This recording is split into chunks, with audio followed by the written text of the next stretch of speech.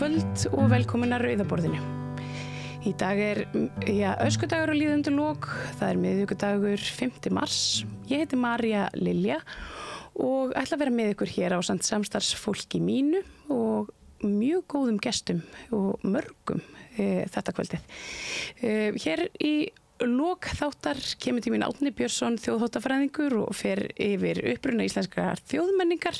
Hann ræðir við mig hefðir og öskudegi og við veltum svona fyrir okkur svona ógn af, eða meintri ógn af blöndun menningar heima við íslensk gildi.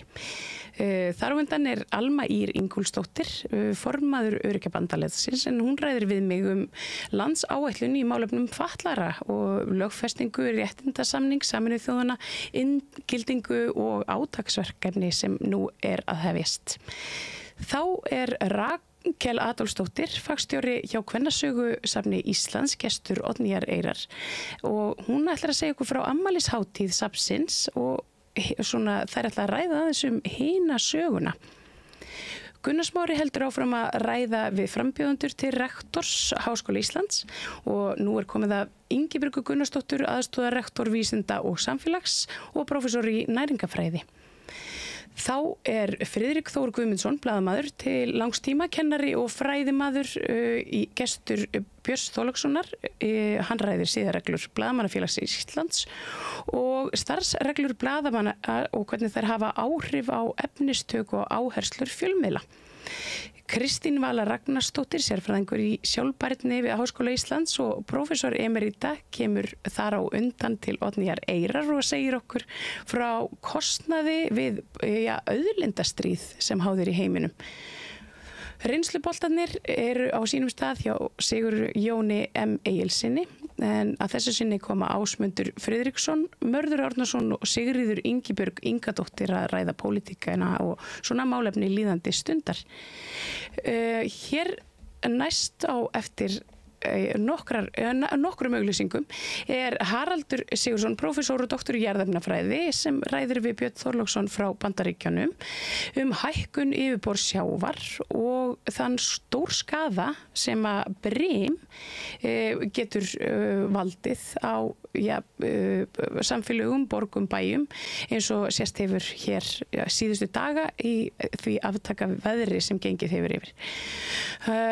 Haraldur segir að hugsa þurfi skipulag upp á nýtt og honum þykir ákveðin þöggun ríkja þessi mál og meðal vísindamanna.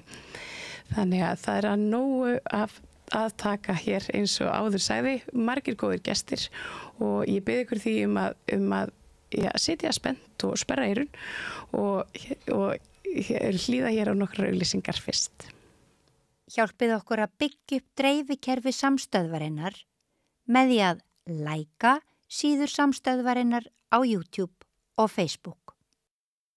Sameiki stéttarfélag í almannaþjónustu óskar stofnunum ársins til hamingju með árangurinn. Stofnun ársins 2024 í flokki ríkisstofnana með 90 starfsmenn eða fleiri. Fyrsta sæti Fjölbrautaskóli Suðurnesja. Annað sæti Menntaskólinn í Kópavogi. Þriðja sæti Fjölbrautaskóli Suðurlands. Sameiki stéttarfélag í almannaþjónustu. Þarftan að tala borgarfulltrúa. Borgarfulltrúar Sósíalistaflokksins með viðtalstíma alla mánudaga klukkan 13:30 til 14:30. Það þarf ekkert að bóka tíma, endilega kikið við í Bólholt 6, 105 Reykjavík. Með því að ganga í leigjendasamtökin styður þú baráttu leigjenda. Leigjendasamtökin fyrir öll þau sem vilja vinna að réttlæti og öryggi á húsnæðismarkaði. Leigjendasamtökin.is. Allt það besta ókeypis. Hrósaðu náunganum. Það betra. Samstöðin, þar sem manneskjurnar koma saman.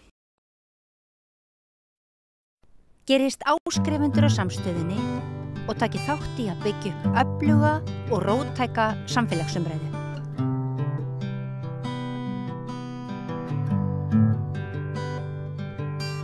Já, komiði sæl, við ætlum að ræða aðeins þá stöðu sem uppi og hefur verið fjallað hvort óráð sé að byggja á landfyllingum, hvort við erum farin að byggja of nálagt sjávarströndinni.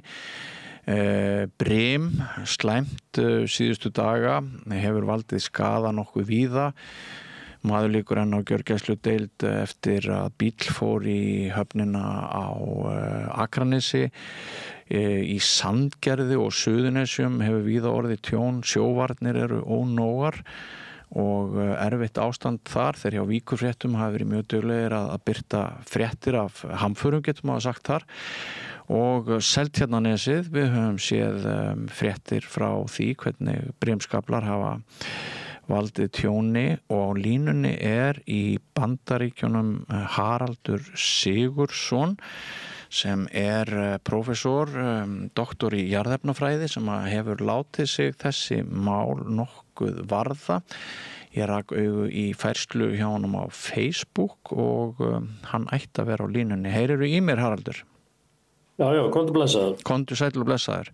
Þakka þér fyrir að vera með okkur hérna við Rauðaborðið á Samstöðinni. Svona til einföldunar, þá ert þú að segja ekki satt að þetta þurfi ekki að koma okkur svo mikið á óvart, því það sé að hækka yfirborð sjávar. Já, þetta náttúrulega fyrst og fremst veðurfyrirbæri. Já. Svona sjór gengur svona mikið á land, en eins og Básendaflóðið 1799, það verið 9. janúar, og sem sagt það má búast við slíkum flóðum öðru hvorum. En það sem að gerast líka á Íslandi og einkum á Reykjanesi og Reykjavík sérstaklega, að það eru sjávarborðsbreytingar. Og það við höfum upplýsingar það, mælingu á sjávarborði í Reykjavík síðan 1956. Ég held að það sé mynd sem við höfum, þessi bláa mynd þarna sem þú vart með. Já, Laufey-teiknimar, þú kannski bregður þeirri bláu upp á skjáin núna. Og þetta sýnir breytingar á sjávarborði frá 1956 til þangað nýlega. Og það þetta mælir sem niður við höfnina í Reykjavík, sem gengur stöðugt, og þá sjáum við að það hefur verið risið sjávarborð í Reykjavík að meðaltali 2,4 millimetra á ári. Það finnst sem ekki mikið, það sé 2,4 millimetra á ári, en þegar þú ert að tala áratug eða öld, þá náttúrulega safnast þetta saman. Svo þetta stór þáttur í þessu vandamáli að sjávarborðið að hækka á Reykjavíkursvæðinu. Nú það tvennt sem að gerast, og það hlýnunjarðar. Það hefur það afleiðingu að sjórinn þenst út þegar hann hlýnar. Já. Við skulum taka sem dæmi að við séum með súlu í hafinu, og þessi súla 1 meter á kant og hún 3,5 kilometra á lengd, þessi súla. Og ef við hækkum hitann á sjónum inn í súlunni, að þá hækkar rís sjávarborðið inn í súlunni 0,75 metra, 75 sentimetra. Sem bara útþensla sjávar vegna vaxandi rúmmáls vegna hlýnunar. Svo að hnattræn hlýnun, þetta náttúrulega ýktar tölur, en hnattræn hlýnun, hún hefur þær afleiðingar að sjávarborð, að sjórinn tekur meira pláss og hann rís. Og svo að það talið að varma þensla sjávar valdi helming af hækkun sjávarborðs í höfum jarðarinnar á síðastliðinni öld. En hinn helmingurinn bráðnun jökla.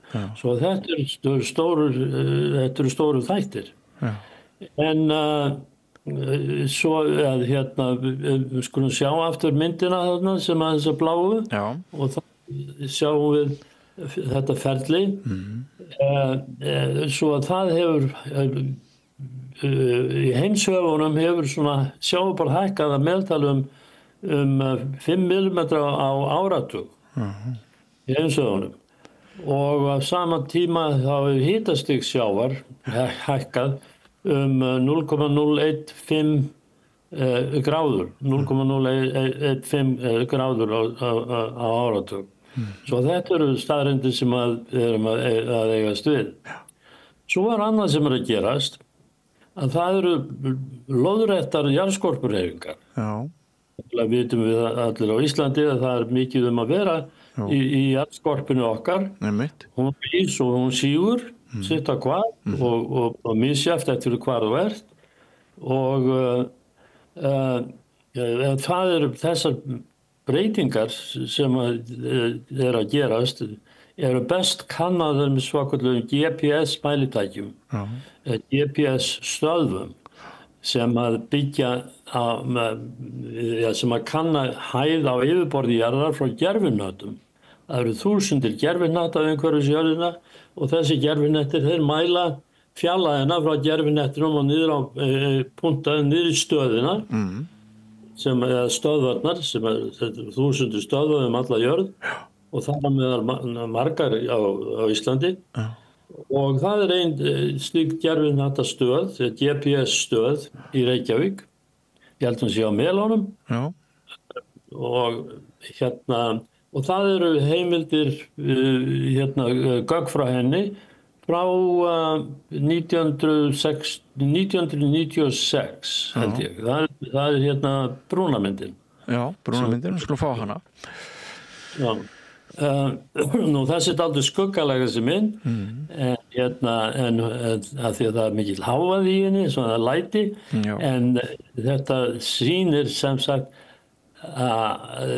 sýnir stefnu á niðurofið sem sagt það er sem sagt við sjáum það 1996 að þá byrjum við þarna í kringum 10 millimetra ris og svo þegar við komum hérna til 2012 og þá erum við komin svona niður í -10 sem sagt þetta er sig á jarðskorpunni. Þetta er ekki hafið, heldur að jarðskorpan. Þetta er það sem að sjórinn hvílir á sem sagt.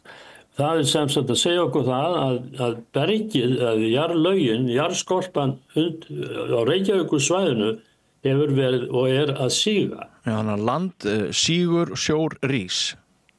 Já, það er sem náttúrulega getum við sagt að sjór rís að tveimur ástæðum. Hann getur verið að rísa vegna þess að landið er að síga, eins og við sjáum þarna.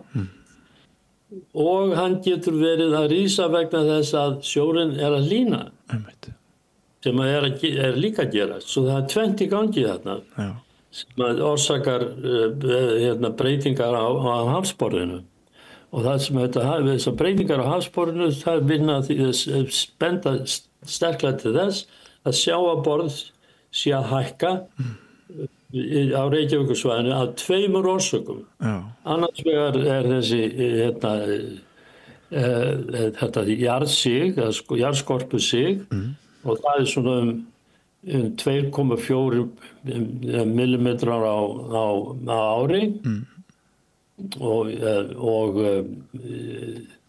það er nú heildarhreyfingin, heildarbreytingin er 2,4 millimetrar á ári afstæða sjávar. En svo er landsíð sem sagt, það er svona 1,2 til 1,5 millimetrar á ári sem sagt sem GPS-mælingarnar sína eins og þessi mynd og næsta mynd sem þessi rauða. Já, skulum fá hann á skjáin.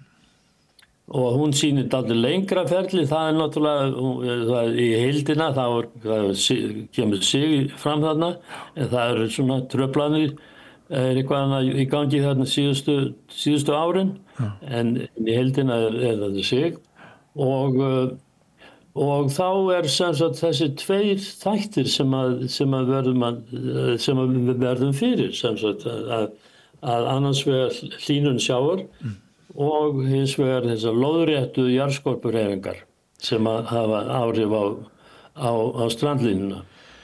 Sko, Svo að þetta er það sem við byggjum á. Já, og þá það stóra spurningin, Haraldur, hvað þýða þessar upplýsingar og þessar staðreyndir fyrir skipulagsyfirvöld? Höfum við verið að tefla á tæpasta vað?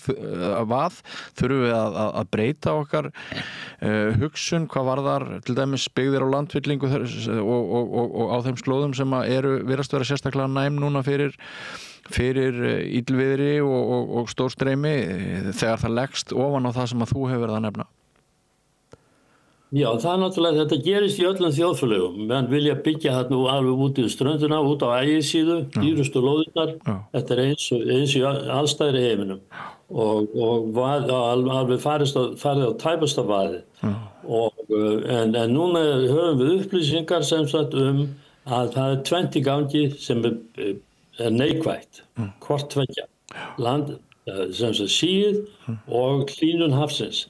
Hlýnun hafsins, já, við getum gert eitthvað við því öll þjóðfélög á jörðinni hægt að brenna olíu og lifa öðru lífi, en það litla líkur á því, svo ég held að við getum örugglega gengið út frá því að halda áfram að hlýna sjórinn. Hann myndi halda áfram að þenjast út, að hækka, svona hægt og rólega, en stöðugt. Hvað snerti jarðskorpuna, þá það mjög staðbundið, sem sagt, hvað að gerast og við sjáum það á Íslandi, að það á Reykjanesinu einhverjum, að það mjög víða sem land sig og kemur vel fram á Reykjavíkursvæðinu. En það náttúrulega duttlungafullt, jarðskorpan á Íslandi, sem sagt, það getur verið að síga tíma og svo getur byrjað að rísa aftur. Svo það fer eftir hegðun möttulsins eða jarðskorpunar og möttulsins sem undir jarðskorpunni. En á heildina litið held ég að við getum gett ráð fyrir því að það muni halda áfram sig á jarðskorpunni undir Reykjavík, hægt og sígandi. Eru einhverjar eignir sem að gætu verið í bara blúsandi hættu og kann að vera að göngustígar sem hafa verið eins og Eiðisgrandi? Ég hef lesið frásagnir fólk sem hefur búið þarna og leggur það til að kannski bara yfir vetratíman þá verði gönguleiðum lokað vegna þess að það sé bara tímaspursmál hvenær öldur hafsins koma þarna og hrifsa fólk á haf út. Þetta erum við að tala þennan skala? Eða þetta stormur í vatnsglasi áhyggjur sem fólk hefur? Já, það náttúrulega fyrst og fremst hvernig skipulag framkvæmt og gert. Það verður að fara að taka fullt tillit til þessara jarðfræði og haffræði þáttar í skipulaginu, og það virðist ekki hafa verið nægilega vel tekið til greina. Það byggt allt og langt út á Austurrönd og það sú byggð mun sennilega verða að bakka og breyta í framtíðinni. Það greinilegt að það þarf annað skipulag heldur en ríkjandi. Og sem sagt þetta svona mikið framtíðarverkefni að endurskipuleggja strandlengjuna á höfuðborgarsvæðinu. Það nefnilega það. Saman gildir til dæmis eins og með hugmyndur flugvöll út á í grennd við Bessastaði. Það spursmál hvort að það sé vandamál varðandi hugsanlega jarðskorpuhreyfingar og hækkun sjávar. Og það í stóru myndinni þá þetta alvarlegt mál, ekki síður heldur en eldvirknin á þessu svæði. Það nefnilega það. Þekkirðu aðrar byggðir utan höfuðborgarsvæðisins sem að getur verið svona næmari fyrir þessum breytingum en aðra byggðir? Það náttúrulega byggðirnar yst á Reykjanesinu. Ég ætla ekki að fara að predika neitt þær, en það greinilegt að það geta verið vandamál, eins og var í Básenda, svo byggð lagðist af, eða það þorp hittist. Ert þú tilbúin að vera stjórnvöldum og skipulagsyfirvöldum til ráðgjafar? Ertu hættur að vinna eða? Já, ég hættur að kenna. Hættur að kenna? Já, eftir 50 ár við háskólan þá var ég sendur í burtu. Það var nú ekki farlegt. Já, það var komin tími til. Gefa pláss fyrir unga fólki. Já. En ertu klár í slaginn í ráðgjöf og fundi með þeim sem... Þetta er nú ekki ég er nú engin sérfræðingur í þessum málum. Nei. Og það ekki góðir íslenski vísindamenn sem að ráða alveg við það að fjalla þetta. Ég held að vandinn sé ofta að stjórnvöld hlusta ekki á menn. Og að stjórnvöld, og menn eru dálítið rægir við að tala því að þeir eru hræddir stöðu sína á Íslandi. Það er gömul saga og ný, þannig að það er mjög ferskt að fá þína rödd frá Bandaríkjunum. Það er mjög áberandi finnst mér á Íslandi og það er kannski bara út af því að þetta er lítið þjóðfélag og frændsemi og svona kunningjaskapur og það er alveg ótrúlegt hvað það stjórnar miklu.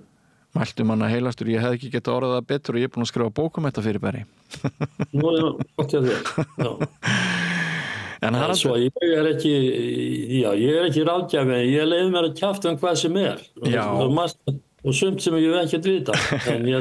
En ég tek eftir því að það er borin mikil virðing fyrir þessu einleikiðinu og þetta er mjög þarft inn í umræðuna og ég bara fyrir áhörönd og hlustenda samstöðurinnar þá þakka ég þér Haraldur kærlega fyrir að hafa varið tíma þínum til þess að rappa aðeins við okkur þessi mál og við fáum kannski að heyra í þér aftur við tækifæri eitthvað annað.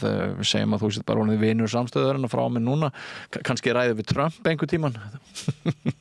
Já, það er margt að spjalla en ég vildi nú aðeins minnast á það að það er annað sem er nátengt þessu. Já. Og það er hitafar í hafinu á Íslandssvæðinu. Já. Við vitum það að hitinn í hafinu yfirborði hafsins er mældur nákvæmlega stöðugt frá gervihnöttum. Og það kemur fram að það hefur verið mikil hlýnun í norðurhluta Norður-Atlantshafsins sem sagt og sem kemur fram svona rautt á öllum kortunum nema blái bletturinn. Svæðið sem hefur kólnað fyrir sunnan Grænland og svona fyrir vestan Ísland og jafnvel umhverfis Ísland sem sagt að það sem að heimshöfin eru yfirleitt að hlýna að þá er þessi blái blettur í grennd við Ísland sem sýnir kólnun á hafinu. Það myndi náttúrulega þýða að þá sá hluti hafsins væri að draga saman, sem sagt, sjórinn var að draga saman, það myndi vera eðlisþyngri aðeins við að kólna, en spursmálið er hver lengi þessi blái blettur varir. Hann er tengdur, sem sagt, hafstraumunum miklu, einn af þeim er hafstraumurinn sem kemur frá Flórida, sundinu, og Karibahafinu, sem við kallum Golfstrauminn. Og þessi straumar, það er deilt það núna hvort að þessi straumar séu að hægja á sér. Og það er atriði sem við þurfum að fylgjast mjög vel með og getur haft áhrif á sjávarstöðu á umhverfis Ísland. Svo að það hefur verið fjallað þetta töluvert á fundum með erlendum vísindamönnum í Reykjavík og víðar og það er eitthvað sem að almenningur ætti að vita meira og fylgjast með. Hvað er að gerast í hafinu í grennd við Ísland, hvað snertir hitastig. Auðvitað hefur það sennilega áhrif líka á sjávarafla og bara hegðun hafsins. Já, góð brýning. Þakka þér fyrir þetta. Ég hef hlaðið í einn þátt þennan bláa blett hér við Rauðaborðið og þar kom einmitt fram hjá vísindamönnum sem ég ræddi við að það vantar svo mikið rannsóknir á því hvað þetta þýðir fyrir sjávaraflan eins og þú nefndir og við þurfum að vera duglegri í þeim efnum. En Haraldur Sigurðsson, kæra þakkir fyrir að vera í þessu spjalli hjá okkur og við biðjum að heilsa hérna frá Rauðaborðinu í bili. Vertu blessaður. Takk fyrir, blessaður. Sameiki stéttarfélag í almannaþjónustu óskar stofnunum ársins til hamingju með árangurinn. Stofnun ársins 2024 í flokki ríkistofnana með 90 starfsmenn eða fleiri. Fyrsta sæti Fjölbrautaskóli Suðurnesja. Annað sæti Menntaskólinn í Kópavogi. Þriðja sæti Fjölbrautaskóli Suðurlands. Sameiki Allir þættir samstæðvarinnar eru fáanlegir á öllum helstu hlaðvarpsveitum.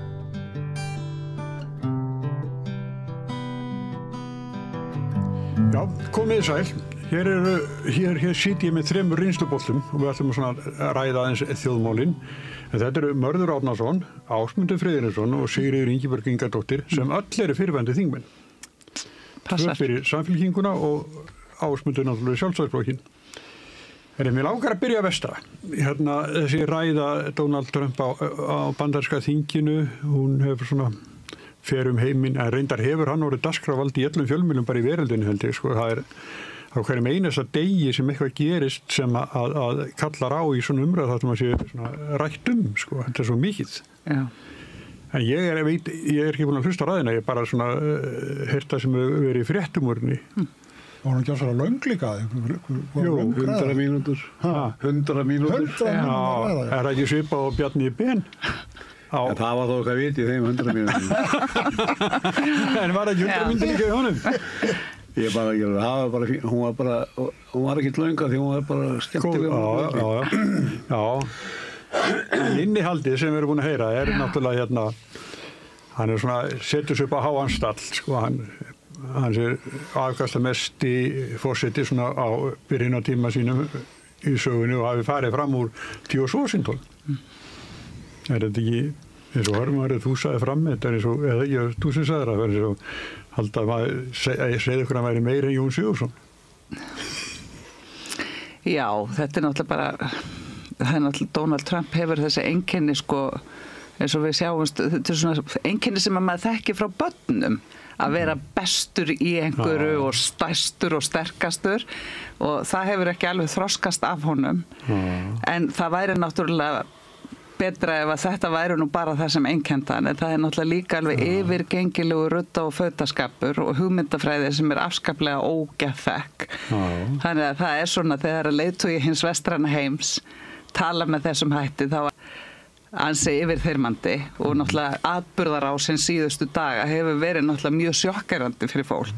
Ekki bara út frá öryggissjónarmiðum, heldur líka einhvern veginn bara það er að þegar okkur birtist þarna í þessu ofboðslega margum talaða fundi með Zelenski, við erum náttúrulega líka öll orðin svo mettuð af umræðum allt þetta, en þú veist þá birtist okkur einhvers konar fauta og ruddaskapur, yfirgangur hins sterka og ég held að þetta var olli svona sjokk áhrifum. Við vorum búin að sjá D.T. Vance koma og það var hjá NATO sem hann heldi sér yfir evróskan söfnuðinn og sagði þeim til syndana, þannig að við vissum alveg hvað var í pípunum, en bara einhvern veginn að upplifa það svona beint, þetta er svo, ég held að fólki hrís og hugur við þegar þú ert svona óhrættur við að taka bara skósólana og þrýsta þeim onna þann sem er veikari.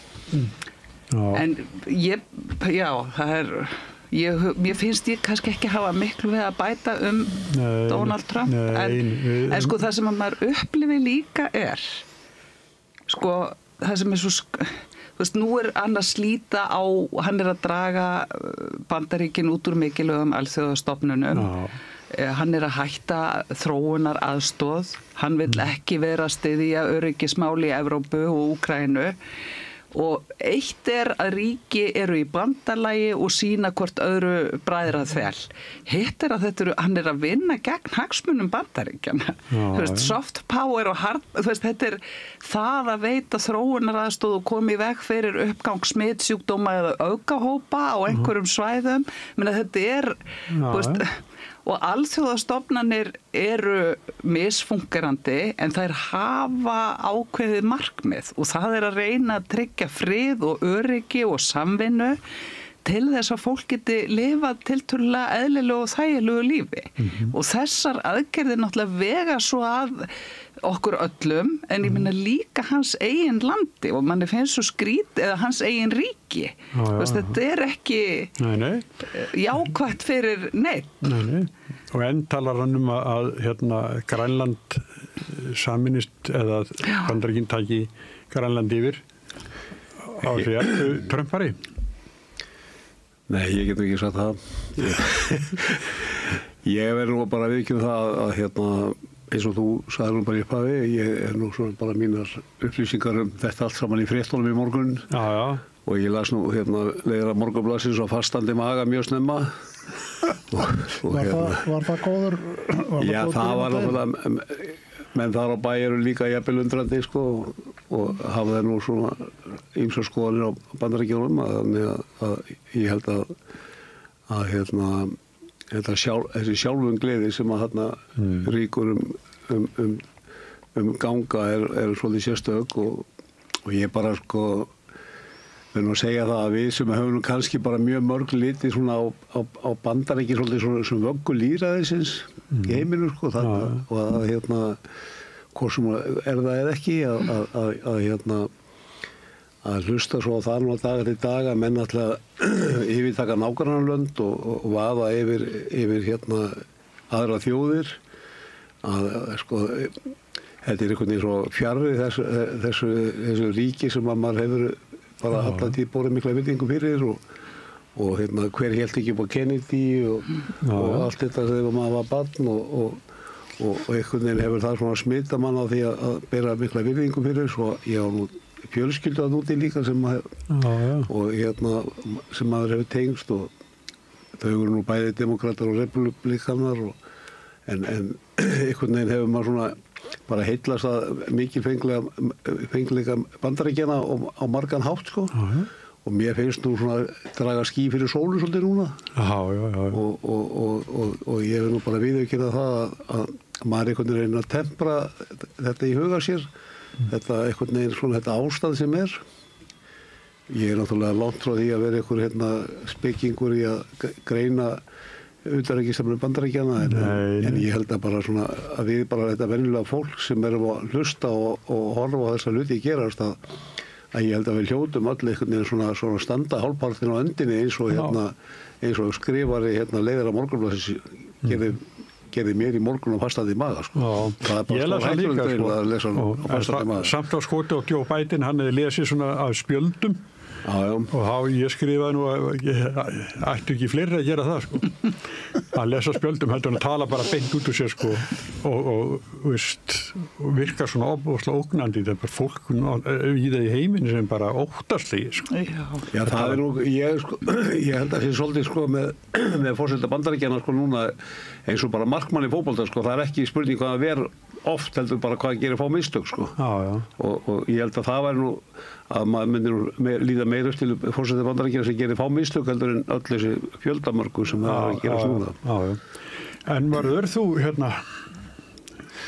síðastur í Trump-ræðina kannski andvert við Ásmund að ég var nú svona í æsku ekki mikill vinur Bandaríkjanna og var hér herstöðva baráttunni og svo framvegis og markaðist töluvert og mín kynslóð bara markaðist töluvert af Víetnamstríðinu og svo framvegis svo bara smám saman þá hef ég orðið það meir og meiri vinur Bandaríkjanna hrifnari af því góða í Bandaríkjanna eru allt bara það er allra versta í heiminum og það er líka allra best í heiminum klárasta fólkið, listamenn sem aðrir eiga auðvitað gríðarlega auðlegð af mörguleiti mannauði og margir af þeim sem manni þykir vænstum hérna við mitt af fyrirmyndum og listamönnum, rithöfundum Dylan og svo framvegis eru Bandaríkjamenn af einhverju tagi og það er gaman að fylgjast með pólitíkinni í Bandaríkjunum, hún er náttúrulega allt öðruvísi en hjá okkur og allt öðruvísi,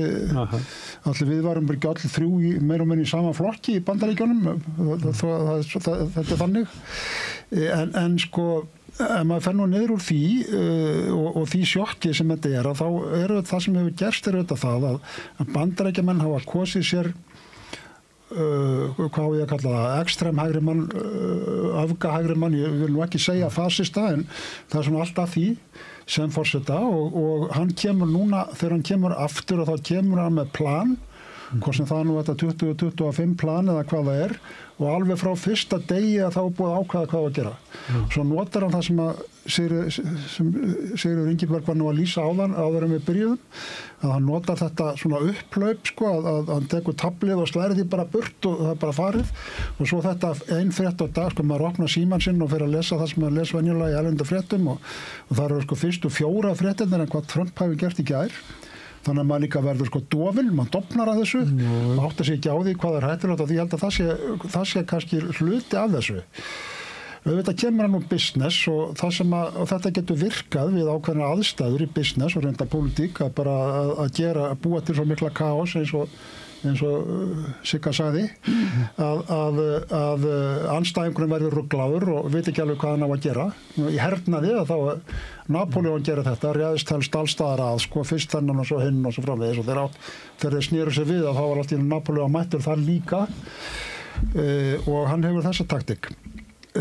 Með sko, svo erum við átt okkur að því að það er auðvitað ekki nýtt að menn í stjórnmálamenn í Bandaríkjunum afneiti í raun og veru alþjóðasamfélaginu. Það er það sem að kalla einangrunarhyggja ísólasjónismi sem þar hefur verið uppi og var auðvitað alla 19. öldina meira og minna bara þannig að þeir vildi ekki skipta sér af neinu öðru af því sem gerðist í vesturheimi, Monroe-kenningin sem er ekki Monroe frá 1918 heldur ennþá fyrr.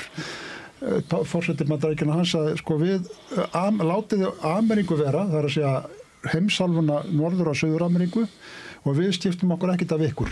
Það var raun og veru þannig, þetta er okkar svæði og við skiptum okkur ekkert af ykkur og það er raun og veru bara ekki fyrir Roosevelt sem komst í forsetaembætti já við Franklin með því að segja við ætlum ekki stríð við ætlum ekki stríð að hann fer sem sé í síðara heimsstyrjöldina þetta fór þeirri fyrir heimsstyrjöldina líka en það var einangrunarhyggja á milli sem fer í heimsstyrjöldina og skipar Bandaríkjunum í þetta forystusæti og síðan er mótað ákveðið kerfi bæði á vestu fyrir utan Sovjet og áhrifasvæði þess sem hefur staðið fram á þennan dag bæði varnar og svona efnahagslegt kerfi og ákveðin efnahagsleg stjórnum eins og Bretton Woods dæmi sem við Alþjóðagjaldeyrissjóðurinn, Alþjóðabankinn etc.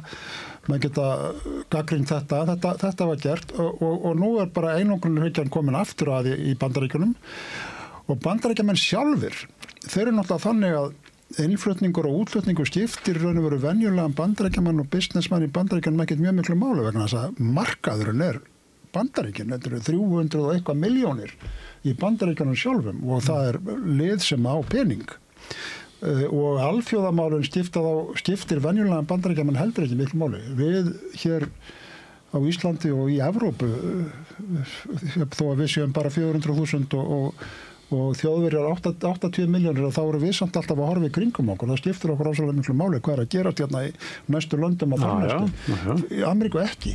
Þannig að við stöndum upp með þetta að mann hver sagði einhver á Facebook held ég, Stefán Pálsson eða einhver svona þokkalega skynsamur maður að sagði okkur bregður hérna við þessa alþjóðaskipan en það á ekki eftir að fella Trump. Það sem eftir að fella Trump ef það eitthvað á að fella hann, það eru mistök sem hann gerir í efnahagsmálum í Bandaríkjunum.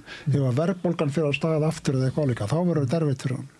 En alþjóðaviðskipti, ég er reyndar alveg samanlega með það, en alþjóðaviðskipti skipta samt Bandaríkin gríðarlegu máli og ég meina velsæld þeirra byggjast upp meðal annars á því stuðningu þeirra við Evrópu eftir stríð með Marshallafstofun og öllu þessu, þetta hefur skapað gríðarlega velsæld í Bandaríkjunum. En þess að svolítið skrítið, að búa til sterka viðskipta, búa til sterk ríki til þess að eiga í viðskiptum við. Það talaði eitt af því sem að Trump talar og allir bandaríkjastjórnarmenn mikli halli á ríkissjóði í Bandaríkjunum, þetta furðulegt og ég skil þetta ekki, menn mér sagt að þetta sé staða dollarans, hún gefið þessu möguleika, við varum löngu gjaldþrota hér á Íslandi eða í Evrópuland varum löngu gjaldþrota, svo fer maður í hallan, þá hallin er vöruskiptahalli, svo kemur þjónustu kerfið, þar þeir í plús.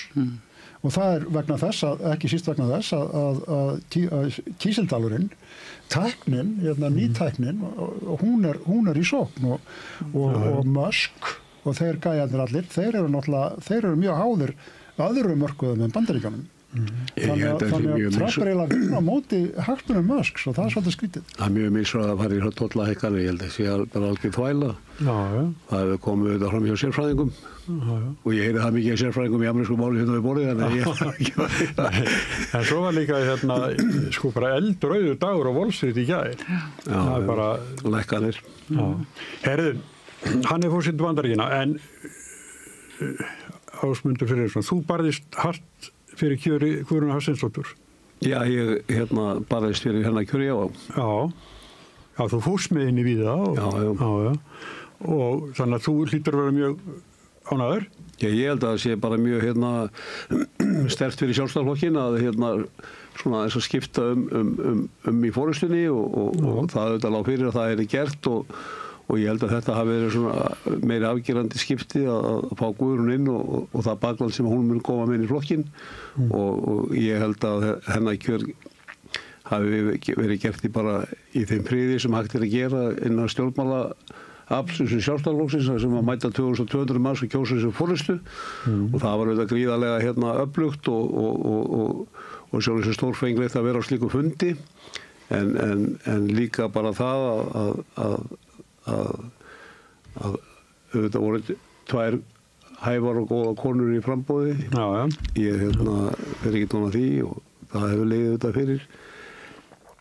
Við sem að stundum við baki á Guðrúnu, við erum afskaplega sátt að þetta skildi enda svona. Munur var auðvitað sláandi lítill. Það var sláandi lítill munur á milli þeirra. Það var að telja tvisvar eða ekki? Já, það var auðvitað, ég þekki ekki nákvæmlega vinnubröð þar innan dyra en það hefur örugglega valdið einhverjum svona vandræðum eða þurft að fara yfir hlutina vel þegar þetta munar svona litlu. Það má engu skeika, það voru 3 atkvæði ef hún hefði fengið fyrir 3 atkvæði minna þá hefði þurft að kjósa aftur og það hefði mjög svakalega þess að það voru margir farin heim strax. Það spáði lokun Helliseiðar og það voru margir sunnlendingar sem bara kusu og dreifur út í bíl og keyrðu af stað. Úr kjördæmi hennar. Úr hennar kjördæmi og upp í Borgarfjörð líka og þannig að maður veit ekkert hvernig þetta hefði farið ef slíkir hlutur hefði gerst. En það líka, þeir sem voru illa fyrir kallara sundagsmótunum að mættu ekki réttum tíma voru lokaðir utanhús þegar atkvæðagreiðslan hófs. Það var 200 manns sem komast ekki inn í húsið. Já, það voru allavega 2200 bókar á fundinum, það greiddu 1858 atkvæði. Það var landsfundagleði á Laugardalskvöldi. Það hefur verið ómikið gleði hjá einhverjum og maður veit ekki ef þeir hefur kannski verið betur allskáðir á sundarsmótunum og mættir eftir tíma og þá kannski hefði þetta getið að fara öðruvísi. Þeir eru þá áslögarmenn að verið sem sé glaðari á Laugardalskvöldi? Ég veit ekki, ég mætti ekki, þannig ég get ekki þetta. Þetta er alveg ótrúlega lítill munur. Já, það er ótrúlega lítill munur en ég held bara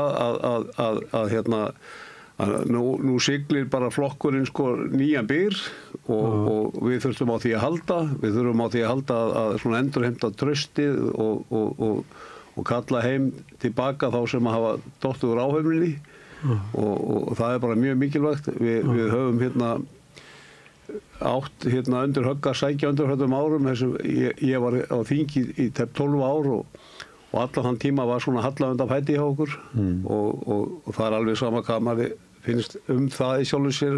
Mér fannst það sjálfum oft ósanngjarnt miðað við hvað var verið að gera og hvernig svona staðan var, hvernig kaupmátturinn var og hvernig svona almennt var búið af fólki og við höfum auðvitað, þó að við séum alltaf að rífast einhverja pólitík þá var framfaraskeið hérna í afkomu fólks í landinu og þessi þjóð náttúrulega komin á stað að vera ríkasta þjóð í heimi og við erum samt alltaf að berja okkur og segja að við séum hálfgerðir aumingjar og hérna sé allt í volaði. Það auðvitað ekki rétt, en það auðvitað rétt að við getum alltaf gett betur og það auðvitað markmið alveg saman hvað við pólitík.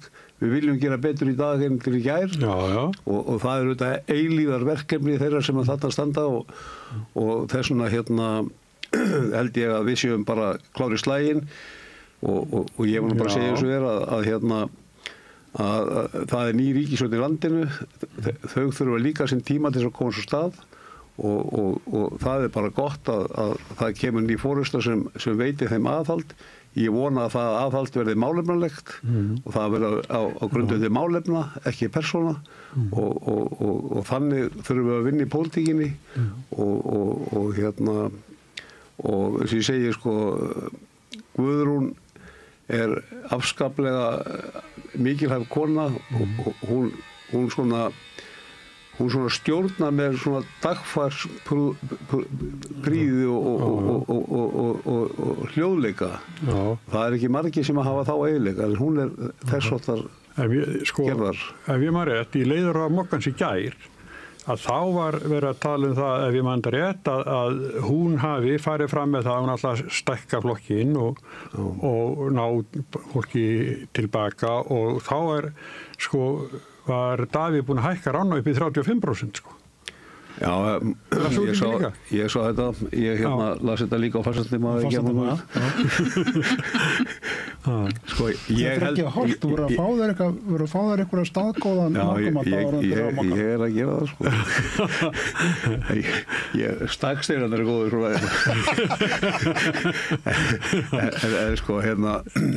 ég held reyndar að það var nú ekki mikilhæfa foringi sem hefði ekki sem háleitt markmið að efla sjálfstæðisflokkinn. Við hefðum náttúrulega ekkert við slíkan foringi að gera sem hefði það ekki. Hitt er að í fyrir pólitík sem er bara í landinu þar sem að 6-8 flokkar og sumir ekki kannski komast inn á þing fyrir fá málefni en góð en þannig að pólitískt landslægur var allt annars þegar við vorum yngri allavega hefði þetta borð að þá var þetta einhvern veginn svona allt einfaldara í sniðum og fjórflokkurinn í þinginu og núna eru ég sá ekki dag ég nefndi nú einhvern tímann að það hefði 71% vilja hægri stjórn í Reykjavík núna þegar breytingi var. Ég held að í pólitíska spektruminu þá sé svona unga fólki og mjög margir svona fólk svona frekar hægra sinnað í samfélaginu en það er fjarri til að það sé allir í sjálfstæðisflokknum. Þannig að það eru kannski bara góðu fréttirnar að hægri er að svona yfirtaka og mér hugnast það ágætlega. Mér sýnist að andinn í þinginu sé mjög góður núna, svona yfirbragðið, mjög áhugavert og ég hefði gjarnan viljað vera í þingsæti í því yfirbragði sem að mér finnst þingi vera að fara að stað núna. Ég vona svo sannarlega að þingmannum gangi vel að tala málefnin og Ertu ekki fyrst í varamaður eða? Nei, ég er bara ég er bara skósveit hjá Siggu bara heima. Já. Þú varst ekki nefndi baráttu? Nei, ég var ekki í baráttu. En verið það að Ásmundur er ánægð með sinn nýja formann og þið sem hafi nú sitt á þingi fyrir Samfylkinguna, það fer ekki milli mála þið líka ánægð með ykkar formann. Já, heldur betur. Já. Og ég er mjög ánægð með nýjan þingflokk Samfylkingarinnar. Mér finnst þannig mikið að nýju fólki en líka fólki með mjög mikla reynslu og þegar ég var svona líta yfir og ég þekkti ekki allt þetta fólk og ég þetta þekkti flest þeirra ég hugsa að þetta sterkur og góður þingflokkur að fara með inn í stjórnarmeirihluta. Þannig að mér finnst þetta bara spennandi, fylgjast með hvernig þetta verður. Já.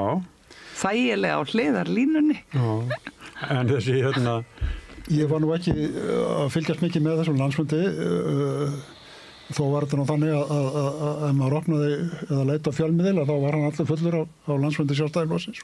Já, eins og hann segir, þetta var yfir 2000 manna fundur. Þetta er mikill fjöldi og mikið undir hérna. En mér heyrðist þetta, málflutningurinn vera meira og minna sá sami. Það var til dæmis á móti Evrópusambandinu.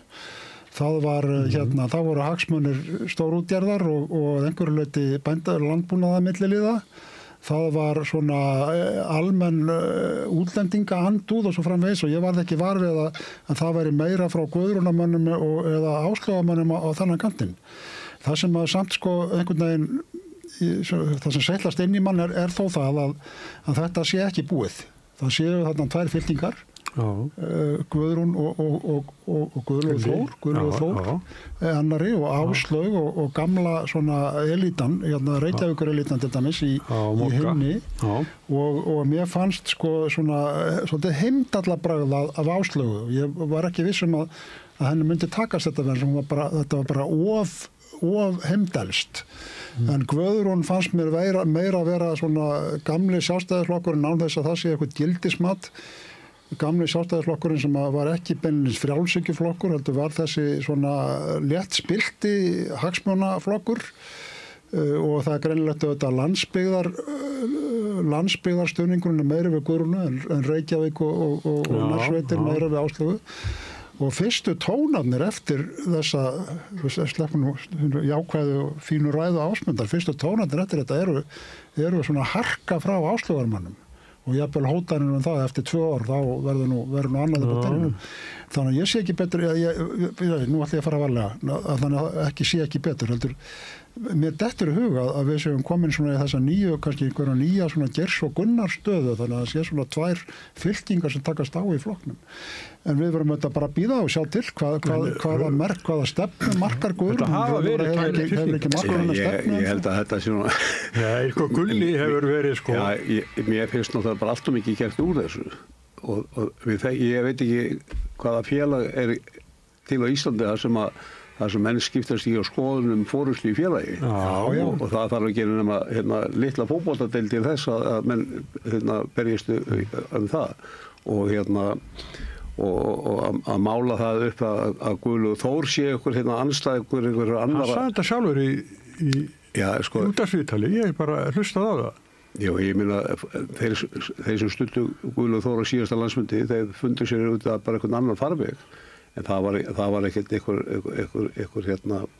hún var ekkert fulltrúi í sjálfu sér einhver slíkar afla. Það er bara það fólk fór og studdi Guðrúnu og enda hefði hún ekki náð þessum árangri ef hún ekki fengið einhvers staðar allan þennan stuði sem hún fékk. Og mér finnst nú bara að því ég var nú í einhverju nefnd sem að fór nú yfir stjórnmálaályktunina svona. Ég var nú einn af þeim sem fór yfir það og það er nú til dæmis ekki minnst á stórútgerðina, þannig að við vorum ekkert að tala um stórútgerðina á þessu fundi. Nei, þið kusu Jens Garðar Helgason sem að við hínum.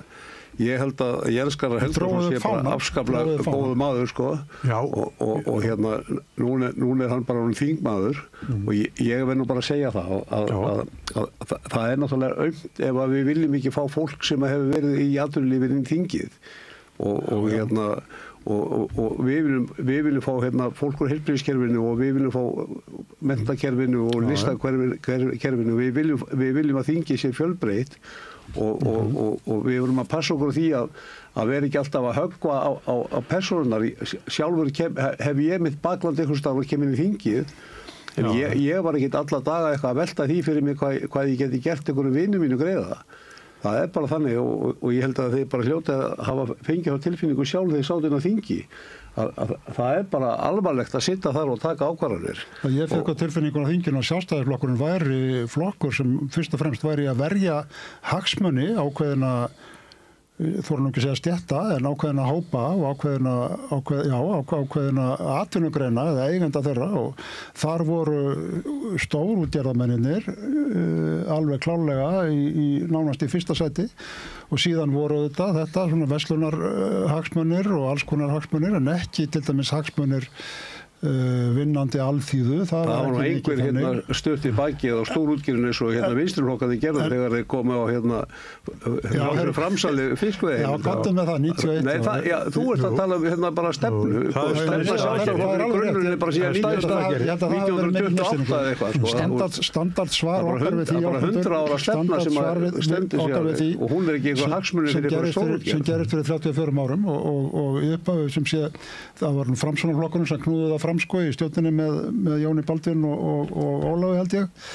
og það var það að það sem þeir þó fengu í staðinn var þessi fræga fyrsta grein í lögunum fiskveiðistjórnina að auðlindin eign þjóðarinnar sem þetta var hangið á síðan. Og það ekki bara sjálfsagt? En sem náttúrulega, Sjálfstæðisflokkurinn var nú ekki dósalega hrifinn af því samt.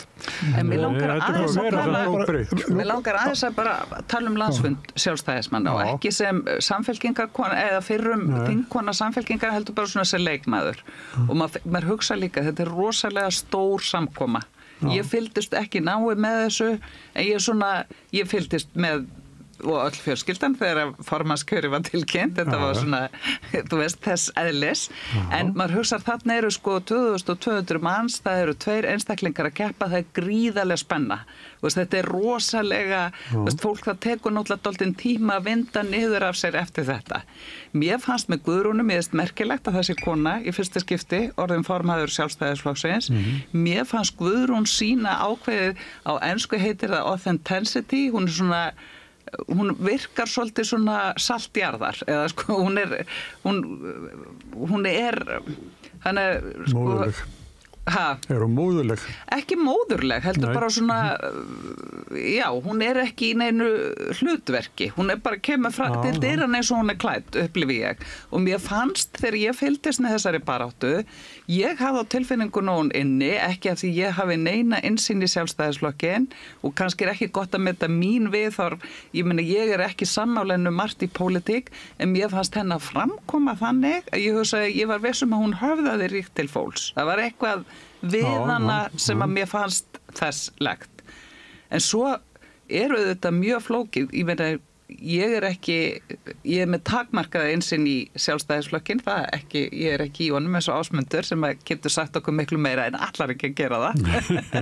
Að maður upplifir að flokkurinn er gríðarlega klofinn. Það hefur, en mér finnst líka pínu ósanngjarnt, ég held að Guðrún ég heyri það sem ég heyri, að hún hafi haldið sig utan fylkinga. Hún hafi reynt að vera bara, þú veist, svo eru þetta einhverju fylkingum sem fylgja henni. Mér finnst ekki öfundsvert að verkefni sem hún er með núna, að vinna svona naumannsigur og minna hún er sigurvegar enga síður og vera síðan að fara með þetta klofin flokk. Þannig að ég held að hennar og þetta kannski má glæðjast yfir því fyrir stjórnarflokkana það verður stjórnarandstaða Sjálfstæðisflokkurinn þarf að einbeita sér að því að reyna að koma sér einhvern veginn í heillegt ástand frekar en að einbeita sér að aðhaldi við ríkisstjórnina en ég get ekki spáð fyrir það en mér fannst áhugavert að fylgjast með þessu og mér fannst það var mjög ólíku blær á þeim og Guðrún var náttúrulega dálítið svona vísa í gamla tíma og var með svona svolítið en mér fannst samt ræðan hennar Áslaugar svo gamaldags.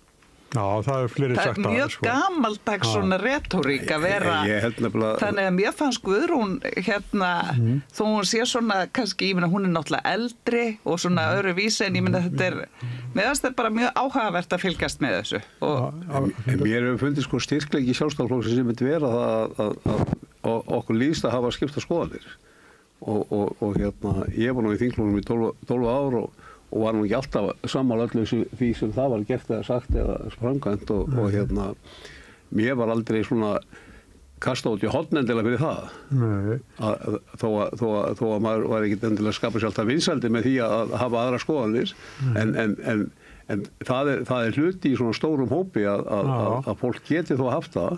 Já, en samt er það þannig að sameina Sjálfstæðisflokkinn aftur, það er þau sem fór yfir í Viðreisn og jafnvel yfir í Miðflokkinn, þannig að það er ekki þannig að ekkert hafi hoggist af, sko. Þetta hérna... Við erum búin að vera náttúrulega í mjög mikilvæg baráttu undanfarin ár. Já.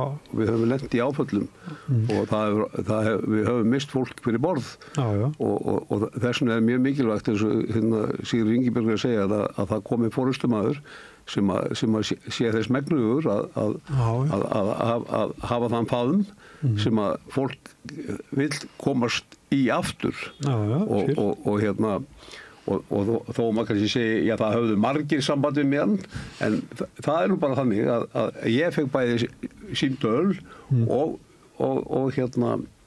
skilaboðum það að frá einstaklingum sem ég þekki bara ágætlega og höfðu ekki haft voru ekki lengur innan okkar að þeir voru að tilkynna það að núna væru að reyma á sér skóna til að koma heim. Já. Og þó að þetta sé ekki gríðarlega mörg skilaboð en þó nokkur, en það segir manni að hún er að byrja á því að ná til þeirra sem fóru, hver árangur verður, það auðvitað á tíminn eftir leiðiljós og ég bara segi fyrir mig, ég hlakka til að vinna með Guðrúnu og þeim sem er í forystu flokksins og tek nú bara hérna undir það að í okkar þingflokki er líka bara mjög mikilvægt svo fólk eins og mér finnst bara verið í þinginu í dag. Mér finnst bara yfirbráð þinginu bara mjög glæsilegt. Ég vil bara segja alveg svo er.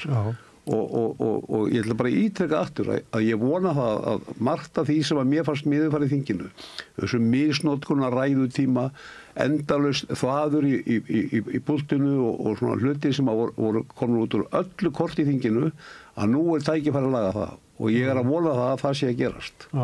Ég held að misnotkun og ræðutíma hafi aldrei verið eins og tímabilið 2009-13 þegar við Mörður vorum stjórnarþingmenn að endurreisa landið eftir efnahagshrun, þá var nú þaulsetið mér finnst allt eftir það bara eitthvað svona mér finnst það bara alveg sama hvað það kemur, það bara næri ekki nokkur á. Og ég skammast oft út í mitt fólk þá. Ég var eins og ég sagði, ég fylgdist nú ekki með þessu landsfundi, ég bara var hann að gera og kannski hef ekki óstjallega náhuga innanhúsmálum í Sjálfstæðisflokknum. Ég lagði eyrun við þó við einu og það var ræða Þórdísar Kolbrúnar Gylfadóttur Reykfjörð sem ég loksins búin að læra þetta langan nafn. Þú fórst bara átt með þetta. Og hún talaði fyrirverandi utanríkisráðherra sem kannski ekki alveg sáttu við hana sem utanríkisráðherra allar leyti en að ýmsuleyti var ég það sem utanríkisráðherra í stjórn af þessu tagi og hún talaði svolítið öðruvís en aðri sjálfstæðismenn hafa gert utanríkismálin. Hún var með á nótunum hvaða breytingar getur verið í kortunum núna þegar Trump kemur og hún var Evrópusinnari, það þóru náttúrulega enginn að segja það í Sjálfstæðisflokknum en þeir eru bara þeim að flekta út og tróðuð á þeim sem eru Evrópusinnari í flokknum hafa verið, en hún er svona Evrópusinnari eftir reynslu, eftir bara ferilsinn í utanríkisráðuneytinu en aðrir og mér fannst henni mælast vel og kannski var misskilningur hjá henni og Sjálfstæðisflokknum að hún skildi ekki verða þarna í fórustu en ég held líka að hún sé kannski ekki nógu afgerandi hægri maður til þess að vera það. En þetta er auðvitað mál sem við þurfum að skoða. Trump er auðvitað Trump og það kemur nýr maður eftir hann og svo hans framvegis en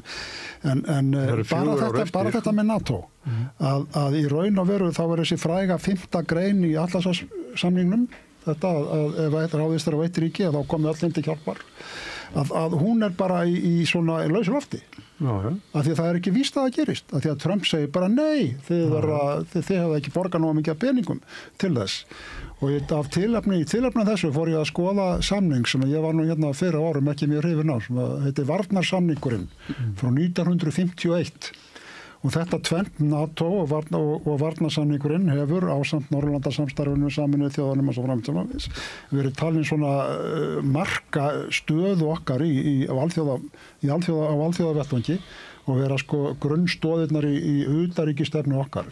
Svo les maður varnarsamninginn og bara mjög langt síðan ég hafði gert það síðast en búið að heyra alltaf þetta bara hann er neldur niður sem sko eiginlega besti samningur í heimi við Bandaríkin einstæður samningur þetta er ekki varnarsamningur þetta er herstöðvarsamningur þetta er samningur herstöð Bandaríkjamanna á Keflavíkurvelli og svona hvernig það á að fara fram og það til dæmis að lögin, að þau lög sem gilda í herstöðinni eru ekki íslensk lög, heldur bandarísk lög og svo framvegis. 19 árs frá herstöðin eins og þetta var. Og það er over 19 ára síðan. Herstöðarsamningurinn er hérna ennþá, þeir geta komið hvernig sem aftur. Það er þetta samningur frá 51 og nú komum við aftur og þeir þarf að sitja öllum þjóðum NATO býta þess aftur og svo sé samningurinn herstöðar og það er minnst á auðvitað varnir Íslands en það er raun og veru fyrst og fremst maður sér þegar maður setur upp gleraugu Trumps að þá skil ég það þannig að Bandaríkjamönnum við höfum enga kröfu á Bandaríkjunum það að bregðast í varnar ef eitthvað gerist hér eða gefa Tyrkja ránið endurtekið eða koma einhverjir slúbbertar eða rússar eða kínverjar eða hvað sem er og þannig að ég varpa því nú bara hér fram eftir að hafa lesið þetta, ég var svo hissa ég held að þetta stæði skýrum stufum en það gerir það ekki þetta er samningur herstöð það er klart að við verðum að meðan hann er í gildi þá verðum við að útvega land undir herstöð og herstöðurinn að vera En hvert á þá hlutverk herstöðarinnar að vera? Já, hlutverk herstöð, það er svona almenna, það er hérna herstöð, það látt ekki svona. Það er 19 ára. Það eru konir hérna 200 hermenn aftur, en herstöðin, það er þarna ákveðin girðing. Það er svona kabót eftirlit og svona. Já, býtu við, varnarsamningurinn er í gildi. Ég held að menni séu bara eitthvað fastir einhvers staðar í skapinu. Varnarsamningurinn er í gildi en þá. Og hann er herstöðarsamningur og ég meina hvort sem hún er eða ekki þá geta Bandaríkjamenn hvenær sem er bara með tilkynningu sagt að nú erum við konur hérna með 3000 manns sattur og ætlum að setja sér það og það gildir eins og áður að það eru bandarísk lög og þetta allt Ég held nú að ríkisstjórnin þessi skiptir máli er ekki þetta hvort það er herstöð eða ekki þessi skiptir máli er það að við þurfum að fara að rannsaka við þurfum að fara að athuga alveg upp á nýtt þessa öryggistöðu Ef að 5. greinin í Atlantshafssamningnum er úti eða er hæpinn og varnarsamningurinn sem átti að vera ein af aðalstöðunum að auki er minna virði en menn héldu, þá þurfum við að fara að skoða upp á mál. Og Þórdís Kolbrún, þó hún sagði þetta ekki, hún sagði auðvitað ekki þetta sem ég er að segja. En þá var hún á sömu nótum, við verðum að fara að skoða þetta allt upp á nýtt og við verðum nú tala ég en ekki Þórdís Kolbrún og við verðum að líta í nýjar áttir með þetta. Auðvitað er eðlilegt að reyna eins og hægt er að tryggja einhvern veginn Bandaríkjamenn inn í einhvers konar varnar og öryggiskerfi sem við erum með.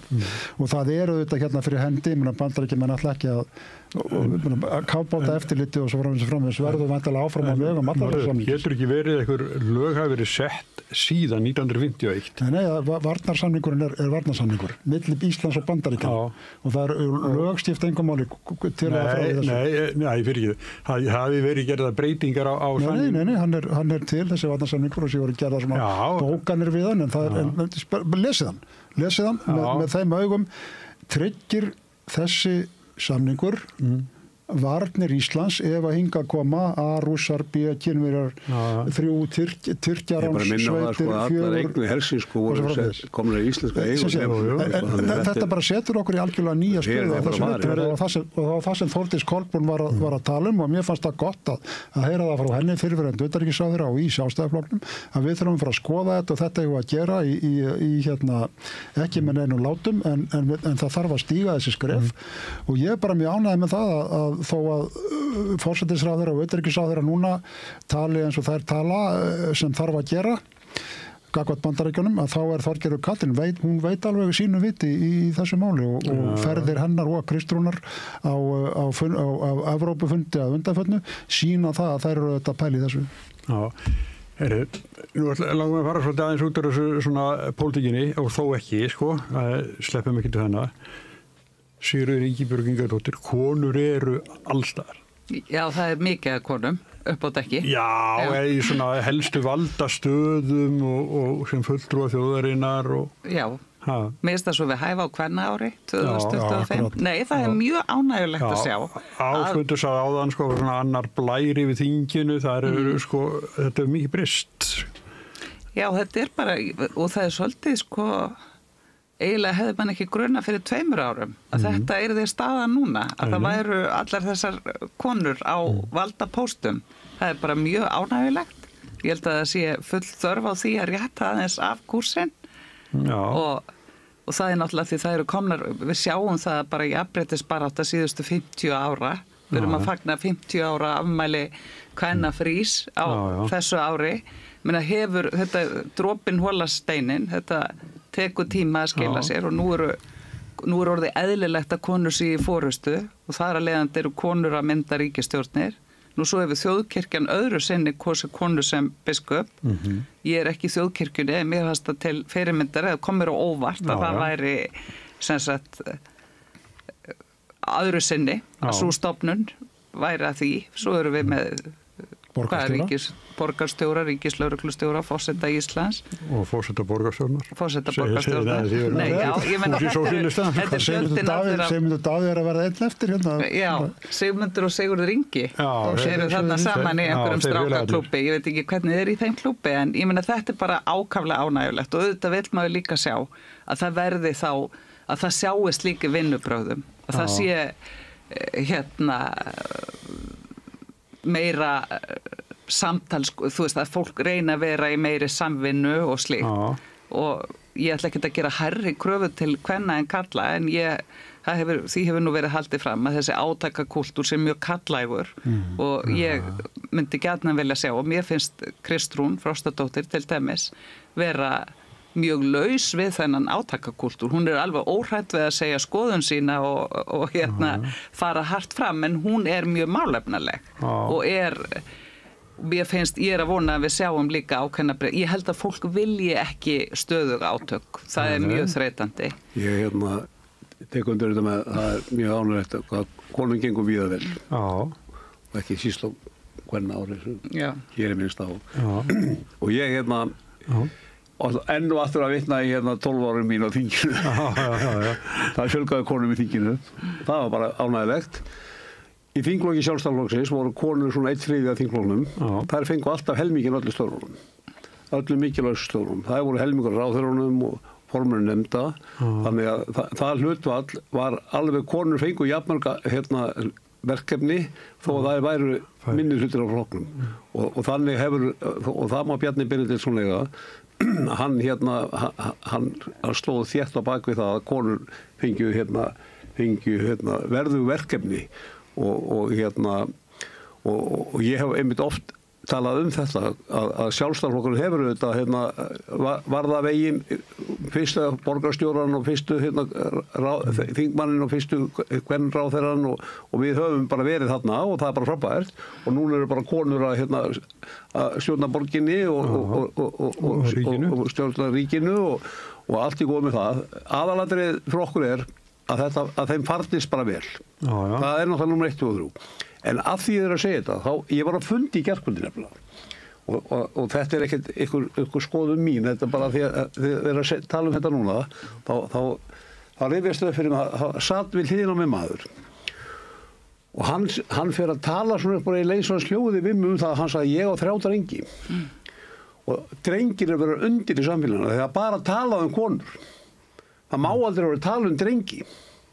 Og þetta, bara leiðinni heima fundinu, þegar ég var að keyra heim í gærkvöldi, þetta var reyndar í fyrrakvöld, þá fór ég að hugsa þetta.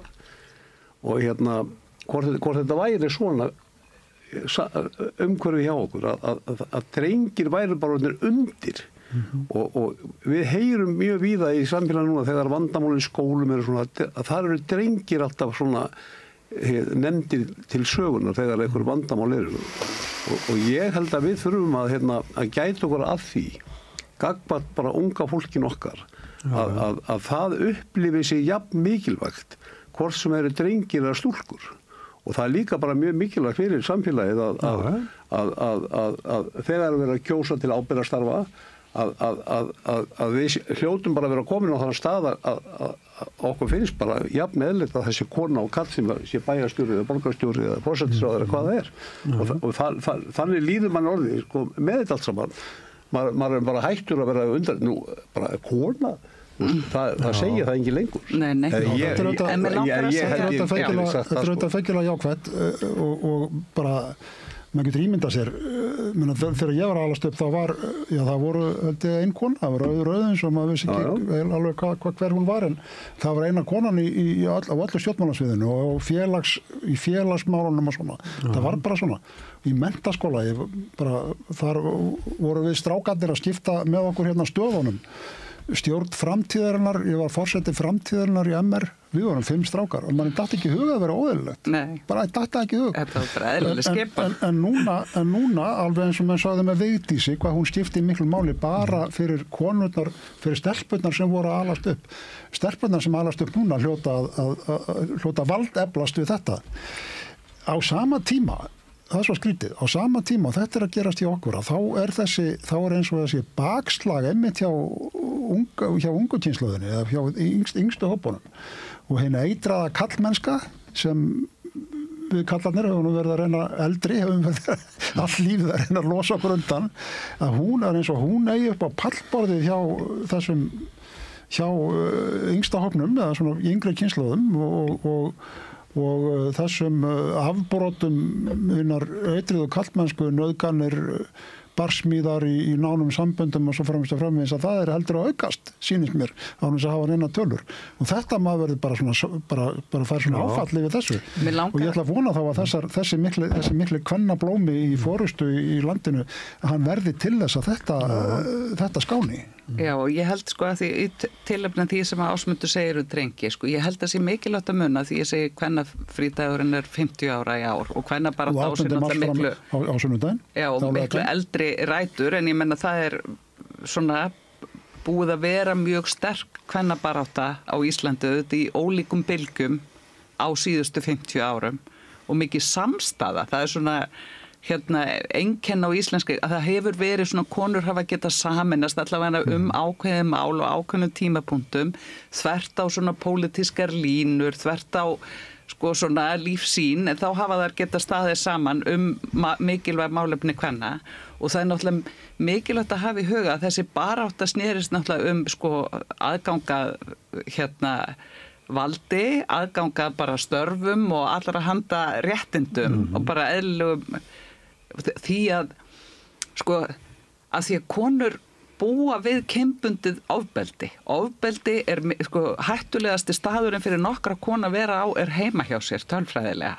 Konur búa við launamisrétti og ef þú býrð við launamisrétti og ef þú ert ekki í fullri vinnu að því þú þarft að sinna börnunum þínum sko þannig að það eru konurnar sem gera það er ekki báðir foreldrar sem minnka við sér vinnu, það er konan sem gerir það dregur líkur efnaðslegu sjálfstæði kvenna og þá getur síður flúið ofbeldissamband til dæmis. Þetta er mjög alvarleg staða og við vitum það líka út frá tölfræðinni, ef að konu mennta sig þá er það leið til að hækka í launum. Karlmenn þurfi ekki að mennta sig með sama hætti. Þeir fá hærri laun, þeir fá miklu hærri laun heldur en menntun þeirra segir til Þannig ég ætla að segja sko það sem að kvennabaráttan er að skila konum er bara að reyna að ná einhvers konar jafnstöðu fyrir jafnrétti, þannig að þú njótir bara eðlilegra mannréttinda.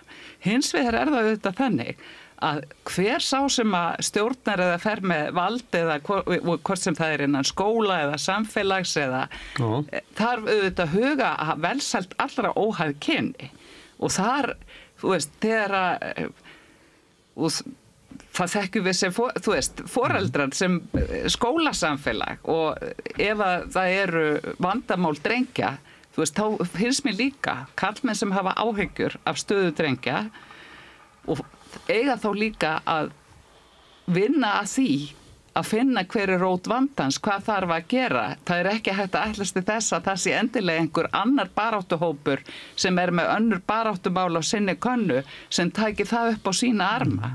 Við berum auðvitað öll ábyrgð á velsæld hvers annars og ég er ekki að gera lítið úr. Það er drengir, ég hef oft á tíðum á tilfinningunni þeir hafa, ég hugsa hverjum átni og hvað ég er þakklátt fyrir að vera kona. Við eigum ríkari félagstengs, við eigum þó að við séum að jafna og læri launum og útsettari fyrir ofbeldi, þá eigum við miklu meiri félagsauði í okkar samfélagi og ég held að karlmenn þurfi að vera duglegri við að skapa þennan félagsauð. Bonda betur sko. Já, þannig að ég vil, og þá ger ég ekki lítið úr velsæld drengja því að það skiptir sko heldur betur máli. Það af einhverjum, þegar þú ert með hópa sem að lenda í vandræði með samfélagi þá það vont fyrir samfélagið allt. Og ég á 3 drengi og mér mjög amt velferð þeirra, en að engin miskili það, en ég segi sko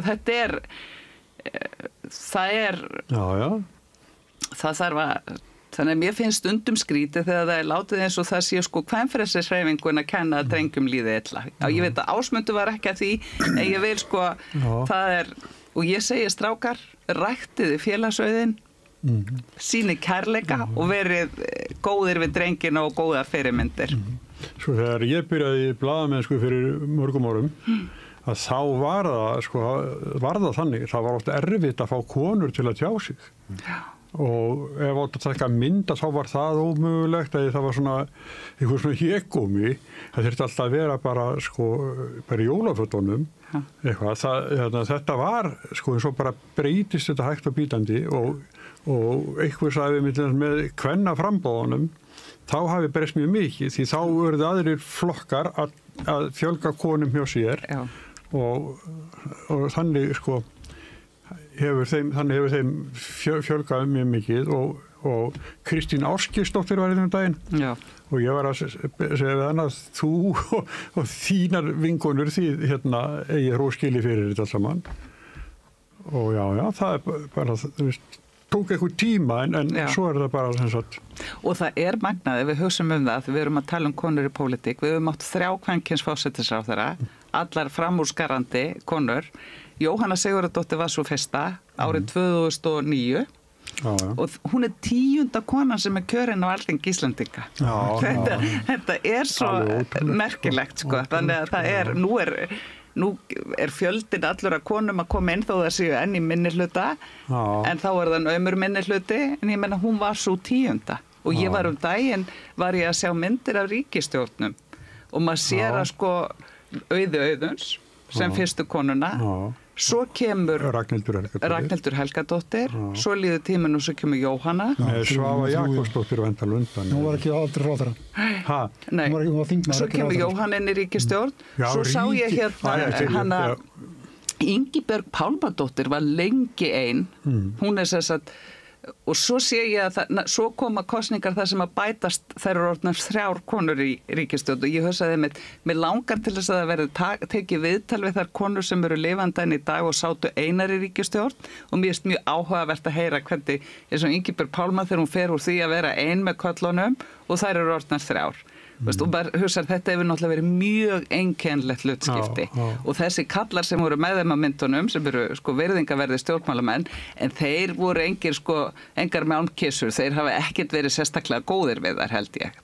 eða tekið sérstaklega tillit til þeirra þó að þetta væru miklu sóma menn margir þeirra ég sagði, vá, þarna hefði ég ekki viljað sitja ein Þetta var náttúrulega líka þannig voru kannski ekki góður við það var ekki bara það heldur að lengi frameftir áttu konur rétt á sér í pólitík á ákveðnum sviðum. Já. Það voru fyrsta konan sem stytta fyrir framan Alþingishúsið og var nú hún gekk nú að vísi í Sjálfstæðisflokkinn og var kosin á kvennalistan að hún hennar afrek var það að koma Landspítalanum í mikilli kvennarhreyfingu að hún beitti sér sem sé í því máli og þær voru sem sé í svona velferðarmálum og heilbrigðismálum lengi frameftir og voru umliðnar, ekki bara umliðnar heldur var vel tekið í þeim og þær tillögur sem þær kom með að það var svona litið á þær og kallandi litið á þær og þetta kannski síðan í beinu framhaldi af hlutverkið þeirra á heimilinu sem var það að passa börninu og sjá og fólki væri heilsan og setja pillur upp í kallana ef þeir þurfti á að halda á svo framvegis. Já, það voru eitthvað að gera það en það nú ekki samt sem áður þannig að þráttur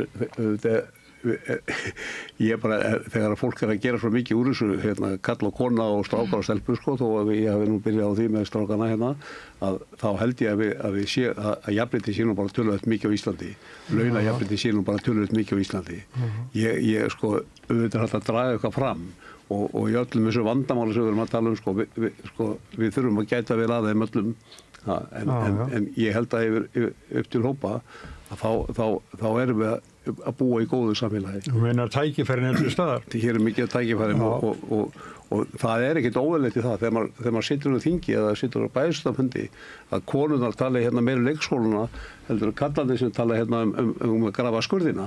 Það bara vegna þess að það eru meiri líkur því að konurnar séu þar heldur en út í skurð að grafa.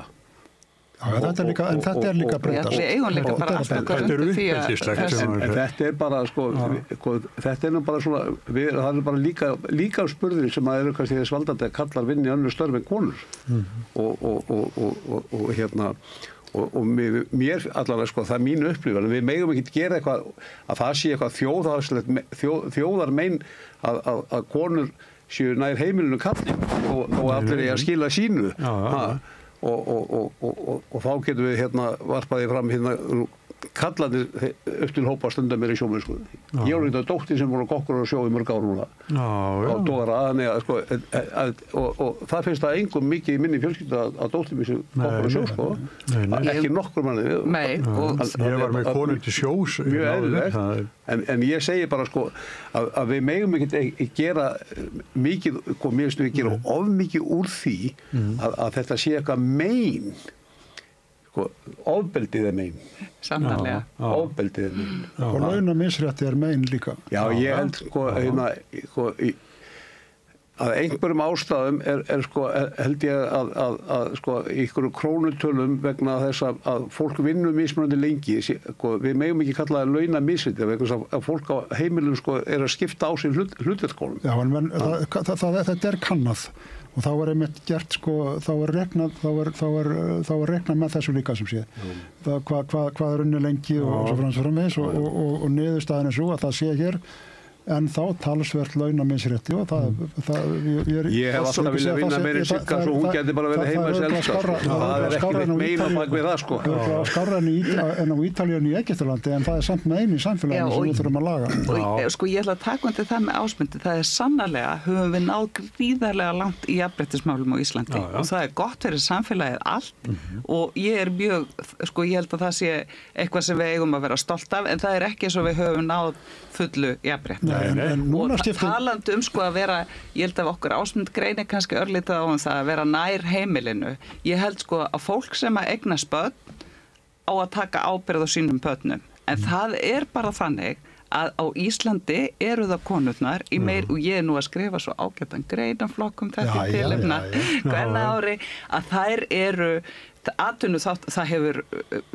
bein áhrif á atvinnuþáttöku þeirra að eignast börn en ekki á kallana, það hefur áhrif á tekjur þeirra, þar að leiðandi ævitekjur þeirra og við þurfum að deila ábyrgð á þessu eins og við viljum deila ábyrgð á völdum. Þá þurfum við að vera í þessu saman þannig að því það er valdamisvægi. Ef þú ert með lægri tekjur, minni möguleika á að sjá fyrir þig sjálfur og tryggja afkomið þína, þá er það valdamisvægi. Og það er líka ákveðin gróðrastíga fyrir ofbeldi og þannig ég held að leið og maður á að vera ég er þakklátt fyrir það að búa á Íslandi þar sem við búum við tiltölulega mikinn jöfnuð og jafnrétti þá eru þetta endalaus verkefni og þar við þurfum ekki annað en að horfa á ofbeldismálin og það gasalegt. Ég held að það sé náttúrulega sérstakt vandamál sem einmitt að gerast í því og þar kemur inn í þessi fíknisjúkdómar sem við erum að glíma við að þeir eru orðnir svo erfiðir þeir eru orðnir svo þungir að það bara jafnvel í einhverjum tilfellum bara hvorki til þekking, aðstaða eða móttaka til þess að taka móti þeir sem verst var út úr þessu og það sem við höfum verið að heyra upp á síðkastið auðvitað hluti sem að ekki nokkur maður auðvitað vill sjá og samfélagið þarf auðvitað með einhverju ráðum að ráðast í að finna einhverju lausnir á þessu og við þurfum akkurat þar að passa okkur á því að halda að það sé ekki einhver pólitík. Ég held bara að samfélag okkar sé að komast á þann stað að leið og það hefur til dæmis það minnkar sígarettureykingar, það minnkar áfengisneysla og það hefur minnkað alls konar óregla sem SAO mælir, það þekki ég bara vel. En sko tilfellin sem að verða hlutan eru erfiðari og langt þingri sem að koma út úr þessu öllu saman, þráttur allt, þráttur öll góðu verkin. Og við verðum að sko bara alveg sama hvað í flokki við stundum, að standa vörðum það. Og þess vegna var ég sérstaklega ánægður með það að hvað Alma Möller gerði núna varandi komið í veg fyrir það að sjúkrahúsið Vogi loki í sumar og var gríðarlega ánægður með hvernig staðið að því. Og það skiptir mjög miklu máli að það verið haldið áfram. Við vitum að vantar peninga allstaðar, en sko við erum á ögur stundu gagnvart þessum einstaklingum sem að bara við höfum hvorki þekkingu eða neitt til þess að taka á móti og við þurfum að efla það. Já. Það er auðvitað rétt hjá Ásmundur og Sigríði Ingibjörgu að Íslands samfélag stendur hvað þetta varðar. Þetta miklu skárra og stendur miklu betur en ýmis annars hérna kringum okkur. Sérstaklega við fyrir nú aðeins lengra en í alveg næstu lönd. Við byrjum að tala hérna um Trump og það sem að gerast í Bandaríkjunum. Og ef maður tengir það saman þá getur vel verið að við þurfum á næstu árum að verjast vonandi allt saman ákveðnum einkennum úr Trump-spilum. Eitt af því sem hann hefur gert á þessum mánuði er það að skera niður allar tilraunir í Bandaríkjunum til þess að skapa jöfnun á milli kynja og milli kynþátta og á milli fólks með hvernig á ég orða það gegn transfólki og homum og lesbum sem að við höfum hér tekið mjög vel og okkur hefur tekist að búa til samfélag með mig guðmund góður með eftir mikla baráttu fyrir samkynhneigt fólk. Það er orðið nokkuð jafnt þó að þetta séu fordómar á það allt saman. Þeir hverfa smám saman og transfólki transfólk hér er bærilega statt miðað við það sem að annar staðar er að tala og við viljum hafa það þannig. Og það er nú bara þannig að í hverju fjölskyldu er svona fólk. Í minni fjölskyldu er trans maður og það er líka homi og lesba og svo framvegis og þetta þekkjum við öll. En núna verða ráðast á þetta fólki og á þessa jafnstöðu hugmyndarlega grunn í Bandaríkjunum og hann gæja nú eftir að sitja hann í 4 ár. Í viðbót, það er komin 1 mánuður og það eru 3 12 plus 11 eftir og það getur vel verið og þessi hugmyndafræði náttúrulega hans, hún á eftir að geisla heiminn og íta undir alls konar Mér langaði að segja það að þú varst að tala eitraða karlmennsku, þú sem hefði verið kynslóð er að reyna að vinda ofan af. En sko, við erum náttúrulega að flytja inn hugmyndafræðilega ströma og það er nákvæmlega þetta, við erum að flytja inn þessar hugmyndir og ungir kallar eru að mata aðra unga kalla af þessu. Þetta sama á við, ég meina nú er mjög vegið að réttindum kvenna og þeirra hópa sem að þú varst að nefna, mörður í Bandaríkjunum, en ég meina við vitum það líka eins og innan hinsegin samfélagsins hér, þá merkja þau verulega að þessi orðræða sem fær að viðgangast í Bandaríkjunum, hún flystuð þetta hingað og það, maður getur hugsað fyrir mig sem er einhver venjuleg kettling, ég getur hugsað hvað þetta er óskemmtilegt og óhugnalegt, en fyrir fólk í þessum hópi, þetta vegur beinlínis að öryggi þeirra og þó þú búir í Reykjavík eða Hornafirði eða hvað, þá er þessir hugmyndastraumar, þeir hafa áhrif á öryggið þitt. Þannig að þetta er, sko, einmitt, þó að við séum ekki komið með þetta í sama skala hér, þá eru ákveðnir hópar sem að finna fyrir þessu og maður einhvern veginn trúði því ekki að við ættum eftir að upplifa það að rétturinn til þungunarrofs yrði tekin af konum í Bandaríkjunum og nú eru konur í fjölmörgum ríkjum sem bú ekki við þau réttindi, þetta er óskiljanlegt og þú veist þannig að þetta er við erum auðvitað, það sem gerist á einum stað hefur áhrif á öðrum og ég held að fyrir þeimun jaðarsettari sem maður þeimun meira finnum maður fyrir svona. Þó að við sem sitjum hér við borðið séum í þeim hópi að þetta er bara aðalega vekur þetta manni finnst þetta óhugnalegt og óskemmtilegt en þetta er ekki svona þetta ekki eitthvað sem vegur ekki inn að kjarna öryggistilfinningarinnar. Nei, sko, nú ég fann að svindla á eldi næstu upptöku. Já. Við erum búin að vera mjög lengi, sko, rúma klukkutíma. Já, okkur finnst rétt að byrja. Eins og Trump segir, rétt að byrja. Svoleiðis er skemmtilega stafita, hættabel leik þá hættan stendur. En Sigríður Ingi Björg, Ingadóttir, Ásmundur Freyrisson og Mörður Árnason, takk ykkur fyrir að vera með okkur og ykkur fyrir að hafa hlustað á okkur eða hort og Rauðaborðið heldur áfram eftir augnablik. Sameiki stéttarfélag í almannaþjónustu óskar stofnunum ársins til hamingju með árangurinn. Stofnun ársins 2024 í flokki borgar- og bæjarstofnana með 50 starfsmenn eða fleiri. Í fyrsta sæti Hitthúsið, í öðru sæti leikskólinn Rauðhóll og í þriðja sæti Háteigskóli. Sameiki stéttarfélag í almannaþjónustu. Allir þættir samstæðuverinnar eru á YouTube.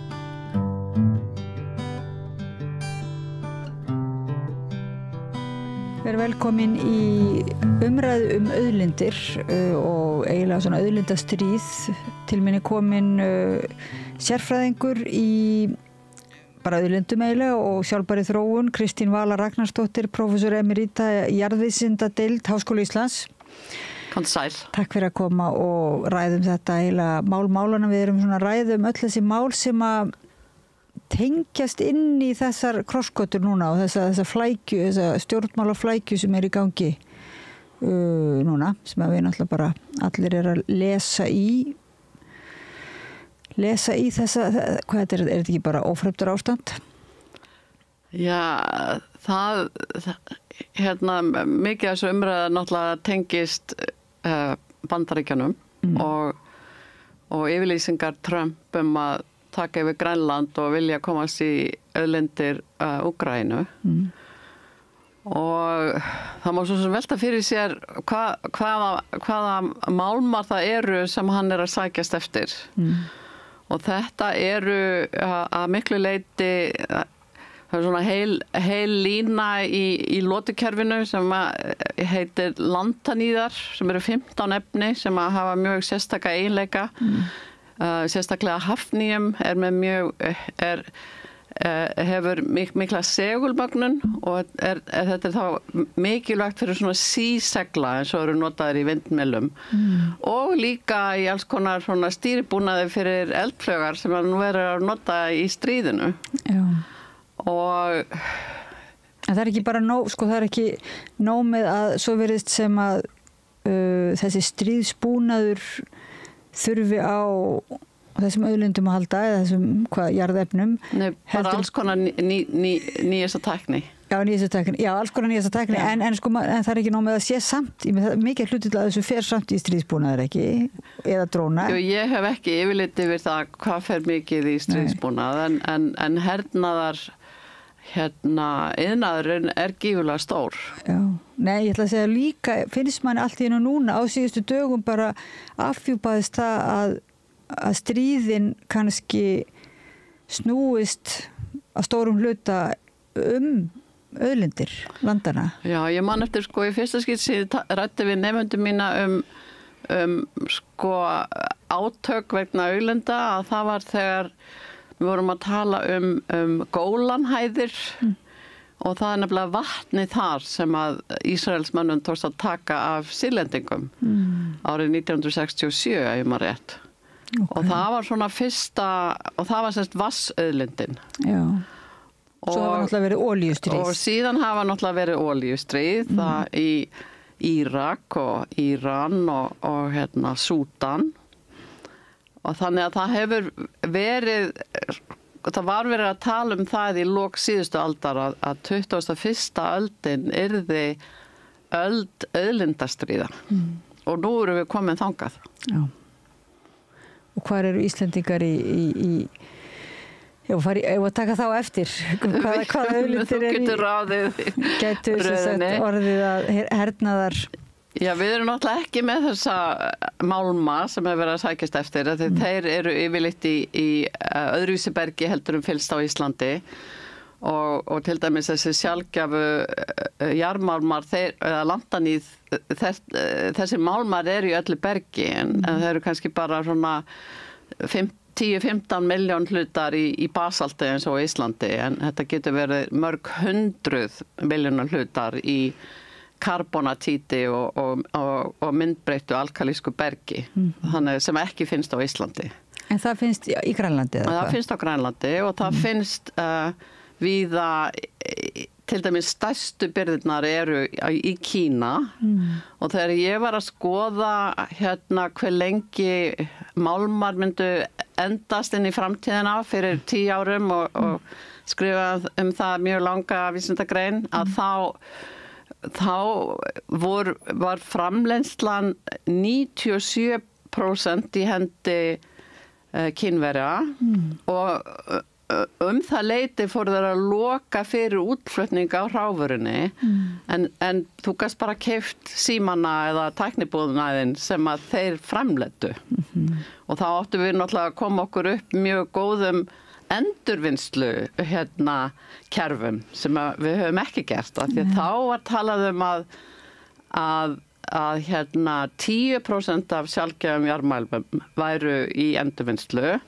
en núna þegar ég fór að skoða þetta þá eru Kínverjar bara með 70% af framleiðslunni, Bandaríkjunum kom upp í 12%, Myanmar 11%, Ástralía 5%, þannig að þetta að aukast annar staðar og nú talað að endurvinnslan sé bara 5%. Þannig að við erum ekki að standa okkur í að endurvinna þessa málma. Nei. Og í staðin það bara verið að leita? Í staðin fyrir bara, ef þú færð ekki á endurvinnslu, þá þarf það að fara í fjallið. Þú veist, ef þú ert með 5% endurvinnslu, þá er 90% af því sem fer í framleiðslu að koma á fjallinu. En ef þú ert með 50% endurvinnslu, þá er náttúrulega bara 50% sem þarf að koma á fjallinu. Og þangað ættu við að setja fókusinn að endurvinna þessa mikilvæga málma að því þeir kom ekki til með að endast endalaust. Ef við höldum áfram að þessu sömu braut og núna þá verður hámarksframleiðsla að þessum sjálfgefum jarðmálmum í heiminum eftir svona 50 ár. Og svo þá helmingurinn eftir en það málmurinn sem erfiðar að vinna úr berginu. En nú ert þú búin að skrifa og halda fyrirlestra og kenna í mörg ár sjálfbæra þróun og einmitt þennan endanleika þar að segja, jafnvel á þeim auðlendum sem talað að séu endalausar eiginlega eins og okkar jarðvarmi og annað. Þegar ég kom til Íslands árið 2008, eftir 30 ára dvöl erlendis, að þá var talað það að jarðhitinn væri endurnýjanlegur. En hann það í rauninni ekki á þeim tímaskala sem við erum að nýta hann. Þannig að við þurfum að passa okkur mjög mikið að oftappa ekki úr kerfunum. Við gerum það of hratt, of djúpt. Já, því að ef við kælum kerfi niður of mikið, að og notum það í 30 ár, kæla það niður of mikið, þá tekur það það 300 ára að hitna upp aftur. Og þannig að hann endurnýjanleg auðlind, jarðhitinn, ef við förum vel með hann.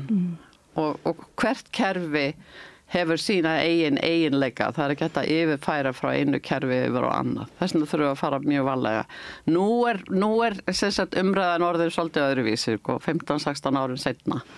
Við þurfum að fara varlega. Ekki svolítið sérstakt bara hvað hlutinni breyta sem sagt hratt að þegar þú ert að ræða þá það í ákveðnum svona samhengi varðandi náttúruvernd, varðandi skynsamlega nýtingu auðvitað og bara jarðvísindalegu samhengi. Já. En ekki alltaf sérstakt að svona þín sérgrein sé allt í nú komin bara á forsíður blaðana bara dag eftir dag og sé bara spurning einmitt svona hernaðarlegt og bara hvernig þetta völdin muni leggjast í heiminum. Jú, þetta náttúrulega algjörlega nýtt og kom mér mjög óvart þegar að Trump var allt í einu mættur sonur hans á Grænlandi og hann var farin að tala þetta. Þannig að ég gerir ráð fyrir að þessir forríku ólígarkar sem á bakvið hann og tengjast í gegnum Elon Musk inn í Silicon Valley og hátækni heiminn að þeir séu að pota gjennom þetta. Ok, og í nótt var kom fram ekki í ræðu Trumps okkar tíma í nótt að þá sagðist hann ætla bara að fara eignast Grænland. Já, hvað sem það kostaði. Og þetta vist í fyrsta skipti sem hann hefur minnst á þetta í þinginu og náttúrulega alveg ótrúlegt að standa upp á Bandaríkjaþingi og segist að taka yfir annað sjálfráða land. Já, en þarna hann undir þrýstingi frá þessum tæknirisum væntanlega sem að þurfa á þessum málmum að halda. Ég gerir ráð fyrir því að það sé beintenging þarna, já. En hvernig hún virkar veit ég ekki, en ég held að þetta búið að vera undirbúa þetta löngu fyrir kosningarnar.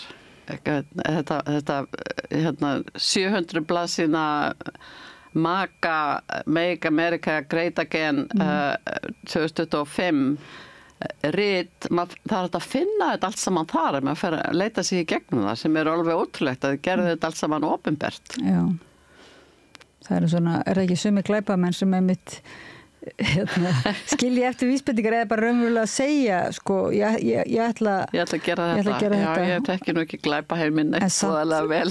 Nei, mér finnst þess að ég hef heyrt það í svona einhverjum bíómyndum að stundum sé það beint sagt, en samt, eða einhver talaði það held ég einhver sálfræðingur, samt, þótt einhver segi það beint við þig, hann ætla að drepa þig eða gera eitthvað, ræna húsið þetta, þá samt bregst fólk ekki við líka við.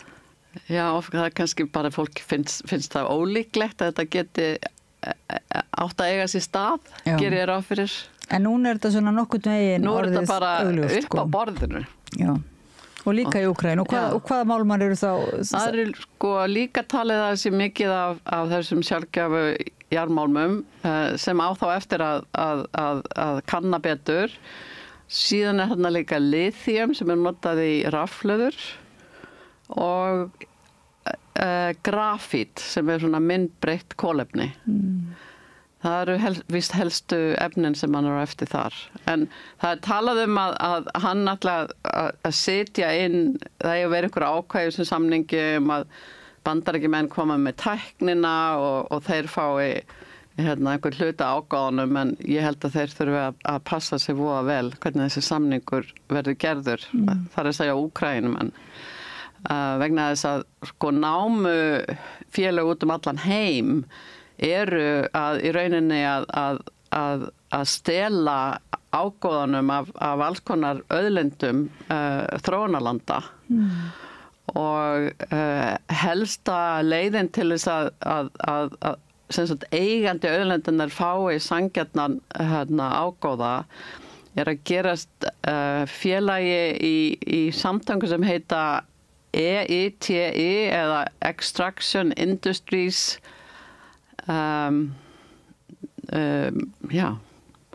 Extraction Industries Transparency Initiative. Það að segja að það eru normenn sem að setja þetta upp og hjálpa löndum að gera samninga við námu áhugamenn í námugreftri eða olíuvinnslu.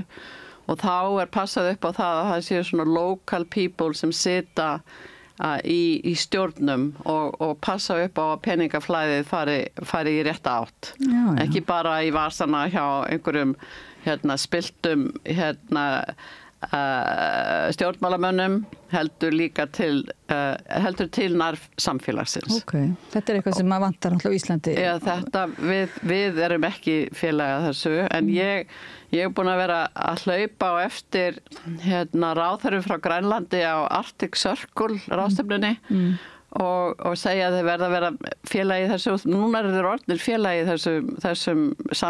þessum samtökum.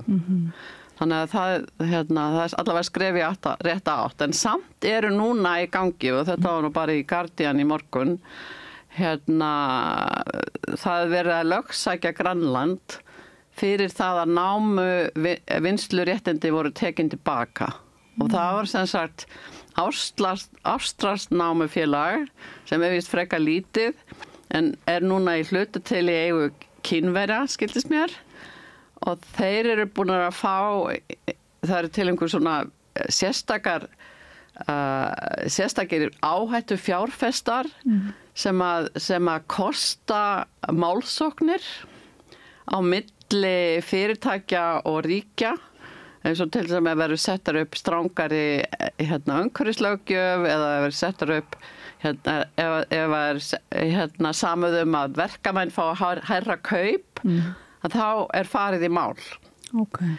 Og núna þessi málsókn upp á $milljarða sem 10 sinnum hærra heldur en landframleiðsla á Grænlandi, sem að þeir eru að fara fram á að þeir fái borgað. Og það einhverja sérstakar lögmannsstofur sem að reka þessi mál. Wow. Og þetta finnst mér mjög óhuggulegt. Og hvernig snertir þetta þá sem sagt það var bannaður námugröftur í Grænlandi? Það heilmikið verið að kanna bergið og leita málmum í Grænlandi. Og þetta námufélag hafði haft leyfi til þess og ætlaði síðan að fara í framleiðslu á sjálfgefum járnmálmum sem líka með úrani. Og á grundvelli þess að þetta úran var líka í þessu bergi, að þá fór að stað mikil mótmæli á Grænlandi. Þeir vildi ekki að geislaverk efni væri að fara út í umhverfið og menga vatnið og síðan allt vistkerfið og út í hafið, af því að þarna eru selir og hvalir og alls konar sem að frumbyggjar lifa á. Og síðan voru kosningar árið 2022 og þá var þetta námuleyfi dregið tilbaka, af því það var eitt af kosningarloforðum flokksins sem kom stað. Já. Og nú þess verið að fara í mál við Grænland. Þeir hafi sett $100 milljónir í þessa rannsókn og þeir telji að þeir sé að tapa þarna allavega 10 milljörðum eða þú voru 7 og svo eru búin að setja á þetta einhverja vexti líka. Þannig að þeir eru að biðja meira en $10 milljarða í skaðabætur frá Grænlandi. Þannig að þetta bara raunverulega algjör hótun. Annarkvort fáður þessar, þurfa þeir að borga stórfyrirtækinu þessar skaðabætur eða þeir verða að byrja aftur að leyfa þessu stórfyrirtæki að halda áfram námugröfturinum sem mun þá menga væntanlega þeirra Já, en hvernig hægt að fylgja eftir svona ef að námufélagi vinnur ég ekki alveg með á hreinu en síðan fór að skoða þetta að þá sá ég að til dæmis eitthvað námufélag sem hefur verið að kanna svona niðlinga á sjávarborðinu við Mexíkó. Það námuleyfi var eftir að námufélag var búin að kanna þá voru námuréttin dregin tilbaka eða fengu ekki námuréttin og það félag fór í mál við Mexíkó og þeir fengu stórar skaðabætur. Og þetta hefur verið gert í öðrum löndum. Ég veit að til dæmis það var málaferli og það var nokkur ár síðan við Ástralíu, þar sem eitthvað erlend námufyrirtæki fór í mál við Ástralíu vegna þess að grunnlaun verkamannanna hefðu verið hækkuð. Þetta svona algjör bara græðgis ríkisvaldið og í lýðræðisríkjum og öðrum ríkjum bara kannski virkilega má segja berst völdin við þessi ákveðin stríð í gangi þar líka. Þessir fríverslunarsamningar, þetta byggt á einhverjum ákveði í fríverslunarsamningi frá 1960 eitthvað. Þar sem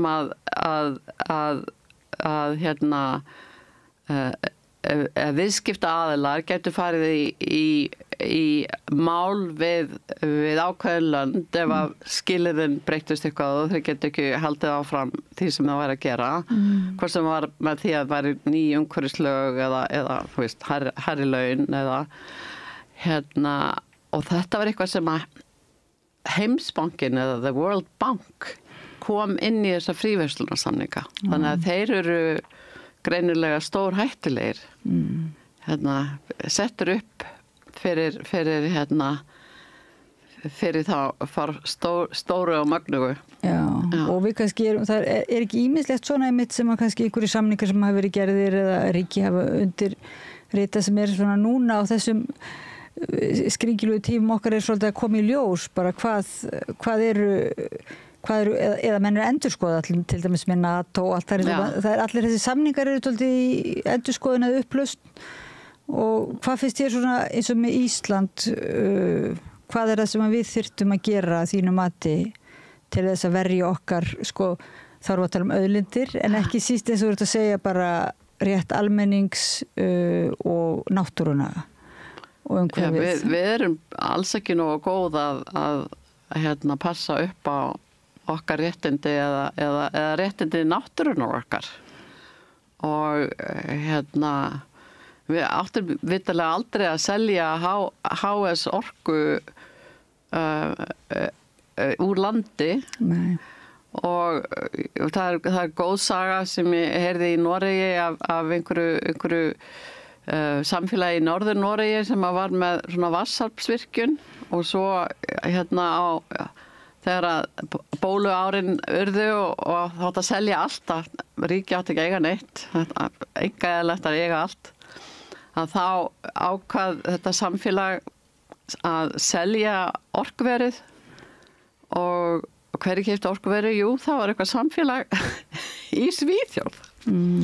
Þannig að nú fá þeir þetta fína rafmagn í öllu þessu samtengda kerfi í Svíþjóð en samfélagið í Norður-Noregi sem átti þetta vatnsafls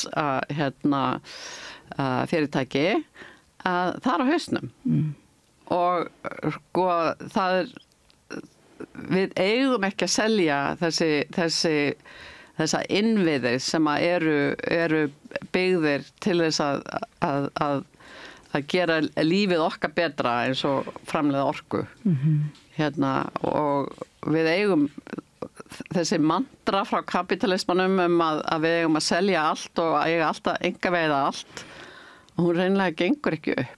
Nei, er það ekki líka út af þessu einmitt að ábyrgðin á náttúrunni er kannski meiri hjá íbúunum á svæðinu af því að það er þeirra hagur að til dæmis að það sé ekki mengun þannig að það er kannski íbúarnir eiga sömu hagsmuna að gæta og sjálf náttúran á meðan að kannski ef það eru stórfyrirtæki sem eru með skrifstofur einhverstaðar allt annar staðar og þá er þeim nokkurn veginn sama hvort það verður einhver mengunarslys Já, það er náttúrulega leið og sá sem að rekur fyrirtækið er einhver staðar á allt öðrum staða þá er náttúrulega ekki litið eins vel eftir því. Nei. Það er alveg á hreinu en það er áhugavert með og veist að tala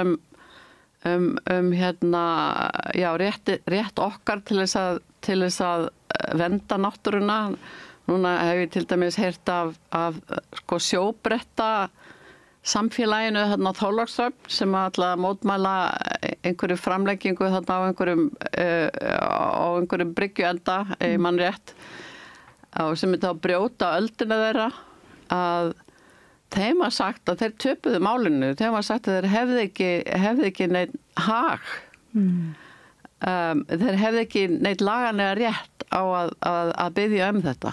Nei, þeir eru ekki aðilar að Nei, þeir eru ekki aðilar að því. Nei, en hins vegar hefði náttúruverndarsamtök geta gert það því að náttúruverndarsamtök eiga að vera lítið eftir náttúrunni. En þetta voru bara taldir einhverju áhugamenn. Það þarf að skoða svona löggjöf betur. En er það ekki eiginlega það sem þú hefur nú sagt hérna oft og fleiri að það vantar einhverja svona heildstæða endurskoðun á allri löggjöf og Íslandi varðandi náttúruvernd og varðandi bara auðlindirnar. Já. Þannig að bara við vitum einmitt eins og varðandi vatnið, það er samkvæmt lögum er það í samkvæmt lögum að þá eigum við vatn, eða er það almannaeign vatnið. En svo er þetta að byggja verksmiðju og tappa vatninu af og núna skils mér að það sé búið að selja verksmiðjuna nálægt Þorlákshöfn einhverjum útlendingum og þeir alltaf tappa því af þar en við eigum vatnið. Þannig, ég veit ekki hvort það sé neinir samningar það að við erum að fá eitthvað auðlindagjald. Auðvitað ættum við að fá auðlindagjald af því. Ef að það einhverjir verið að tappa af einhverju sem okkar sameign. En það eins og þetta að við einhvern veginn ekki alveg náð því að þetta sé dálítið stórt atriði, bara hagsmunaatriði fyrir okkur sem íbúa hér að náttúruverndin sé virkilega stórt hagsmunaatriði. Það ennþá dálítið látið eins og náttúruvernd sé svona eins og bara hobby, einhverja sérstakara náttúruvernd að sinna. Já, og náttúrulega við hjá landvernd eru náttúrulega bara eitthvað óerða fólk sem alltaf á móti öllu, sem ekki rétt. En við okkar samtök eru til þess að vernda náttúruna. Já, en þau eru bara ekki sko, við þurftum að hafa miklu fleira fólk í náttúruverndarsamtökum. En mér finnst líka bara stundum eins og það þurfi alltaf að ítreka tengslin við allt annað. Sko, auðvitað mikilvægt að tala bara rétt náttúrunar út af fyrir sig og það þarf ekki að tengja það við okkar hagsmuni. En mér finnst það samt eins og núna sé farið að verða ljósara hvað þetta stórt hagsmunamál fyrir okkur og einmitt kannski réttlætismál af því það lendir síðan kannski á öll þessi nýsköpun þegar verið að selja einmitt þessi stóru fyrirtæki til einkaaðila í nafni nýsköpunar og í nafni einhvers svona sem hljómar vel sko, framþróunar, tækniþróunar og þú ert bara með útlendingahattur og á móti nýsköpunar og þú ert eitthvað mótmæla því. En hver síðan borgar brúsan ef það verður eitthvað, kemur eitthvað upp á eða verður eitthvað slys, þá það náttúrulega almenningur sem að þarf yfirleitt, ríkisvaldi þarf þá að grípa inn í. Já, fyrirtækin taka gróðan og almenningur borgar brúsan þegar eitthvað fer úrskeiðis. Eins og átti sér stað í bankarhruninu. Já, svo náttúrulega líka núna í Grindavík með HS Orku og Bláa lónið og það ekkert, við fáum bara hærri skatta en svo verður þetta ennþá augljósara kannski þegar þetta fer að snúast það að við jafnvel að það séu einhverju fyrirtæki sem að skeita ekkert mengunar varnir eða Já, nú verður að tala sko að mengunar eða umhverfislöggjöf sé orðin alltof erfið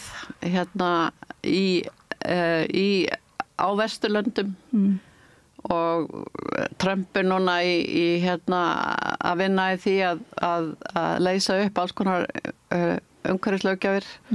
Ég var til dæmis að heyra það búið að segja upp 10.000 starfsmönnum þjóðgarða Bandaríkjanna og þeir efndu til mótmæla síðustu helgi og í Yosemite garðinum kom fullt af fólki hengdu þau upp flaggið á haus sem mikil óvirðing fyrir flaggið í Bandaríkjanum. Þannig að það má kannski segja að svona ónæmiskerfi almennings sé að fara af stað. Bara hinga og ekki lengra og núna þegar búið að til dæmis að ákveða að skera niður í Medicare sem að almenningur fær til að geta borga lyfin sín að því að lyfjaiðnaðurinn svo dýr í Bandaríkjunum og ræður öllu að þá því ekki hissa á þetta einhvers konar bara uppreisn í Bandaríkjunum bara fljótlega.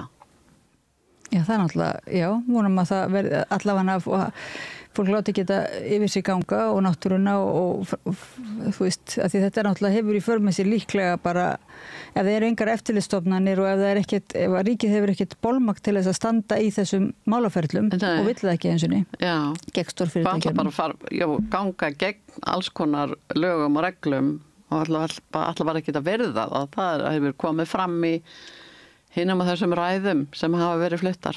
Og hvað finnst þér þá að þess að vera að biðja að vera að spá einhver en svona finnst þér líklegt að einhverjir muni ásælast Ísland vegna auðlinda? Sko, við erum nú þegar komin með firðin okkar fulla af laxeldi frá Noregi af því að umhverfislöggjöfin þar var orðin of sterk og við erum ekki með neina umhverfislöggjöf fyrir þessa laxeldi sem alveg ótrúlegt og svo áttu þau líka að fara að borga auðlindagjald. Það var náttúrulega miklu betra að koma til Íslands og af því að við erum svo vitlaus, við bara leyfum allt. Svo þetta allt flutt út og keyrt af bílum og sem eyðileggja veginn okkar af því þeir eru alltaf þungir en eru þeir að borga eitthvað til vegagerðarinnar? Nei, og svo þessu fyrirtæki borga var lítinn skatt á Íslandi. Þetta náttúrulega gali kerfið sem við erum búin að koma okkur upp. Það vantar algjörlega bara heildstæða löggjöf og orkustefnu og auðlindastefnu sem sagt í tengslum við byggðastefnu bara náttúruvernd, rétt almennings íbúa. Já, og svo náttúrulega orkufyrirtæki erlend, vindorku, búin að ná sér í einhverja bubba hér á Íslandi sem að vinna vinnuna fyrir það að reyna að fá leyfi hjá einhverjum bónda að setja vindmyllur þar upp á annað hvern ás en það ekki talað hvað fyrir gífurlega mikið efni í að byggja þessa vindmyllugarða. Þetta eru stórir pallar og svo marga metra niður til sem að geta haldið þessum vindmyllum uppi af steypu, þannig að það þarf að vera vegur að hverri vindmylli. Það þarf að flytja alveg gífurlegt magna af efni til að steypa þessa palla og svo þarf að náttúrulega halda þessum vindmyllum við og allt þetta. Þannig einhverju geta lofað stórfyrirtækjum það hlýtur að hér á Íslandi séu lélegur lagarrammi, það sé eiginlega ekkert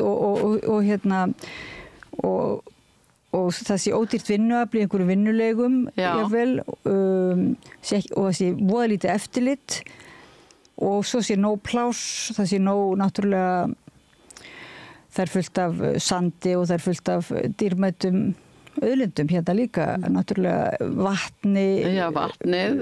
Við erum búin að tala vatnið, við erum búin að tala vindorkuna, svo eru náttúrulega 80% af orkun okkar fer til erlendra stórfyrirtækja. Og svo er verið að tala orkuskort. Ég fór á ársfund Landsvirkjunar í gær. Það eftir allir orkuskortur. Og það talaði enginn í hvað viljum við að orkan okkar fari. Og svo við gæri einmitt að grænmetisbændur eru bara að fara að leggja upp laupana að því að þá eru heilsalar káttir að því þá geta þið flytt meira inn. Já. Við kunnum ekki að hugsa heilstætt, held ég. Nei.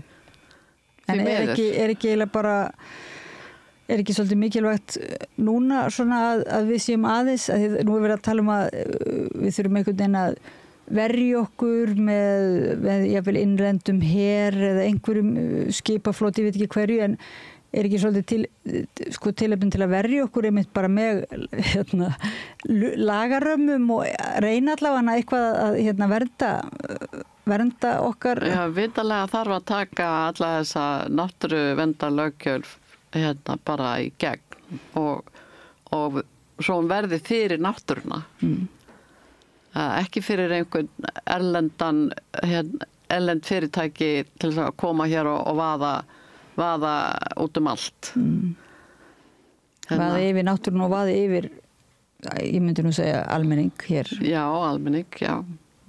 Almenningur þarf að rísa upp. Kannski þarf að verða svona uppreins eins og verðist vera að eiga sér stað í Bandaríkjunum. Já, en það líka að þurfi að vera bara skambissan þurfa að vera bara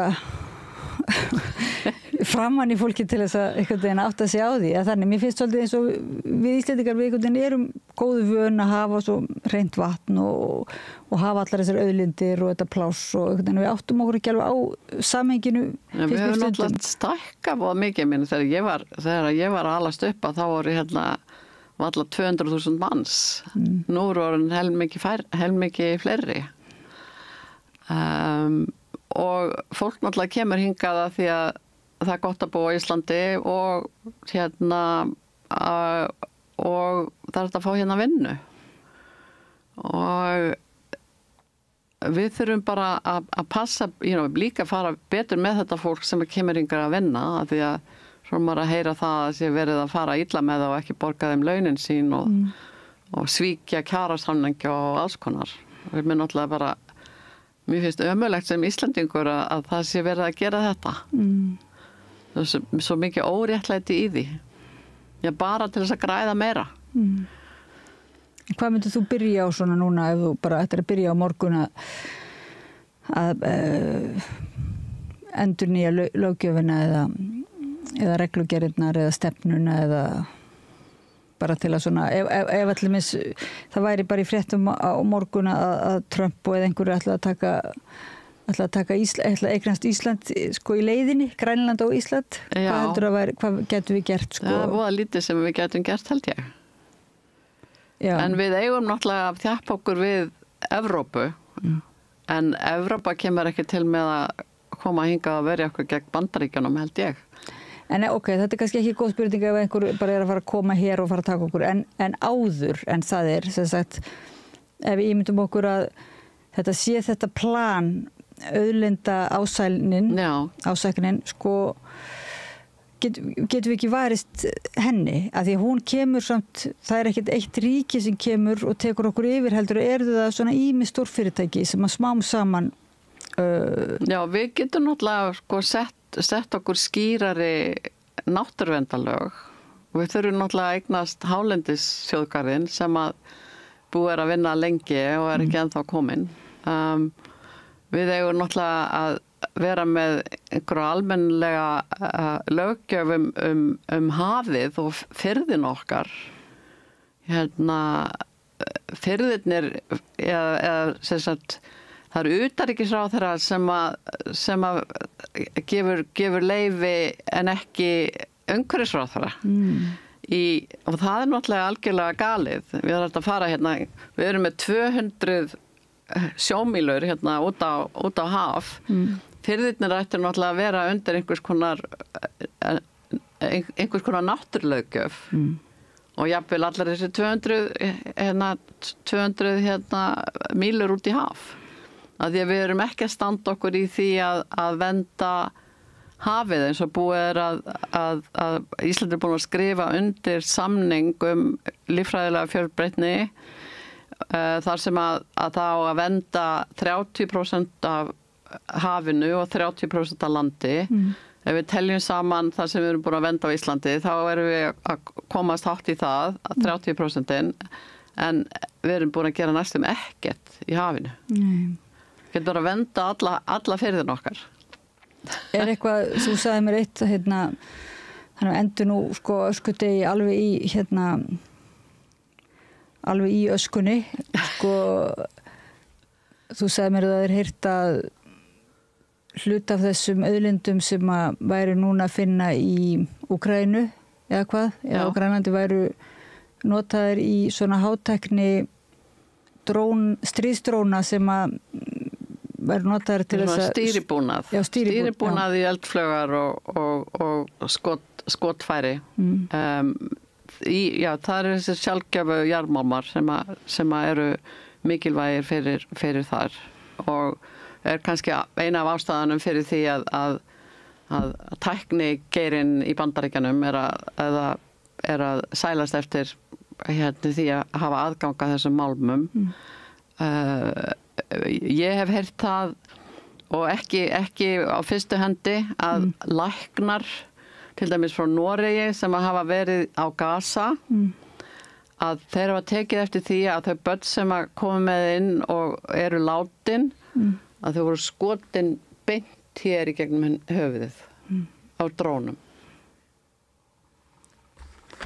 Þannig að þessi tækni tæknin, leyfir þeim að stýra þessum skotfærum að einhverju leita allavega. Það er nú vonandi að okkar auðlindir notist ekki eða neitt hátt okkar kraftur nýtist í það að taka þátt í að þróa eða þess háttar nýsköpun sem þróar slík vopn. Það er bæði tæknin og svo er það líka hugbúnaðurinn á bakvið þetta. Ég sá einhvern fyrirlestur á YouTube held ég að vera fyrra, eða hitti fyrra eftir að Úkraínustríðið brást út að besta leiðin til þess að græða fljótt ef maður fjárfesti í nýsköpunarfyrirtæki væri að fjárfesta í hugbúnaðar fyrirtækjum sem eru að þróa skotfærin og drónana í Úkraínu. Ok, sem að síðan nýtast þá til þess að skjóta beint í markbönn. Þannig að þetta auðlindirnar, það ekki hægt að slíta náttúruauðlindir, það ekki svona bara rómantískt náttúruverndartal, náttúruauðlindir eru náttúrulega í beinum tengslu við hernaðariðnaðinn og bara heimsveldin og yfirgangin.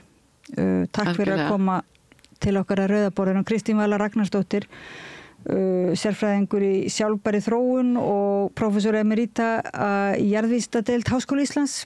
Takk fyrir að bjóða mér.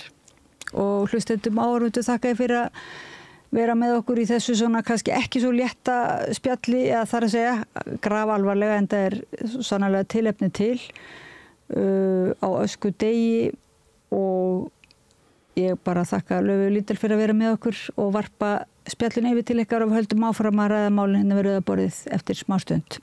Með því að ganga í leigjendasamtökin styður þú baráttu leigjenda.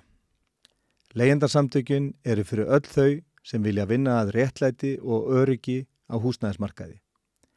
Leigjendasamtökin.is. Þú ert að hlusta á Samstöðina. Róttækt sjónarhorn á atburði dagsins.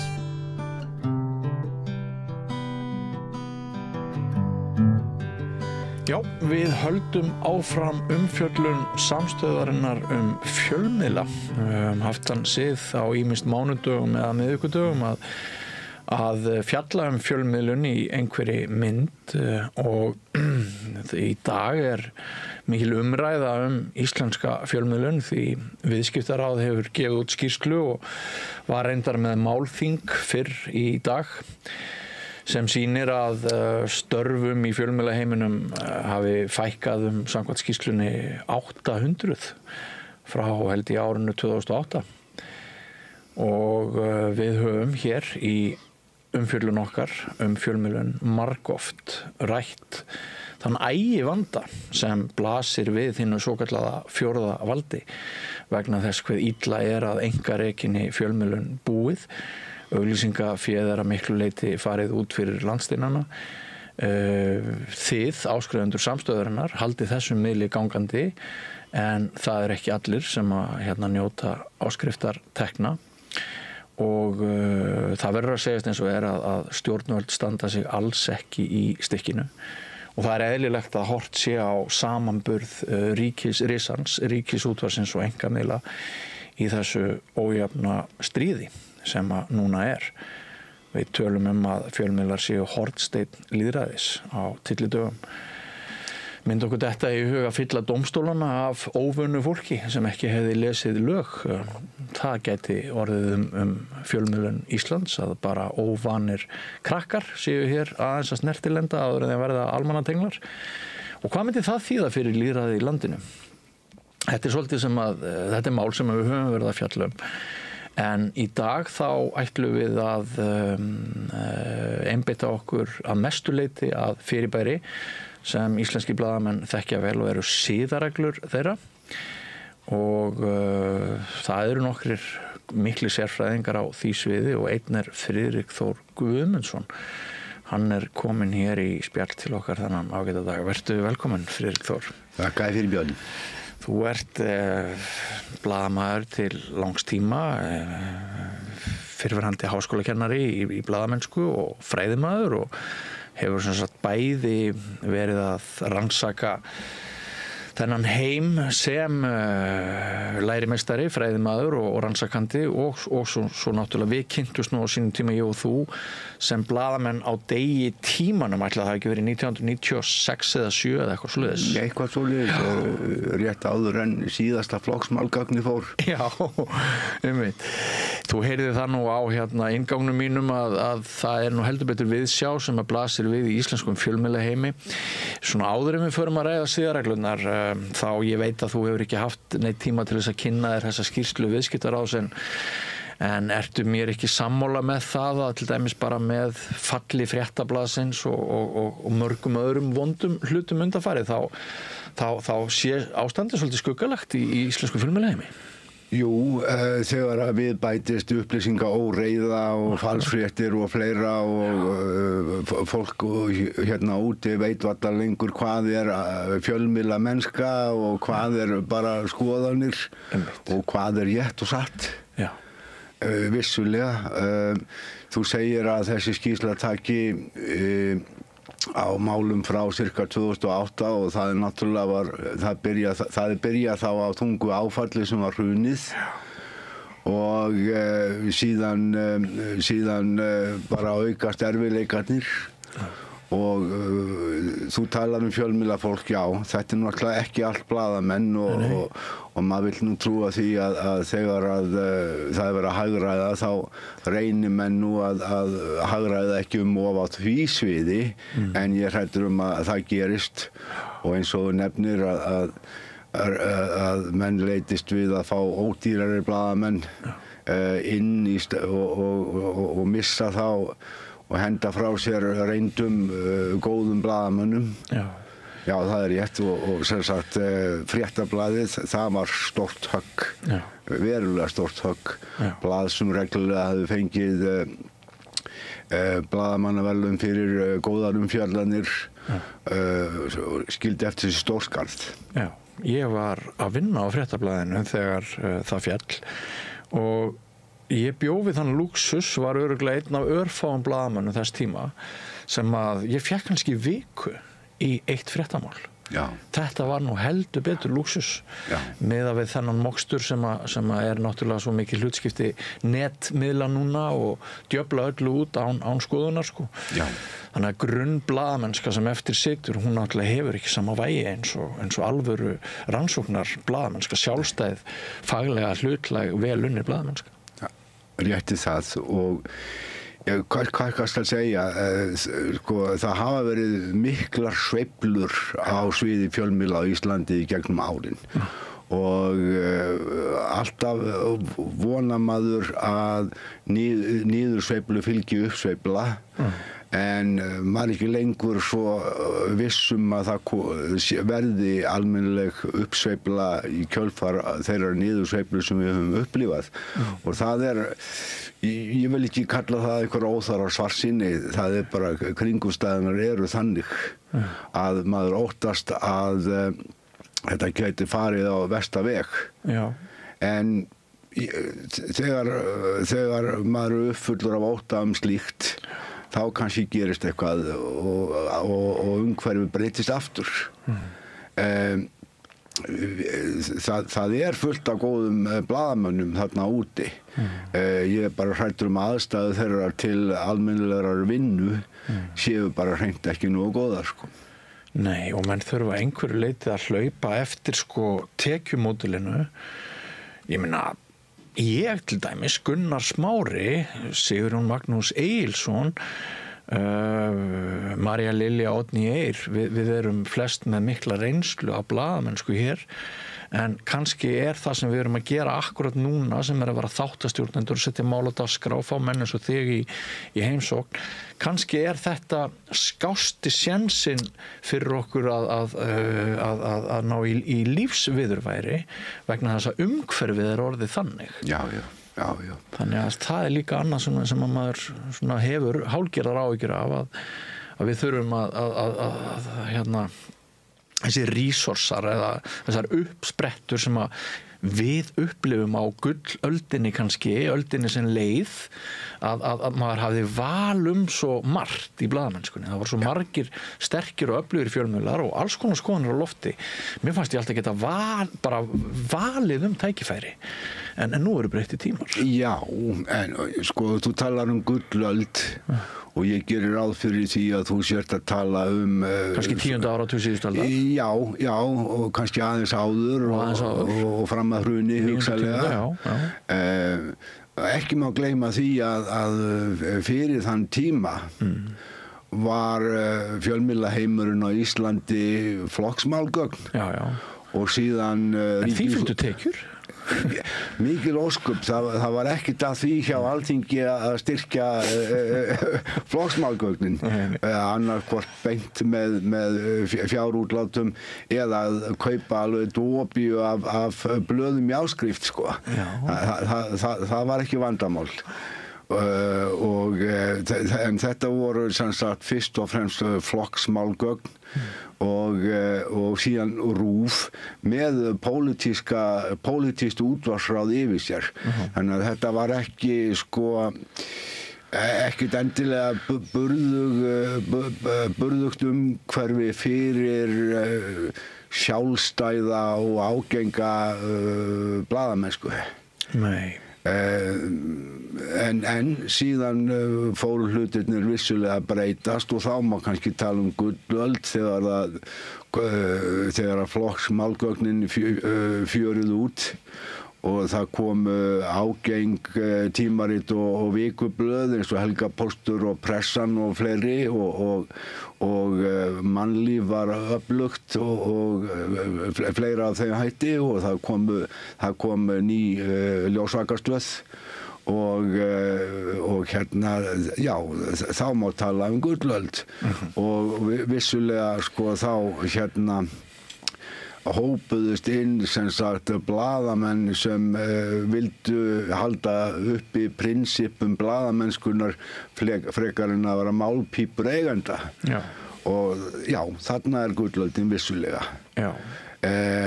Og sem sagt, en svo breytist þetta umhverfi aftur og þessum ágengu fjölmiðlum fækkar og ef einhvað þá erum við jafnvel að sjá afturhvarf til flokksmálgagna blaðamennsku allavega á tilteknum fjölmiðlum. Já, ég held að ég sé sammálaður með það. Við sjáum að Morgunblaðið núna svona komin í gamlan vígaham að maður velti því orðið fyrir sér hver skrifar fréttina og agenda með þessari frétt. Við getum kannski farið á hinn bóginn líka og sagt það að við sjáum einhver merki skoðanir á heimildinni sem mögulega eru í einhverri flokkapólitík, ég veit það ekki, en þetta skýrt með Morgunblaðið upplifa maður ekki núna. Já, en þá verður maður líka að taka fram í leiðinni að það fullt af bara mjög góðri umfjöllun í Morgunblaðinu. Þetta virðast vera svona ákveðin svið Morgunblaðsins, skulum við segja. Já, þess vegna segi ég það maður byrjar á því byrju hver skrifar þetta? Já, og kemst að persónulegri niðurstöðu þegar maður kemst að því. Já, en hérna í mínum huga þá ég svo heppinn að hafa upplifað áratugi af blaðamennsku þar sem að menn voru bara á autopilot, ef við getum orðað það þannig, og þeir skrifuðu bara, þeir stunduðu sína blaðamennsku með jafn lítilli ritskoðun, sjálfsritskoðun eins og vænta má bara í samfélögum. Og við vorum stór stétt, við vorum mannmörg stétt, við vorum stolt og við veittum hver öðrum stuðning. Það var svolítið þannig.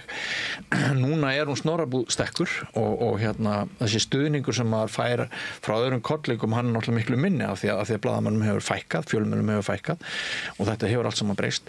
En ein ástæða þess, Friðrik Þór, að ég bæði að koma hingað, hún hérna eitt af þessum tækjum sem hefur verið órófa tengt starfi blaðamannsins hér á Íslandi sem eru siðareglur Blaðamannafélags Íslands og ég man að þessar siðareglur hvernig á ég að orða það til dæmis á meðan þarna var klásúla nærgætni og tillitssemi eða hvernig það var þá lendi maður stundu kannski í einhverju sem að ég myndi kannski vilja bara kalla misskilning að fjölmiðlalæsi sumra Íslendinga var ekki betra en það að þeir bara trúðu því að blaðamaður ætti aldrei að skrifa frétt sem kæmi einhverjum illa. Já. Þú manst eftir því? Já, mikil ósköp. En greinin sem þú varst að vísa í gamla 3. greinin að valda ekki óþarfa sársauka. Já, og taka tillit í viðkvæmum málum. Já, hún var þrætu epli lengi. Já. og 2023 sem sagt eftir eitthvað 30 ára hlé þá breytti Blaðamannafélagið siðareglum sínum og meðal annars tók þessa grein út. En það þýðir ekkert að eðlileg tillitssemi eða að ganga hægt gleðina dyr eða þannig að það sé horfið. Menn voru nú frekar að horfa til orðalags þeirrar greinar. Það eru komnar greinar sem geta hæglega tekið á svipum hlutum, greinar sem fjalla heiðarleika og sanngirni, ekki síst. Að þessi grein hafi farið út þýðir ekki sem sagt að blaðamenn allir sér hér eftir að vera eitthvað tillitslausir frekjuhundar. Og það að blaðamenn eigi að auðsýna sanngirni og hlutlægni og fleira, það á alveg að koma í veg fyrir að menn sé að gera hvaða vitleysu sem auðvitað vilja blaðamenn alveg svo aðrir að það sé ekki fjallað með óviðurkvæmilegum hætti börn eða sjúklinga eða gamalmenni eða þá sem geta ekki svarað fyrir sig. Það stendur alveg óhaggað í sjálfu sér. Gamla góða leiðarljósið að valdi skuli veita aðhald og eftirlit og því meira sem valdið því meira aðhald og eftirlit en fjölmiðil sem sparkar niður fyrir sig sé óhæfur fjölmiðil. Þetta svo sem þessi sannindi þau eldast ágætlega það ekki? Þetta ekki bara svona kjarnin svolítið í ágengri blaðamennsku eða gagnrýni blaðamennsku? Og sem sagt það í alvörunni bara fínt að fjölmiðlar séu hæfilega ágengir og síðdegisblöðin voru mjög ágeng á sínum tíma og DFF sá fjölmiðil sem hefur fengið flestar kærur á sig í gegnum tíðina en oft eru þær kærur kannski tilfinningaþrungnar og bundnar og sakfellinga hlutfalli hjá DFF það nú bara 50%. Það að segja að annað hvert mál sem hefur verið kært, það sem DFF hefur verið kært hefur gegnum tíðina komið út sem brot á siðareglum. Og restin ekki. Ég veit þú ert fróðleiksbrunnur þessi mál og mér langar núna til þess að spyrja það nokkura spurninga þessa sögu. Ekki rétt munað hjá mér að þú hafi verið formaður siðanefndar einhvern? Síðasta starfsárið, jú. Ég var sem sagt 13 ári í siðanefnd og síðasta starfsárið sem formaður. Þannig að megnið af þessum tíma var ég óbreyttur meðlimur. En á sama tíma var ég fræðimaður og kennari og stúderaði þessar siðareglur alveg sérstaklega. Fór í sauman á þeim og sem sagt það nýttist nú við endurskoðun siðaregluna. Sem sagt og já, ég var 13 ár þarna og sá ýmis mál koma á borðið og það er hægt að svo sem tala þau mál sem úrskurðir hafa fallið en ég núna datt ég inn í 2 mál sem varamaður og þau get ég ekki fjallað það sem sagt vinnuregla hjá siðanefnd að fjalla ekki mál eða innri funksjón siðanefndar. Ég skal passa mig á því að reyna ekki að draga neitt upp úr þér þau. En áður en við förum í þessa sögu, þú segir okkur frá fjöldamála og svona, þá langar mig að leggja það á borðið að þú kannski ert nú með einhver gögn það að ég hef nú sjálfur verið kærður. Oftar en einu sinni og ég hef bæði verið að vinna á litlum fjölmiðli, eiginlega einsmanns fjölmiðli og þá hefur maður svona, þú veist, manni hefur stafað mikill stuggur af kannski kæru því maður hefur litið á hana sem mögulega undanfara málshöfðunar fyrir dómstólum að ef siðanefnd myndi úrskurða mann í óhag þá myndi það mögulega geta þýtt það að þetta eru kannski stundum voldugir aðilar sem eiga alla skúffur alheimsins fullar af peningum og hafa tíma og lögfræðingastóð og mikla resursa til þess að kaffæra einhverja dverga í blaðamennsku, einsmanns fjölmiðla og svona. Og ég upplifði sem sagt þetta sem töluverða ógn þegar ég hef í sumskiptana sem ég hef verið kærður og en síðasta kæran sem ég held ég hafi fengið, ég held ég hafi verið að vinna hjá Fréttablaðinu þá og þá fékk ég svo mikinn stuðning að vera á fjölmenni ritstjórn að það var miklu léttara mér langar bara til þess að segja þér þetta og segja bara ykkur áhorfendur og hlustendum þetta líka vegna þess að ég held að þetta skipti máli að við áttum okkur á því að stundum svona hótana menning í þessu, hún kemur fastar við þá sem að standa veikir fyrir heldur en öflugri fjölmiðla sem að segir okkur eitthvað mikilvægi þess að við séum líka með stóra og öfluga fjölmiðla hérna á Íslandi, ekki bara einhverja dverg út allt. En þetta var það sem að ég vildi segja frá sjálfum mér áður en við förum í Ég hef ekki að bæta eins við það. Já. Að ég skoðaði nú sérstaklega þegar við rættum saman daginn. Já. Og já, mér sýnist að þú hafi verið kærður 3 svar. Já, það getur passað. Og kannski rétt að það komi skýrt fram að þú fékkst sýknu í hvert skipti þótt mjög ágengur væri. Niðurstaðan var að þú hefðir sem sagt farið rétt að út frá grundvallarreglum blaðamennskunnar og siðareglum. En það ólíkt öðrum sem situr hér við borðið. Nú. Ég var líka kærður 3 svar. Og ég fekk brot á mig öll 3 skiptin. Og það fundust alltaf einhver atriði sem ég hafði ungur maður og á nýjum viku helgapóstunum gamla spólandi graður í að hrista upp í samfélaginu. Varstu undir stjórn Gunnar Smára? Nei, þetta fyrir þann tíma á þeim þetta voru heiðursmaðurinn Halldór Halldórsson ef maður rétt Ingólfur Margeir heitinn Báðir heitnir. Já, og og ég kallaði heiðursmenn, ég hefði gjarnan að því hún stuðning á bakvið sig, ég hefði gjarnan vilja fá kannski aðeins meiri stuðning þar. Þegar þú varst að berjast í þessu? Já, en ég hafði líka á því að berjast í að verja mig sjálfur, En jú, Halldór var hafsjór af ráðleggingum í þeim efnum, en það sem ég meina með stuðning er að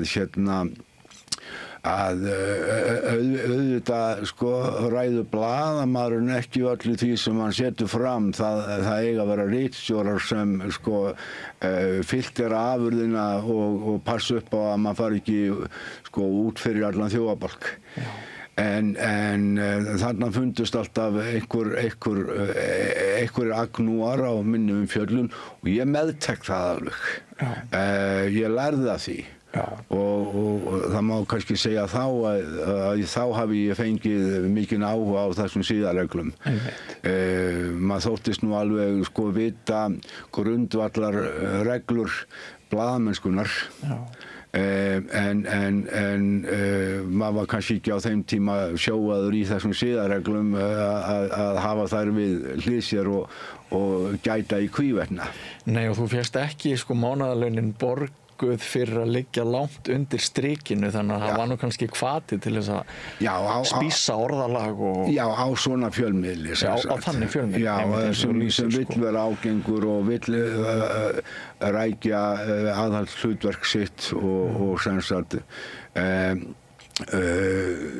vera ákveðin í að knýja fram sannleikann og svo framvegis sem sagt. En og það var sjálfur sér sko, það var eðli þessara umfjallan hjá mér en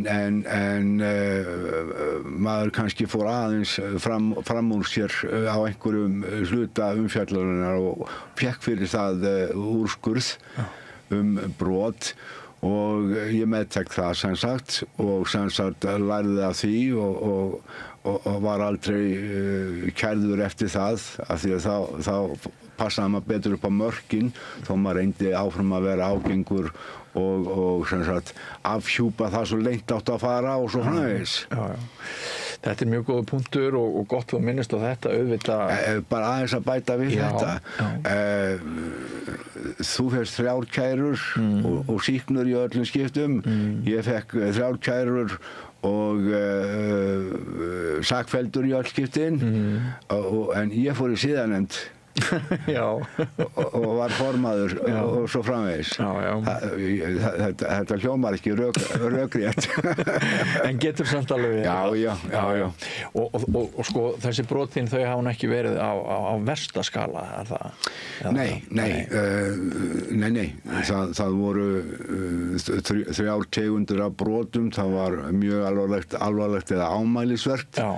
Og ef það var mjög alvarlegt þá þurfti að birta úrskurðarorðin í viðkomandi fjölmiðli. En þetta voru allt vægari brot, það er að segja ámælisvert og þá þurfti ekki að birta úrskurðarorðin og það munar svo sem miklu það. Ég skrifaði nú bók sem sumpart fjallar hótanir og þrýsting sem blaðamenn fá frá samfélaginu. Og heiti Besti vinur Aðal og í þeirri bók lýsi ég bara því hvernig valdhafar reyna að hafa áhrif á okkur blaðamenn stundum alveg pottitt með siðlausum hætti og stundum nánast með glæpsamlegum hætti og mér finnst ágætt að bara rifja það upp að siðareglu svipunni henni, hún skall á bakinu á mér örugglega svo 100 skipti á þessum langa ferli sem ég hef átt í einhverju sem við getum kallað alvöru blaðamennsku.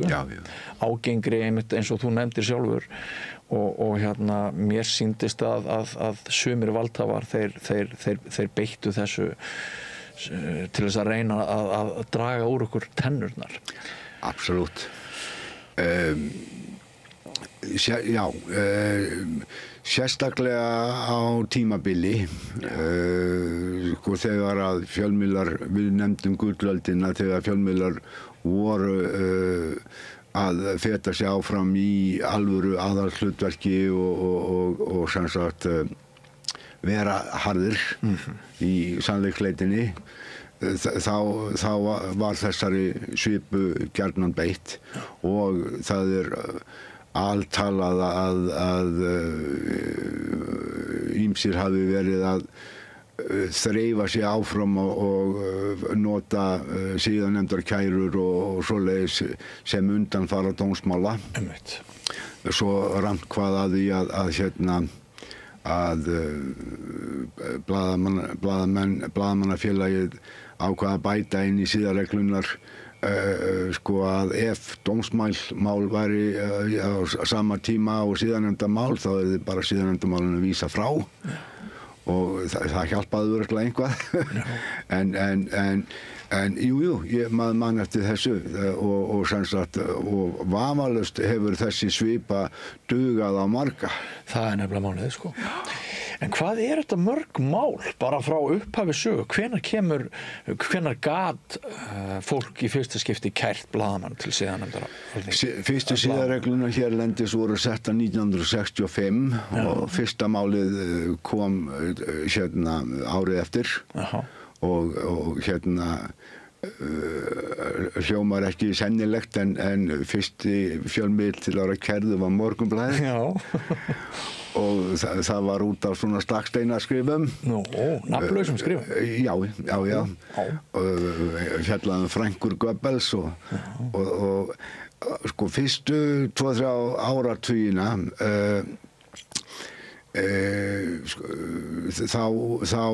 þá var sakfellinga hlutfallið alveg ótrúlega hátt. ég tala sakfelling og sýknur. Það er svona innan gæsalappa? Já, innan gæsalappa, hafa það í huga. En ég hef sem sagt borið það saman, sko, ég held að ég hafi miðað við 20 fyrstu árin eða eitthvað svoleiðis að þegar horfti til þeirra mála sem var ekki kannski vísað frá heldur kom annarkvort brotaúrskurður eða ekki brot að þá var hérna sakfellinga hlutfalli 75%. Já.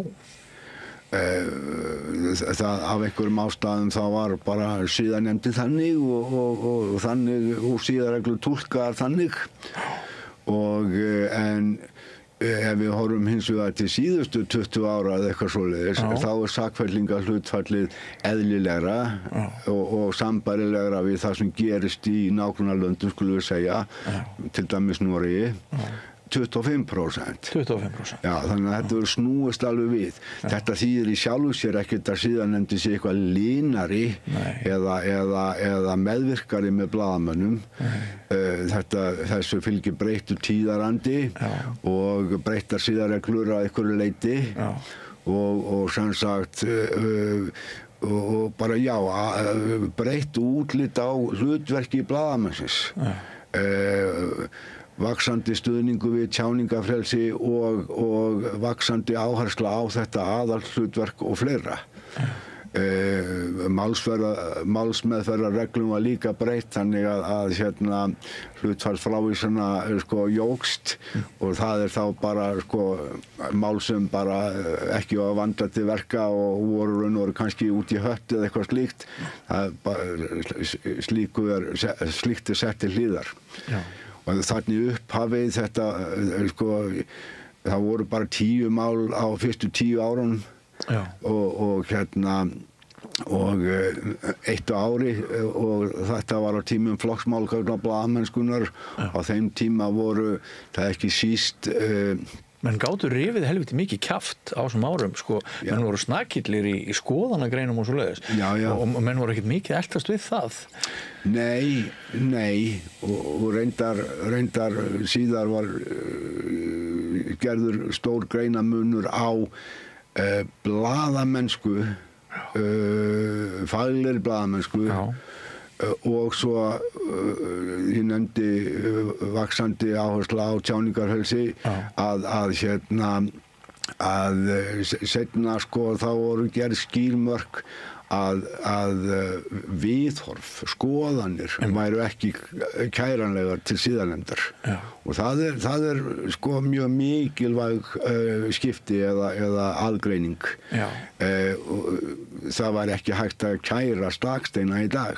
Nei, en fyrir 1965 man ég eftir að hafa lesið allmörg dómsmál þar sem að menn voru mjög aggressífir í því að ekki síst að djöflast á vinstri fólki sem bara segi það nú eins og að það þurfti oft ekkert mjög mikið til þess að þú bara færi fyrir dóm og dómarar voru nú oft ekkert með mönnum í liði sem að þóttu segja hluti sem að samfélaginu fannst ekki þægilegt. Nei, rétti það en síðan náttúrulega reynir alltaf að vera fagleg og gengur út frá siðareglum en siðareglunar hjá okkur eru nokkuð almennar og næstistar í öllum löndum þar sem það hefur verið skoðað og það að siðareglur í Íslandi séu almennar og stuttar það sendir mikið túlkunarvald yfir til siðanefndar. Og það sem sagt, þar myndast reglurnar að baki reglunum, fordæmin frá siðanefnd og það er hvorki hægt að segja að siðanefnd sé meðvirk með blaðamönnum eða vond við blaðamenn. Siðanefnd á hverjum tíma reynir auðvitað að komast að sanngjarnri niðurstöðu. Ég skal ekki segja með dómstólana Þar hafa margir dómar fallir sem sem maður skilur ekkert í sig, já, sem maður skilur kannski lítið í og hefur verið snúið við þeim málum sem hafa ratað til mannréttindadómstóls Evrópu eða hvað það heitir. Við höfum stundum þurft að sækja okkur réttlæti út fyrir landsteinum. Já, og fleiri sviðum. Já, heldur betur. Heldur betur. Ég held enda að dómsmálum gegn fjölmiðlum hafi hugsanlega bara fækkað í kjölfarið. Já, akkurat. En kannski eru fjölmiðlar í dag ekki eins ágengir og það voru. Já, það er nefnilega það sem að mér finnst vera. Já. Mér finnst það það er meiri einsleitni, það er þögn eða hlutleysi eða bara sæmilega jákvæð umfjöllun. Það er tökum bara sem dæmi, síðustu helgi, þá fer frá einhver umdeildasti stjórnmálamaður samtímans með tugi hneykslismála og spillingamála á samviskunni. Það var ekki einn einasti fjölmiðill sem var að segja okkur frá fréttum landsfundar Sjálfstæðisflokksins sem að rifjaði upp af hverju þessi tímamót væru svona merkileg út frá svona einhverju gagnrýnu. Við heyrðum bara lofræðum Bjarna Benediktsson frá móti kvölds í öllum fjölmiðlum og hinir og aðrir þögðu aðrir fjölmiðlar þögðu. Þetta finnst mér svolítið svona að hafa gerst núna síðustu misserum. Ég efast að þetta tengi siðareglunum. Ég held að þetta sé meira bara samfélagsbreytingar og eins og við ræddum í upphafi þáttarins hvað fjölmiðlun á Íslandi er veik. En þetta er sannlega áhyggjuefni, myndi ég segja. Já, nú stundir já. Kannski koma betri tímar í kjölfarið, ég veit það ekki. Þetta hefur sveiflast mikið fram og tilbaka. Já.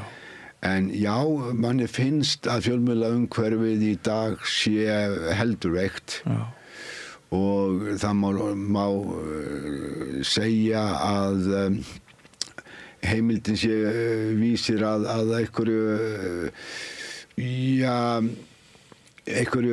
beittu og sem sagt með aðhaldshlutverk í huga og slíkt. Og vissir þættir á RÚV og fleira en þetta voru fleiri póstar áður og sem sagt og nú í dag þá náttúrulega þeir sem eru beittir, þeir kannski drukna bara í einhverju samfélagsmiðla óreiðu og upplýsinga óreiðu og það er sem sagt miklu erfiðar í dag að meta hverjir eru að segja og gera rétt heldur en áður var. Já. En aftur að siðareglum stundum hefur verið kært vegna þess að það var ekki leitað álits og það vantaði einhver sjónarmið. Er einhver munur á því hvort ég skrifa frétt í einhvern fjölmiðil á morgun það að Bjarni Benediktsson hafi stólið 1000 kalli eða Jón Jónsson hafi stólið 1000 kalli? Er einhver munur á því hvort ég náði í Bjarna og hans sjónarmið kom fram í fréttinni eða sjónarmið Jóns Jónssonar sem engin veit hver er? Það á ekki að vera það og það er í siðareglum að þegar mikið ber við og framkoma alvarlegar ásakanir og fleira þá beri absolút að veita ansvararétt og leita sjónarmið að þessum ásakaður er og það er ekki bara siðareglur, það eru bara almennt prinsip í blaðamennsku. Hvaða áhrif maður lætur ekki ná í sig? Sá sem vill ekki láta ná í sig. Ég meina segjum að blaðamaður sé alltaf á hold, hann sé að bíða með að klára fréttina, hann þurfi viðbrögð frá þeim sem fréttin hverfust og áhrifamaðurinn sem er fjallað, hann lætur ekki ná í sig, hann svarar engu skilabóðum og hann tekur ekki símann og svarar ekki tölvupóstum. Getum maður stundum þurft að birta fréttina á þessu? Já, það er líka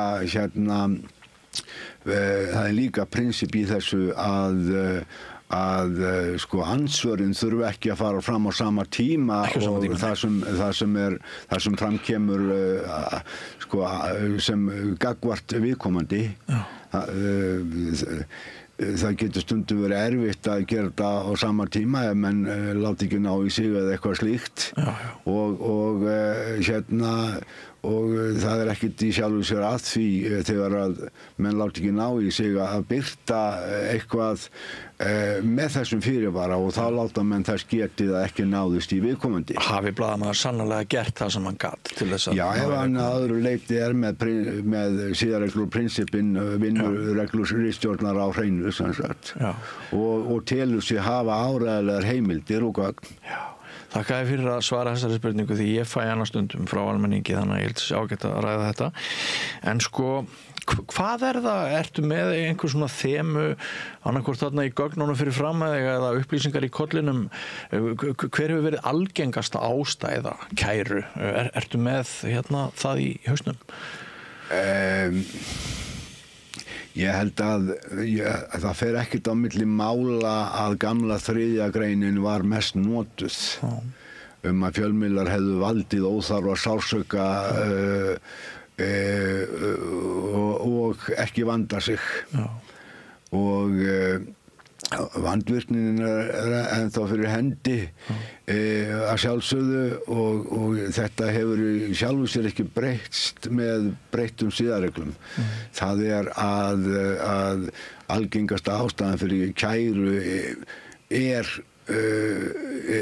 sko að það komi frá einstaklingum og að menn eru sárir yfir einhver umfjöllun. Og það svo sem skiljanlegt að sárindi séu oft til staðar en svo spurningin kannski hvort að menn séu sárir með réttmætum hætti eða hafa eitthvað á samviskunni sem sagt. Já, þú spyrð sem sagt hvort að sé einhverjar tilteknar ástæður fyrir kærum. Ég hygg að það ekki þannig til dæmis að pólitíkusar séu að kæra mikið. Nei. Þeir fá á sig gusur og þeir sætta sig við það þeir júki ekki endilega síðanend. Og sama má kannski segja flesta forstjóra eða eitthvað slíkt. Það frekar þá að það séu sem sagt almennir einstaklingar sem hafa verið að kæra og svona kannski samtök og fleira slíkt. En það ekki hægt að segja að það sé sko einhver sérstök meint brot umfram önnur að þessari gömlu 3. grein frátaldri að einhver hafi gengið og langt og sært viðkomandi. Nei. En hver kærðasti blaðamaður Íslandssögunnar? Já, ég get nefnt það nafn en þá verður að hafa í huga að ritstjórar oft meðkærðir og þá bara sem einhvers konar ábyrgðamenn og þeir ekki endilega þeir sem skrifuðu eða stóðu fyrir viðkomandi umfjöllun. Kærðasti einstaklingur siðareglusögunnar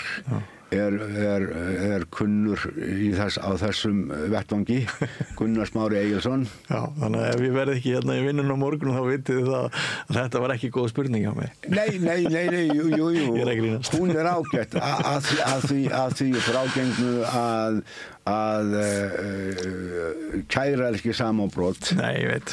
Og að í þessum tilfellum sem Gunnar Smári var kærður þá ekki endilega vegna þess að hann var sá sem skrifaði eða fjallaði viðkomandi málefni. Hann var yfirmaður. Já, hann var yfirmaður, og berðu þetta ábyrgð sem slíkur, sko. Hvað þetta mörg mál samt? Já, það eru 9 sem ég fann á hann, sko.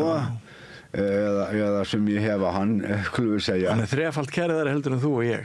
Já, en eins og ég segi, sem ritstjóri með kærður. Já, hann með kærður. Og satt að segja þá ég nú ekki skoða sakfellinga hlutfalli hjá honum en en þetta voru ærið misjafnar kærur skulum við segja. Já. Sko Þórður Snær Júlíusson, hann satt hér daginn og hann orðinn framkvæmdastjóri Samfylkingarinnar og við höfum séð ansi marga góða blaðamenn hætta í blaðamennsku núna upp á síðkastið. Heimir Már orðinn framkvæmdastjóri upplýsingafulltrúi Flokks fólksins og ég geti talið upp alveg reynt bara blóðslóðin löng, sko, ég kalli þetta blóðslóð vegna þess að þetta er blóðtaka úr íslensku fjölmiðlaheimi að missa gott fólk yfir í pólitíkina. Það er til nóg af fólki í pólitík en það er ekki til nóg af góðu blaðafólki. Nei. Það er bara þannig. En Þórður Snær sagði mér semst í viðtali hérna fyrir kannski 3 vikum eða svo að áreitið hefði verið kannski ein megin orsök þess að honum fannst bara komið gott. Já. Og þetta áreiti sem að er oft rætt í blaðamennskunni. Það er ekki bara vinnutíminn af því að maður er í rauninni allan sólarhringinn að meðtaka upplýsingar og að leita að upplýsingum. Það verður bara að vera þannig ef maður ætlar að vera eins og þú þekkir sjálfur með hjartað í þessu. Það er ekki bara það er ekki bara vinnutíminn og ekkert sérstök laun eða svoleiðis. Heldur það er bara svona maður upplifir oft að þeir séu bara ekkert allt og margir Íslendingar sem séu að þakka manni fyrir sko sjálfstæða, ágenga, faglega, hlutlega blaðamennsku. Og ég er nú ekki að segja þetta tengist þessum siðareglum beint en maður hefur samt, eins og við vorum að ræða áðan, þá var stundum eins og að sko almenningur bara miskilji hlutverk blaðamanna. Tengirðu við þetta? Mikil ósköp og sem sagt það fer ekkert á milli mála, það er ekkert sérstakt við daginn í dag þetta áreiti í sjálfu sér nema að mér sýnist að það hafi aukist töluvert að blaðamenn upplifi sko hótanir og jafnulega einelti vegna umfjöllunar.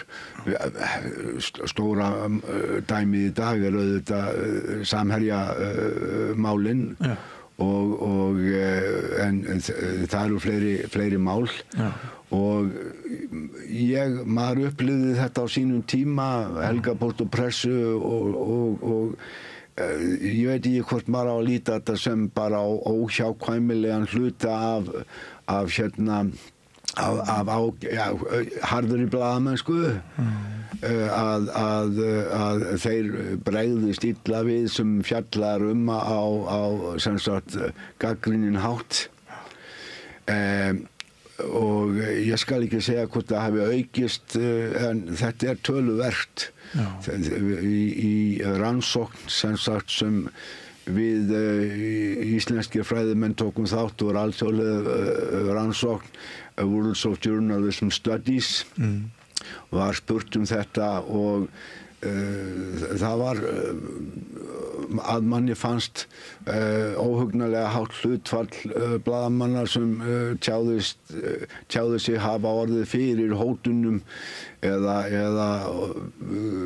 jafnvel einelti og slíku og manni fannst nóg en maður kannski veit ekki alveg hvort að þróunin hefur verið í átt að aukningu eða hvort þetta hafi alltaf verið til staðar til þess vantar samanburð en þetta er töluvert það sem sagt. Það hins vegar ekki mörg dæmi lóðbeint ofbeldi. Það eru hótanir ofbeldi frekar en ofbeldi sem framkvæmt. Já, mann eftir 1-2 tilfellum og háttvirtur blaðamaður Einir Traustason, hann varð, skulum við segja, næstum fyrir barsmíðum á ritstjórn DFF minnst hvort einu sinni, en það er ekki mikið þetta og kannski er þetta meira ábyrgandi núna þegar að á tímum samfélagsmiðla og fleira áður þurfti að hringja til að viðhafa hótanir og senda tölvupóst og eitthvað svoleiðis og það er ekki eins íþykjandi og beinlínis í umræðu á samfélagsmiðlum sem allir geta séð þannig séð. En þetta hefur vafalaust fælt ýmsa frá blaðamennsku. Já, það er engin spurning. Og sumt af okkar besta fólki. Já, mér finnst ég hafa orðið var við það að til dæmis núna í kjölfar Samherjamála að það eru margverðlaunaðir blaðamenn að hætta í blaðamennsku og það er slæmt. Því að jafnframt því sem ég hef skoðað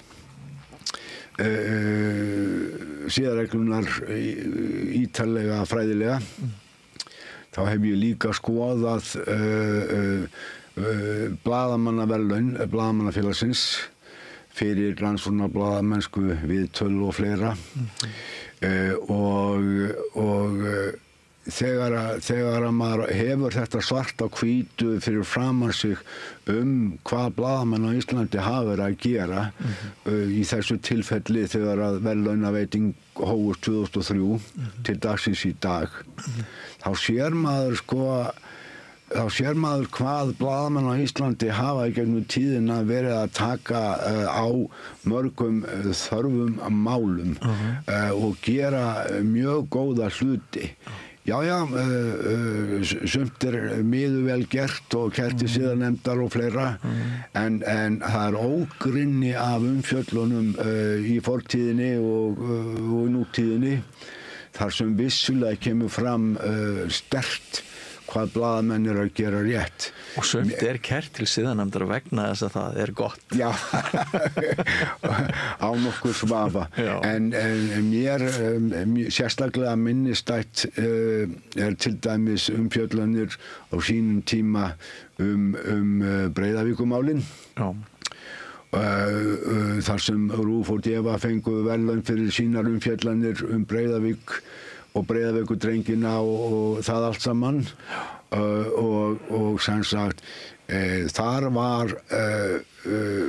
var mikil þar voru stórfelldar misgjörðir afhjúpaðar og með fantagóðri rannsóknarblaðamennsku og það leiddi til umræðna á Alþingi og lagabreytinga og greiðslna sanngirnisbóta og þetta hefði ekki gerst nema með því að viðkomandi Breiðavíkur börn tjáðu sig og viðkomandi fjölmiðlar fór í saumana á málinu og upplýstu hvern krók og kima. Já, og nokkuð þátt í þessari afhjúpun átti Sigurjón Magnús Egilsson, ef ég mann rétt. Já. Og kollegi minn hér sem að fekk held ég rannsóknarblaðamennskuverðlaun 2007 og 2008 2 ár í röð og þar á meðal fyrir þetta mál. Já. Þannig að Já, Sigurjón má eiga það að hann var byrjaður að vara við hruninu kannski meir en aðrir áður en það gerðist og fekk verðlaun fyrir það vissulega til hamingju Sigurjón. Já, einmitt.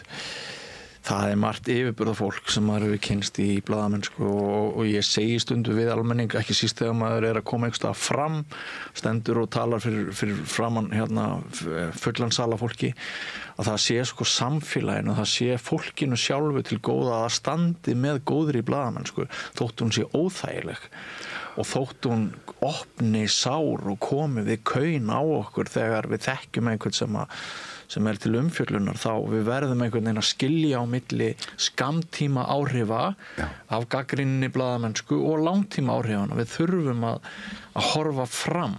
En þetta náttúrulega mjög erfitt í fámennu landi þar sem allir þekkja alla nánast með einhverjum hætti. Tengsl eru eins mikil og þau eru og oft eru þetta valdaklíkur sem að hafa náð líka að beygja fjórðavaldið undir sig. Absolutt og þetta hefur í sjálfu sér alltaf verið þannig að það erfitt að vera beittur blaðamaður í fámennu landi og kannski sérstaklega fyrir fólk eins og þig sem var að reyna að gera sitt besta í þeim efnum úti á landsbyggðinni skiljum við, aðeins skárra. Og fíknjörtilraun. Já, kannski aðeins skárra hérna í meintu fjölmenni Suðvesturhornsins. En þorpsbragurinn hérna líka. Já, mikil ósk. Með samanburði. Mikil ósk.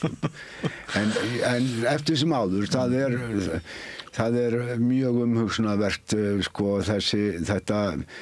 þetta erfiða umhverfi að allir þekkja alla og einhverju frændi manns eða einhver í einhverju félagi með manni eða eitthvað svoleiðis og þá koma upp þessar vanhæfis ástæður að ef það einhver slík tengsl milli blaðamanns og umfjöllunarefnis þá á hann að standa upp og víkja og fela öðrum að gera þetta en það kannski ekki alltaf hægt þegar að stéttin fámenn og ekki nógu margir til að taka við keflinu, sko. Nei, það alveg rétt.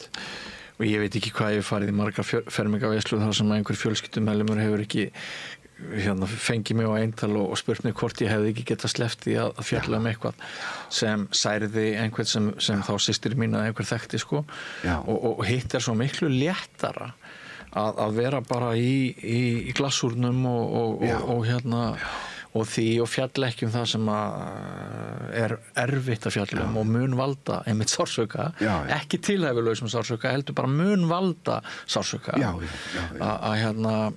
En við verðum einhvern veginn að komast upp úr þessum skammtíma skilningi á eðli fjölmiðla og varðhund slutverki fjölmiðla. Absolutt, og talandi óþarfa sársauka eins og þetta var orðað, það að menn telji að eitthvað sé til sem heitir óþarfur sársauki, að valda ekki óþarfa sársauka, það þýðir vantarlega grænt ljós á að þarfur sársauki sé fyrir hendinni. Ekki satt. Jú, við getum með öðrum orðum. Já, sannleikurinn getur verið erfiður. En hann gerir þig frjálsan. Já. Og ef þú hefur sem sagt sem blaðamaður góða samvisku að þú hafi fylgt öllum vinnureglum og siðareglum og þú hefur pottþéttar heimildir og gögn þá hefur þú góða samvisku og það er miklu betra heldur en að mæti í þessar fermingaveislu sem þú nefnir og vera ekki með góða samvisku. Ég held það. Og þetta sem ég kalla autopilot, sko, þetta flæði þar sem maður bara eldir söguna og maður passa sig á því að hugsa aldrei hvað gerist eftir að fréttin hefur verið sögð. Maður bara ítir því alveg kerfisbundi frá sér. Þetta er náttúrulega eina alvöru viðmiði sem maður getur haft góða blaðamennsku. Að maður sé ekki að velta því fyrir sér hvað verði þann persónulega sem flytur frétt sem að manni finnst að verði að flytja. Já. Þau ég nefndi áðan verðlaunaðar umfjallanir. Það er umfjallanir sem fengu verðlaun eða tilnefningar og vafalaust hafa sært hinn á þessa forstjóra einhverja stofnana eða fyrirtækja eða pólitíkusa eða eitthvað slíkt. Það fylgir bara málinu og ekki efa ég það að einhverjir fangar og brotamenn séu uppfullir af sárundum út í einhverja dómara sem hafa dæmt til fangelsisvistar eða eitthvað slíkt. Þeir fá vafalaust sínar hótanir og gagnrýni. Heyrðu, það er búið að vera mjög áhugavert og skemmtilegt að ræða við Friðrik Þór Guðmundsson. Er eitthvað svona, ertu með einhverja rúsínu þarna í siðareglunum? Já, þær eru náttúrulega ýmsar en kannski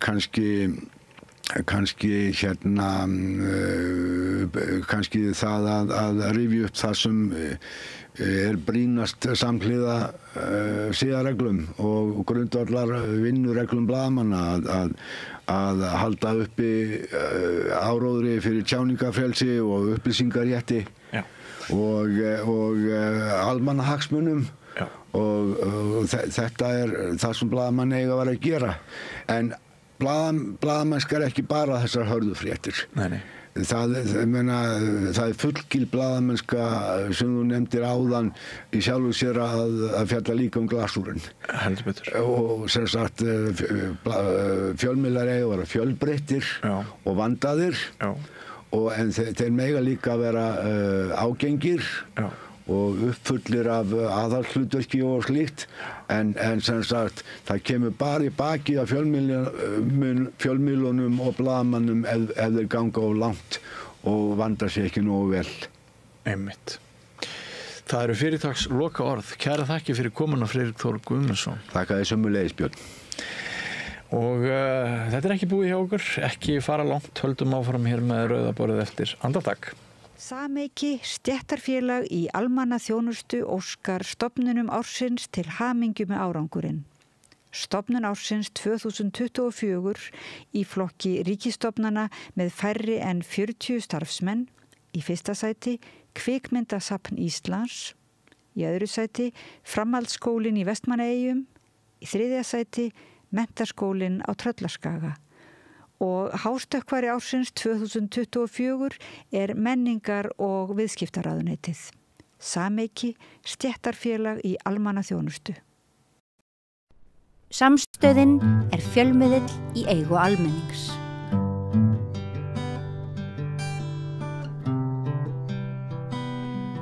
Það rektorskjör framundan og það eru 5 í framboði allavega og við ætlum að nota tækifærið við rauðaborðið að fá þetta fólk hingað til okkar kannski til þess að kynnast því aðeins en líka að nota bara tækifærið og ræða háskólan sem mikilvæg stofnun í samfélaginu. Við gerðum þetta í biskupskjörinu, þá fengum við alla sem að rétt upp hönd og lýstuð yfir að þau vildu vera biskupstir og notum tækifærið til að ræða stöðu kirkjunnar og kristni og guðmóta hvað ekki í samfélaginu. Og við ætlum að endur taka þetta núna. Ég byrjaði hérna í gær að þá fékk ég hann Magnús Karl Magnússon hingað. En nú komið að nýjum frambjóðanda. Hún hingað komin Ingibjörg Gunnarsdóttir. Velkomin. Takk fyrir. Aðstoðarrektor vísinda og samfélags eins og heitir og prófessor í næringarfræði.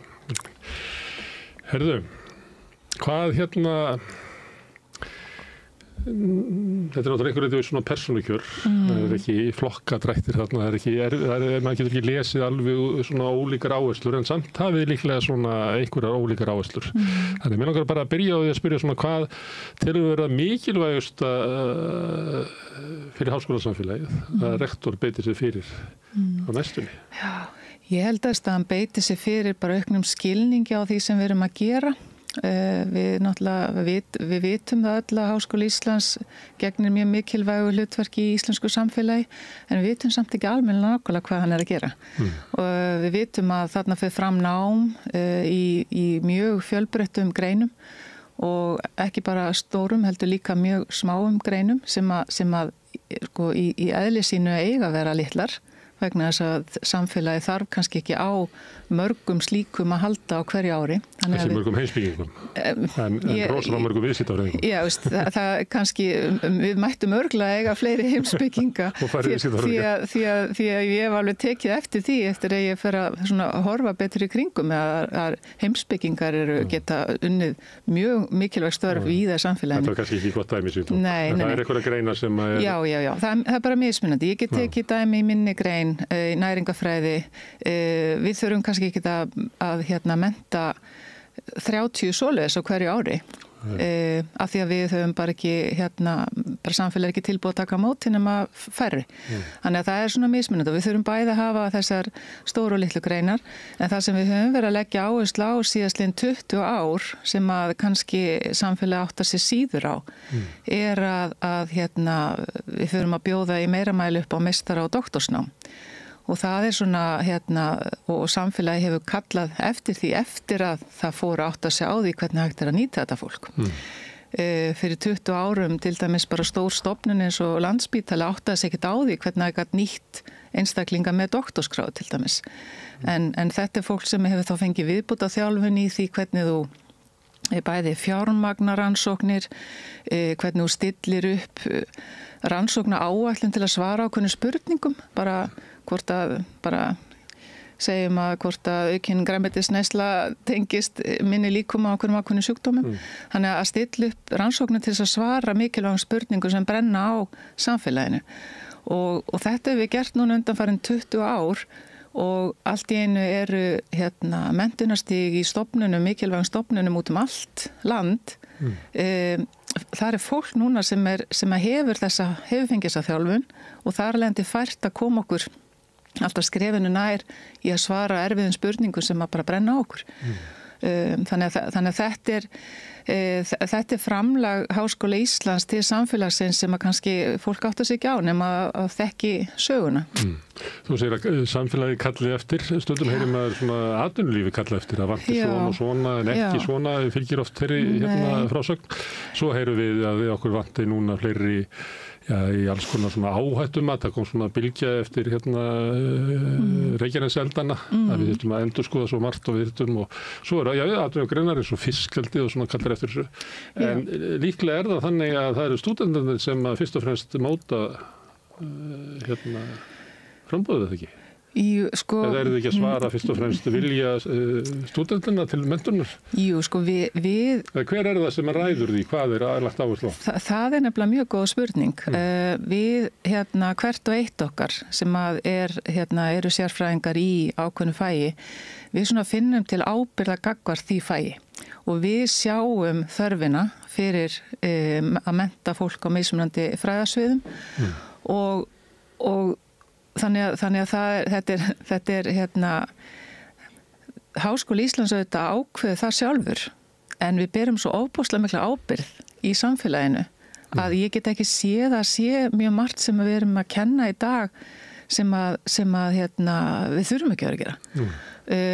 Bara við erum ofboðslega frjó stétt og það er fullt af hlutum sem við myndum vilja vera að kenna og það er verið að þrýsta á okkur úr samfélaginu að við þurfum að gera meira af hinn og þessu. En það er samt einhvern veginn ekkert af því sem við erum með í dag sem að okkur finnst við geta sleppt í að gera. Og Háskóli Íslands hefur alltaf haft mikið frumkvæði í bara öllu mögulegu. Eins og til dæmis það að svara kalli þegar að vanta núna meiri þekkingu á ákveðnu sviði, þá svörum við því kalli. Fáum ekki endilega alltaf nýtt fjármagn með þessum nýju verkefnum. Það gerir næstu því sjálfkrafa bara viðbragð háskóla samfélagsins. Já, það þarf ekki orður úr ráðuneytinu. Nei, alls aldrei. Og það er, þetta er raun þetta akademiska frelsi sem að er eitt af bara megin gildum háskóla. En þessu akademiska frelsi fylgir líka ábyrgð því að við erum til dæmis við tökum ákvörðun það sjálf hvað við teljum mikilvægast að miðla til nemenda og þá líka til samfélagsins og það er engin annar sem að er að búa til þetta kennsluefni fyrir okkur. Við þurfum að safna þessum upplýsingum bara úr heiminum öllum, koma því hingað til Íslands, miðla því til nemendun okkar, til annara í sömu fagstétt og til samfélagsins alls. Og þetta er eitthvað sem að ég held að fólk áttar sig ekki almennilega á að við höfum, það er enginn sem að færa okkur eitthvað kennsluefni eða búa til eitthvað kennsluefni fyrir okkur eða móta rannsóknar hugmyndir. Við fáum þær bara með því að horfa í kringum okkur. Hérna er eitthvað vandamál, við þurfum að gera einhverja rannsókn til að athuga hvort við getum leyst þetta vandamál, alveg sama á hvað svið það er. Og það þarf enginn að horfa yfir öxlina á ykkur? Enginn það, nei. Ráðuneytið þarf ekki að segja að þróunin í þessari uppbyggingu sem hefur orðið svona í háskólanum, hún er nú ekki alveg nógu góð, þannig að ég ætla að, eins og kannski dæmi síðasta háskólaráðherra sem að tekur svona hluta framleginn til háskóla, beilir út aftur til verkefna sem henni þóknaðist meira. Já, en verkefni sem voru að deila út, þetta var náttúrulega óþægilegt af því að þetta var allt innu bara hurfu þarna peningar sem við hefum verið að nota til þess að gera sem við erum að gera í dag. Hún taldi sig eiga þó en ekki þið. Hún taldi sig eiga þó en ekki þið. Já, en það er sem sagt það sem var gert við þetta er að vera kannski að undistinga jarðveginn með það sem að núna við viljum vera að gera að samnýta betur krafta okkar í háskólakerfinu á Íslandi. Þannig að ég var mér langaði svolítið að koma því að þessi skýrsla sem var birt í gær hagræðingatillögur. Það var náttúrulega búið til, hvað samsteypu úr Já, sko við höfum verið í samtali við Háskólann á Hólum og það hefur gengið afskaplega vel og en ég var svolítið hissa á því að heyra fjölmiðla tala hagræðingu í sömu setningu og sparnað því að það bara rannsóknir sýna það að sem sagt sameining háskólastofnana hún skilar vissulega hagræðingu en við erum ekki að tala sparnað. Hagræðingin felst í því að við nýtum innviðina betur, við nýtum kraft okkar betur með aukinni teymisvinnu og skilum þá meiri verðmætum og þegar að háskólar tala verðmæti þá erum við að tala fólk. Við erum að tala menntað fólk sem gagnrýna hugsun, getur sinnt inn að þessum störfum. Þið getur gert meira fyrir sama pening en það er ekki þannig að þetta spara peningin. Nei, þannig að við erum í raun að fá meira út úr því sem við erum með í dag. Í heildina háskólakerfið bara mjög illa fjármagnað og við erum bara langt frá OECD meðaltölum og við viljum helst náttúrulega vera að bera okkur sama við Norðurlöndin og þar eigum við ennþá lengra í land. Þannig að mér finnst svona að það hlýtur að vera, ég ætla bara að segja hér að það hlýtur að byggjast á misskilningi að það sé vera að tala hagræðingu og sparnað í sömu setningu.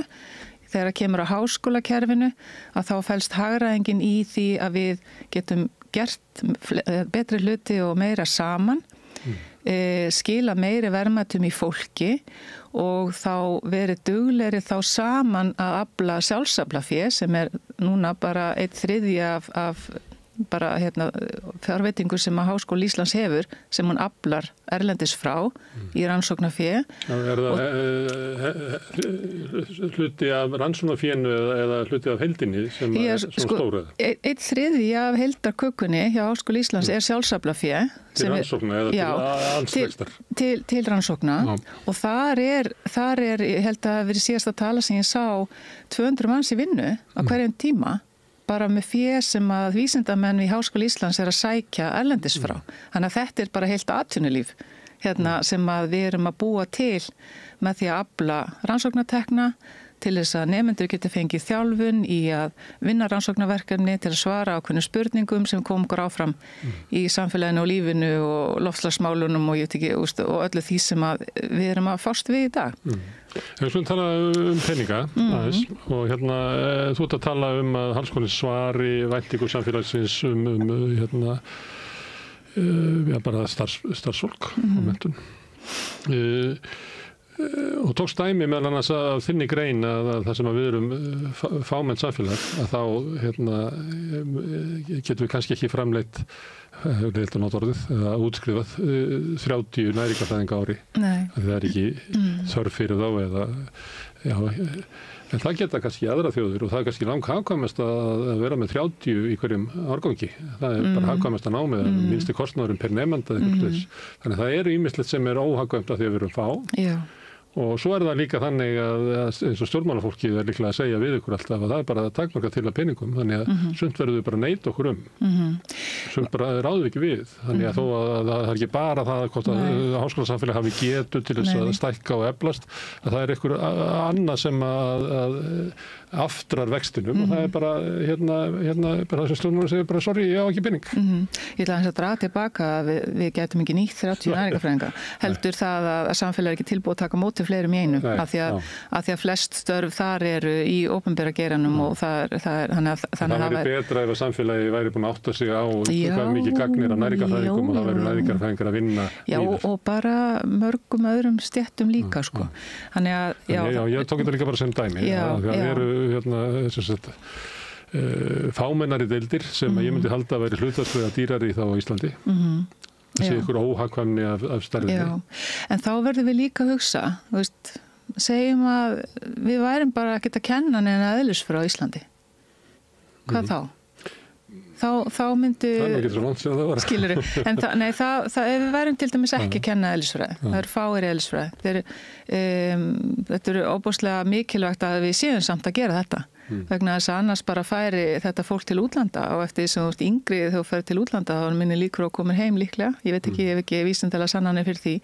Þannig að við þurfum bara að fjárfesta í þessu að geta kennt fámenna greinar ef við bara, því nú ég með bakgrunn í íþróttarhefingunni, ef við myndum hugsa svona eins þar, þá væri við bara með fótbolta og fimleika. Það væri engar aðrar íþróttagreinar, þannig að ef okkur líkaði ekki fótbolti eða fimleikar, að þá þyrftum við bara að gera það.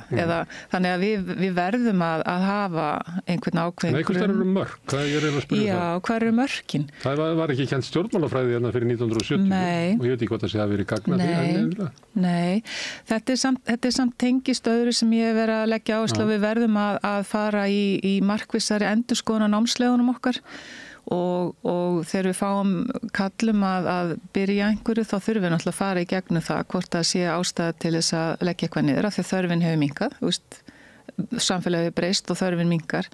Við höfum alveg dæmum slíkt hafi verið gert. Það er alltaf svolítið sársaukafullt af því að það er allt mikilvægt. En auðvitað þurfum við markvisst að gera það, að fara í gegnum námsframboðið og skoða hvort það sé eitthvað sem hægt er að samnýta betur. Við getum í sumul tilfellum í staðin fyrir að stofna eitthvað nýtt, þá getum við mögulega breytt nafna þegar maður þarf stundum að kalla inn í nýjungar sem eru að gerast í samfélaginu. Og þannig að það er ýmislegt hægt að gera sjálfsagt innan hús en grundvallar svona áskorun liggur í því að allt kerfi, þá er ekki bara að tala um Háskóla Íslands heldur, allt háskólakerfi á Íslandi er undirfjármagnað. Það er svona grunnurinn. Hinum helmingnum að tölum peningana. Þannig að það er ekkert sérstakt að því hvernig eru teknar ákvarðanir hvernig ég nýta peningi sem kemur. Vandamál er það að peningur er bara allt og lítill. Nei, það er ekki alveg það sem ég var að segja. Það sem er vandamálið er að við erum hérna með pening sem kemur frá ríkinu. Á mínum mati erum við of mikið að horfa á það hvaða breytur ráðuneytið er að horfa til þegar að ráðuneyti skiptir kökunni á milli háskóla á Íslandi. Við þurfum í meira mæli að búa okkur til okkar eigin módel, óháð því hvernig við skiptum peningunum innan Háskóla Íslands.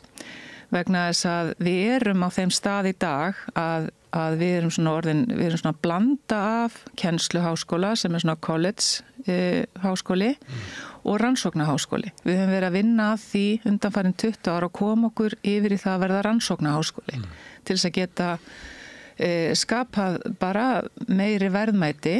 En hafi ekki stuðning stjórnvalda? Ég kannast við stjórnvald sem hafa talið það sem eitt af markmiðum þeirra að háskólinn hækki upp einhverja lista yfir bestu háskóli í heimi og það gerur líklega með rannsóknum. Já, rannsóknir náttúrulega, það er líka að verða sífellt meiri krafa á það að við gerum betur grein fyrir því hverju rannsóknar okkar er að skila og það er mælikvarði sem að við í háskólakerfinu þurfum að skilgreina í raun og veru fyrir stjórnvöld því að þau vitir raun og veru ekkert hvernig þau að meta okkur. Við þurfum að eiga samtali við eins og bara hvernig metum við samfélagslega áhrif. Til dæmis það að Háskóli Íslands sé að standa fyrir viðburðaröðum sjálfbærni og sjálfbærni markmiði Sameinuðu þjóðanna. Það er ekkert í þessu módeli. Hvernig við erum í forystu þegar kemur að jafnréttismálum og hvernig við erum í forystu þegar kemur að vísindamiðlun með vísindasmiðjuna, vísindavefin sem að allir grunnskólar og framhaldsskólar landsins er að nota. Þannig að svona hlutir er líka eitthvað sem við þurfum að horfa á og eins og Háskóli Íslands að því hann er í þessu leiðandi hlutverki þarf að fá það metið. Ekki bara það að við séum að klára einhverjar BS-gráður og MS-gráður og doktorsgráður heldur allt þetta sem við erum í forystu í Háskóli Íslands. Er það þannig að þið leitið til ráðuneytisins sem einhver leitið það er uppspretta peningana, stærsta hluta peningana. Já. Og það koma svona kröfur það að sé eitthvað gagnsemi eða eitthvað svona mælikvarðar. Og það sem módel sem þau leggja til er bara einfalt að vanti skorti þekkingu hjá kaupandanum að verða þá í þessu tilfelli á því hvaða vöruverðin er að kaupa. Ég ætla ekki að orða það þannig vegna þess að það var búið til nýtt módel og það er margt mjög gott í því módeli fyrir Háskóla Íslands sérstaklega af því að það er verið í fyrsta skipti að meta sérstaklega útskriftir doktorsnema sem er rosalega mikilvægt fyrir samfélagi að fjölga doktorsmentuðu fólki að þetta er ákveðin þjálfun sem fólk fær sem að nýtist mjög víða. og síðan fáum við þarna inn hvata til þess að sækja erlent fjármagn til þess að geta búið til þetta atvinnulíf þar sem að ungt fólk getur stundar rannsóknir, svara spurningum. Þannig að það var gott að fá það inn. Síðan eru aðri hlutar í módelinu sem að bara stjórnvöld alveg meðvituð bara með okkur að það bara eftir að móta og við þurfum að móta það bara með þeim. Í ráðuneytinu starfa bara fólk eins og við og situr bara hérna við borðið og hérna að reyna að finna bestu lausnirnar. Þannig að háskólarnir þurfa að gera það bara í samtali við fólkið í ráðuneytinu sem eins og ég segi, bara er fólk eins og við að reyna að gera sitt besta með takmarka fjármagn eins og við. Já, ég vísa í fámennið og það er þannig að háskólaráðuneytið okkar er kannski fáliðað en nú er kannski fyrst og fremst að eiga í samskiptum við ykkur og kannski aðeins Háskóla Reykjavík og svo minni háskóla. Þá meina kannski sambærileg ráðuneyti í öðru löndum er að eiga við marga háskóla. Já. Það er kannski hleðst upp meiri þekking og geta inn í ráðuneytinu. Ég er ekki að tala niður fólki sem er það. Ég er bara vandi þess að vera fámenn. Já, en við erum í raun og veru, maður horfir á alveg sama hvert maður horfir, að við erum náttúrulega bara fámenn þjóð. Þannig að við erum bara í raun og veru lítil allstaðar. Og það er eiginlega alveg ótrúlega magnað að sjá hvað við getum þó gert. Það kom einhvern tíman maður í heimsókn hérna frá Bretlandi úr háskóla og var alveg hissaði hvað allt virkaði hérna og bara rúta hérna frá flugvellinum og við erum bara 300 og eitthvað, 1000, þú veist. Cardiff, já, fólk verður bara hissa hvað við þó getum gert við þessa litlu fjármuni sem eru hérna til útlutunar. Ég var með manni sem held í fram að Hagstofan kynningi að telja við væri raunverulega fleiri, en það er ekki að snúa talinu þangað. Hérna,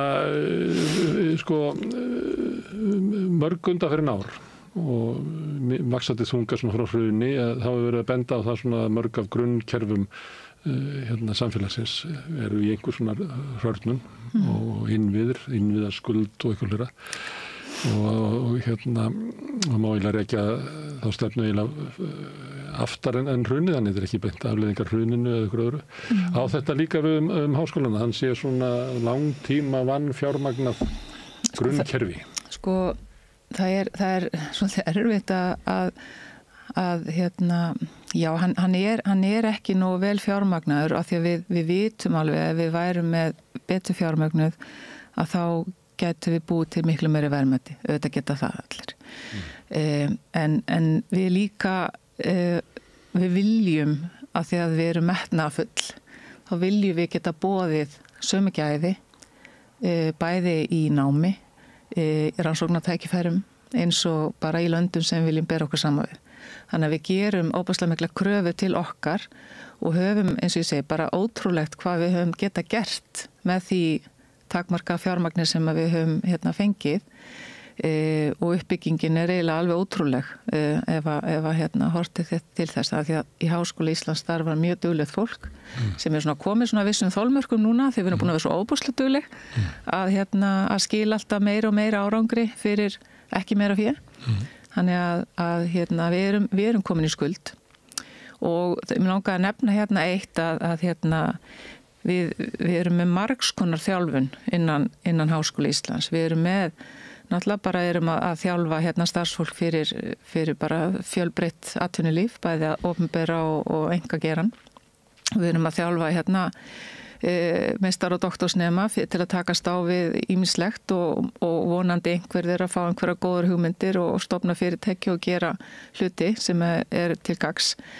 Eða fara starfin í opinberum stofnunum eins og til dæmis Veðurstofunni. Að fólki sem er þar núna, þetta er fólk sem hefur fengið sína menntun í háskólum og ef við hefðum ekki verið búin að þjálfa allt þetta fólk þar, hvernig hefðu við þá verið að díla við Reykjanesið? Ef við hefðum ekki verið búin að hækka menntunarstig í til dæmis Veðurstofunni, þá hefðu við okkar fólk í Háskóla Íslands þurft að bera miklu meiri þunga, auðvitað beraði líka þunga og við sjáum það bara. En ef að þau hefðu ekki verið svona vel til þess fallin fólki á Veðurstofunni, þá værum við bara í vondum málum. En við þjálfum líka stjórnmálamenn vegna þess að stúdenta... Þú ert að selja mér að mentu borgi sig. Ég er að selja það, en ég er að selja líka að Háskóli Íslands er að sinna óbúslega mörgum ósýnilegum verkefnum. Stúdentapolítikin, Háskóli Íslands styður við hana, nemendur fá þær tækifæri til þess að taka þátt í deildafundum, öllum nefndum háskólaráðs, í háskólaráði, í stúdentapólitíkinni sjálfri og þar bara þjálfunarbúðir í gangi og þegar maður skoðar bara stjórnmálafólkið okkar, að ég meina flest hafa stigið sín fyrstu skref í stúdentapólitíkinni.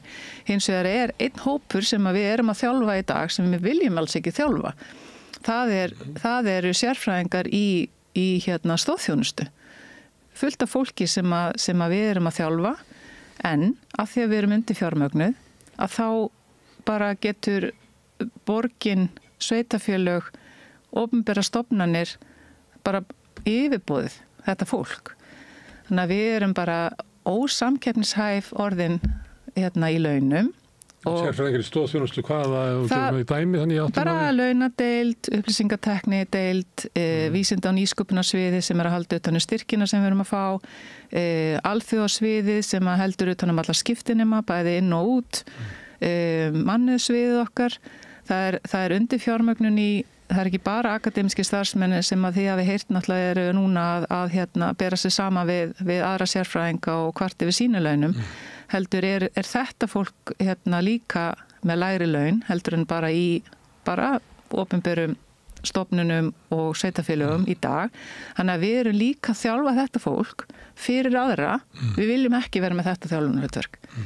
Þannig að þetta er vandinn og þegar við tölum undirfjármögnun háskólastigsins, þegar að stofnanir eins og Landspítali sem þekkt láglaunarsvæði farið að geta boðið betur heldur en virtasta menntastofnun landsins, að þá hlýtur það að kveikja einhverju viðvörunlegu sjá stjórnvöldum að við verðum að gera betur í heildar fjármögnun kerfisins. Þá hún kannski bara ekki virt.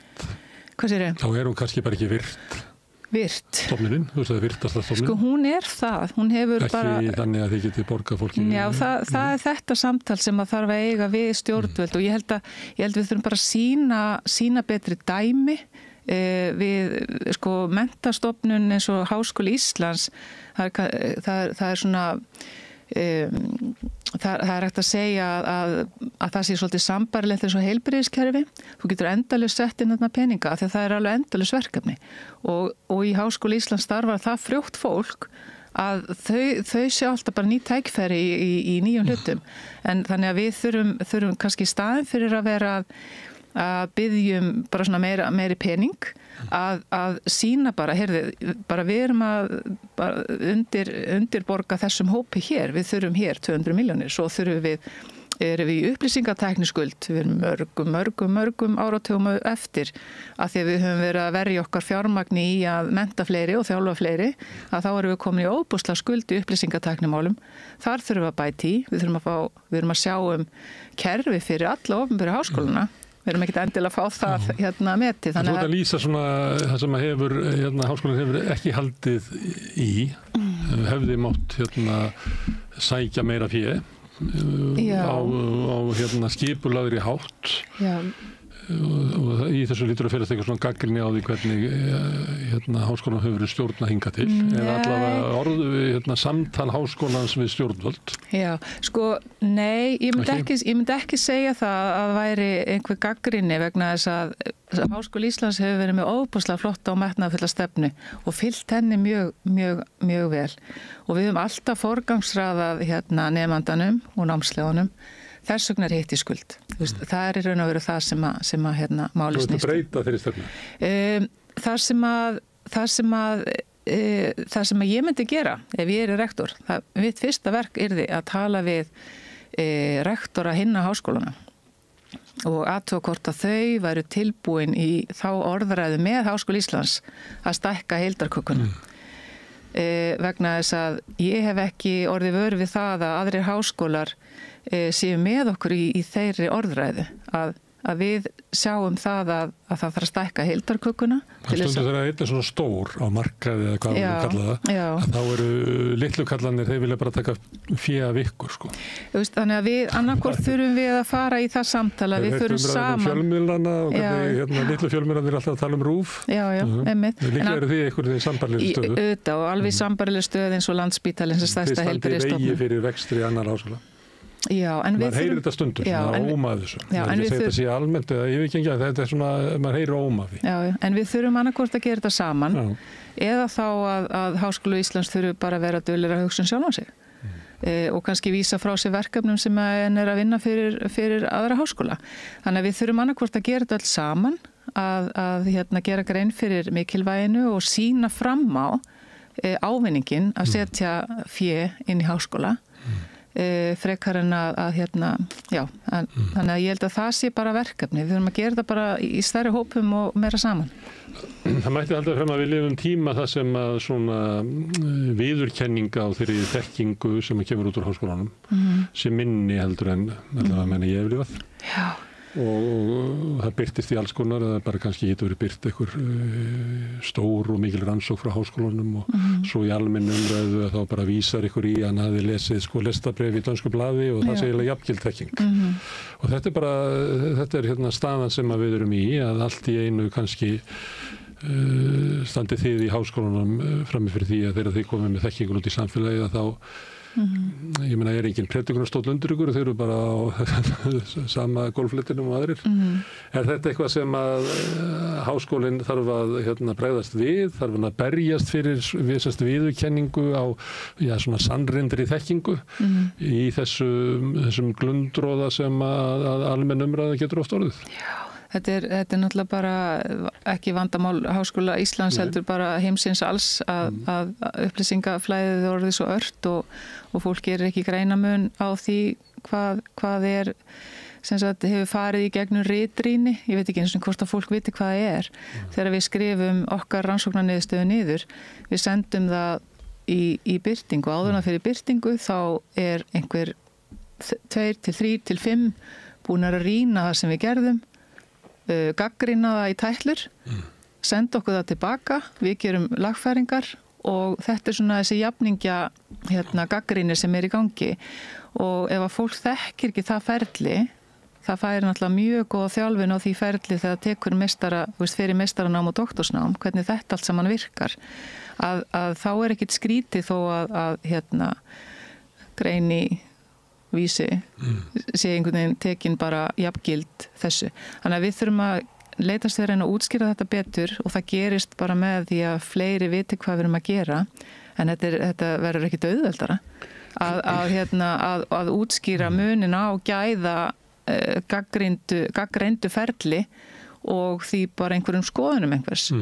Þetta er að reyna að útskýra þetta fyrir almenningi svona almennt, annað er að reyna að tryggja það að svona raunveruleg þekking eða svona skafsta sem við höfum sé undirstaða undir svona almennri umræðu. Þá er kannski bara þannig svona pólitík og annað slíkt og við oft vísa til Bandaríkjanna hvernig þið er eiginlega að velja sér sannleika og þar er kannski líka þetta rekja að það verið grafið undan háskólunum áratugum saman og það byrjar ekki í einhver svona trumpism að það byrjar bara í risastórum svona think-tankum sem eru fjármagnar af auðvasta fólki í heimi sem eru að reyna að halda því fram að það sem að þið eruð að komast að í kannski fyrst og fremst í félagsfræðideildinni og eitthvað slíku sé bara rangt og við erum með eitthvað sem er ekki ritrýndar upplýsingar og það sem að dælist núna því að þú nefndir sparnaðarskýrsluna það sem að maður sér þegar maður skoðar þessa opinberu nefnd þá er langstæðsti hluturinn sem þannig er inni hefur komið þannig í gegn frá viðskiptaráði, samtökum atvinnulífsins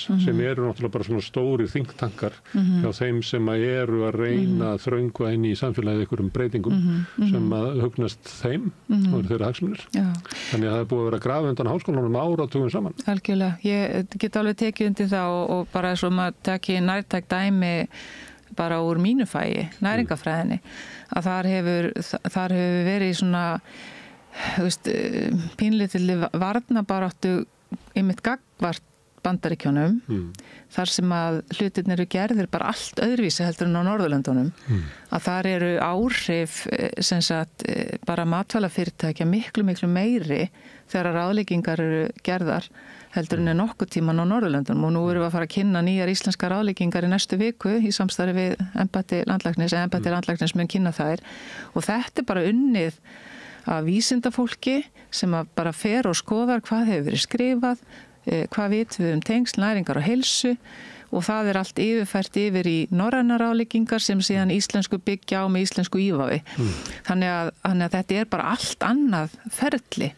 Líka allt annað niðurstaða heldur maður getur kannski lesið út úr svona almennu umræðu? Já, og við erum auðvitað, það nýjung í þessum ráðleggingum að það tekið tillit ekki bara til áhrifa næringar á heilsu okkar, heldur líka samfélagslega ábyrgðin og sjálfbærnin. Þannig að við séum frekar svo lengi sem það fullnægir næringaþörf að ráðleggja fólki að fara í þá átt að borða meira mat sem góður fyrir umhverfið. Og eru nær umhverfinu? Já, og bara meir úr plönturíkinu en samt sem áður að passa upp á að við fáum allt sem að líkaminn þarf að halda. Borða kannski rófu frekar innflutt tofu, svo ég takki svona dæmi. Já, það ekki alveg sama samsetning en bara ágætt stemm. Þetta dæmi sem var oft tekið þegar tekið þetta dæmi stundum. Það þú getur lesið til eitthvað hvað eftir svona verð og svona, og ef þú ætlar að fara að borða það hér þá þarfst að flytja það svolítið mikið inn. Já, en eins og tofu rosalega mikilvægt fyrir einstaklingar sem eru vegan, þannig að við slum ekki láta þá fara að taka róna í staðin fyrir tofu, það myndi ekki fara vel. Það getur bara bönir. Herðu, en þetta skiptir máli. Undanfarin svona 5 ár hefur verið mikil umræða innflytjendamál og stundum kom til tals við þetta borð. Og ég nefndi það að mér finnst að háskólinn ætti að stíga bara inn í og þar var dæmi umræðu þar sem að menn sækja bara rök eitthvað vitna í listabréfi í Dansku blaði og þar undir göttunum.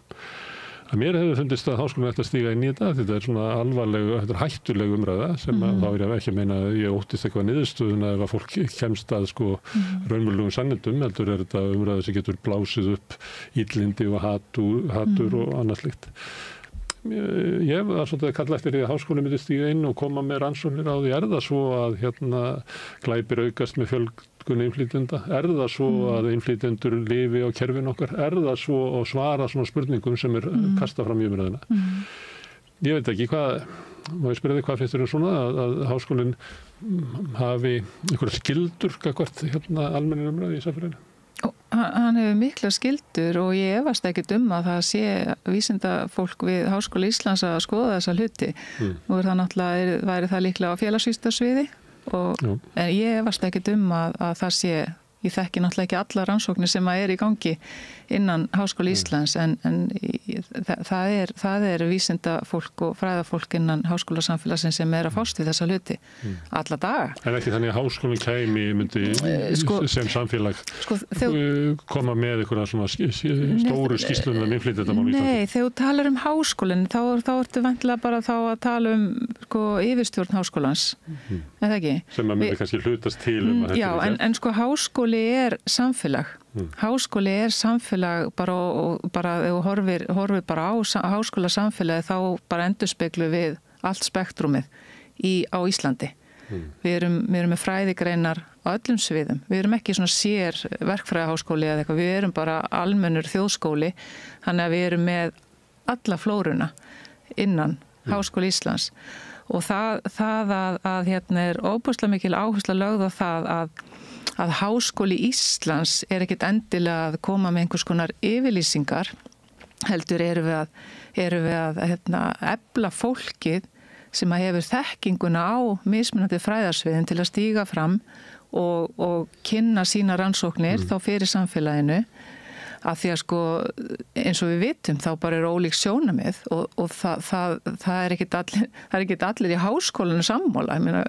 Það verður aldrei að allur háskólinn geti verið fullkomlega sammála. Ég ætla ekki til að háskólinn komi með skoðun, heldur hann komi með raunsannar rannsóknir sem kemur með raunsanna þekkingu svo að við getum byggt almenna umræða á sem augljóslega á leiðinni fram að bjarginu. Já. Allt sem að við gefum frá okkur sem að fellur undir þessa ritrýni sem ég var að útskýra fyrir ráðan sannreynt. En hlutirnir eru aldrei svartir eða hvítir.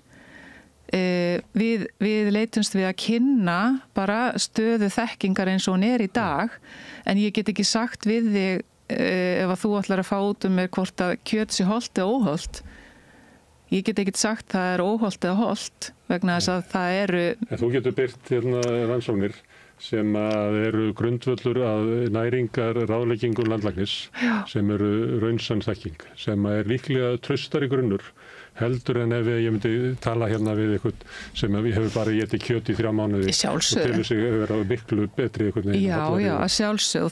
Miklu meira karlmenni. Já, og þetta það sem þetta bara nýr veruleiki sem að bætis í raun og veru ofan á störf okkar sem kennara og rannsakendur að eiga í miklu flóknari samskiptum við fjölmiðla, flóknari samskiptum við samfélagið, þar sem við þurfum ofta að vera þá að leiðrétta eitthvað í staðin fyrir að það sé bara svona almennt traust á því sem að er sagt og þetta smitast alveg þá frá Bandaríkjunum þetta skortur á trausti til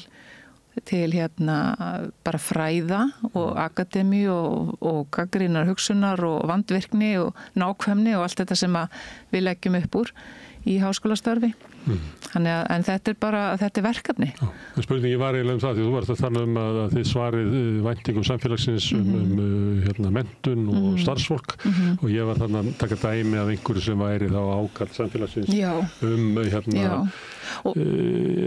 þegar augljóst að umræðan eiginlega bara í ljósum logum og bara eins og samfélagi bara geti ekki rætt þetta. Og við höfum gert það. Ég meina það sumir, ég meina við höfum sittið hérna með til þess að við nefndum afbrót og þá var afbrótafræðingarnir komið reglulega. Já, en við erum með viðburði. Ég meina það nú bara í dæmi eitt viðburð heilsan okkar sem að svara einmitt svona hlutum. Við erum með svo marga viðburði í Háskóla Íslands. Við hvet fólk til að fara inn á heimasíðuna og skoða viðburðardagatalið og það bara allt mögulegt sem að við erum að hafa frumkvæði að þessari umræðu til þess að miðla réttum upplýsingum til almennings og bara samfélagsins alls. Herðu ég veit ekki hvað 13.000 nemar í háskólanum og mörg þúsund starfsmenn, þetta risastórt samfélag og líklega það þannig að til þess að þessi heilbrigt og öflugt háskólasamfélag þá þarf það svona endurspegla eitthvað leyti samfélag sem að lifir í. Það hefur verið bent á það að því nefndi innflytjendur að þeir detta út úr námi eða áður að það kemur að ykkur. Ég menn eftir að tala hérna við háskólaprofessor sem að sagði það að ég eiginlega sé þetta fólk aldrei, það bara fallið að vagninum áður að það kemur til mín.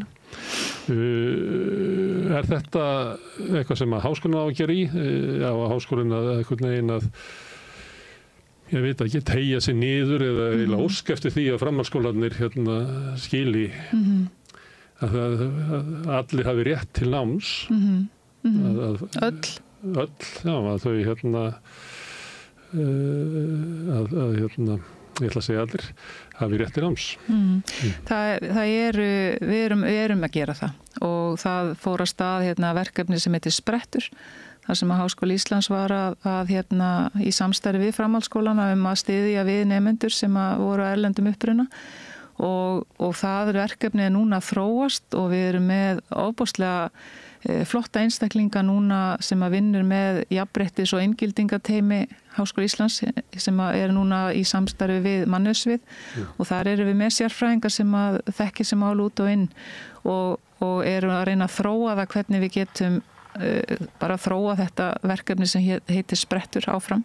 Þannig að við grípum þau þegar þau koma inn í Háskóla Íslands og reynum að hvetja fleiri til þess að koma því við viljum auðvitað endurspegla heildina og við erum líka að fara svara ákalli menntun fyrir öll einstaklinga með þroskahömlun, hvernig við getum tekið betra á móti þeim, þannig að það eru fjölmörg verkefni í gangi og svo erum við þetta með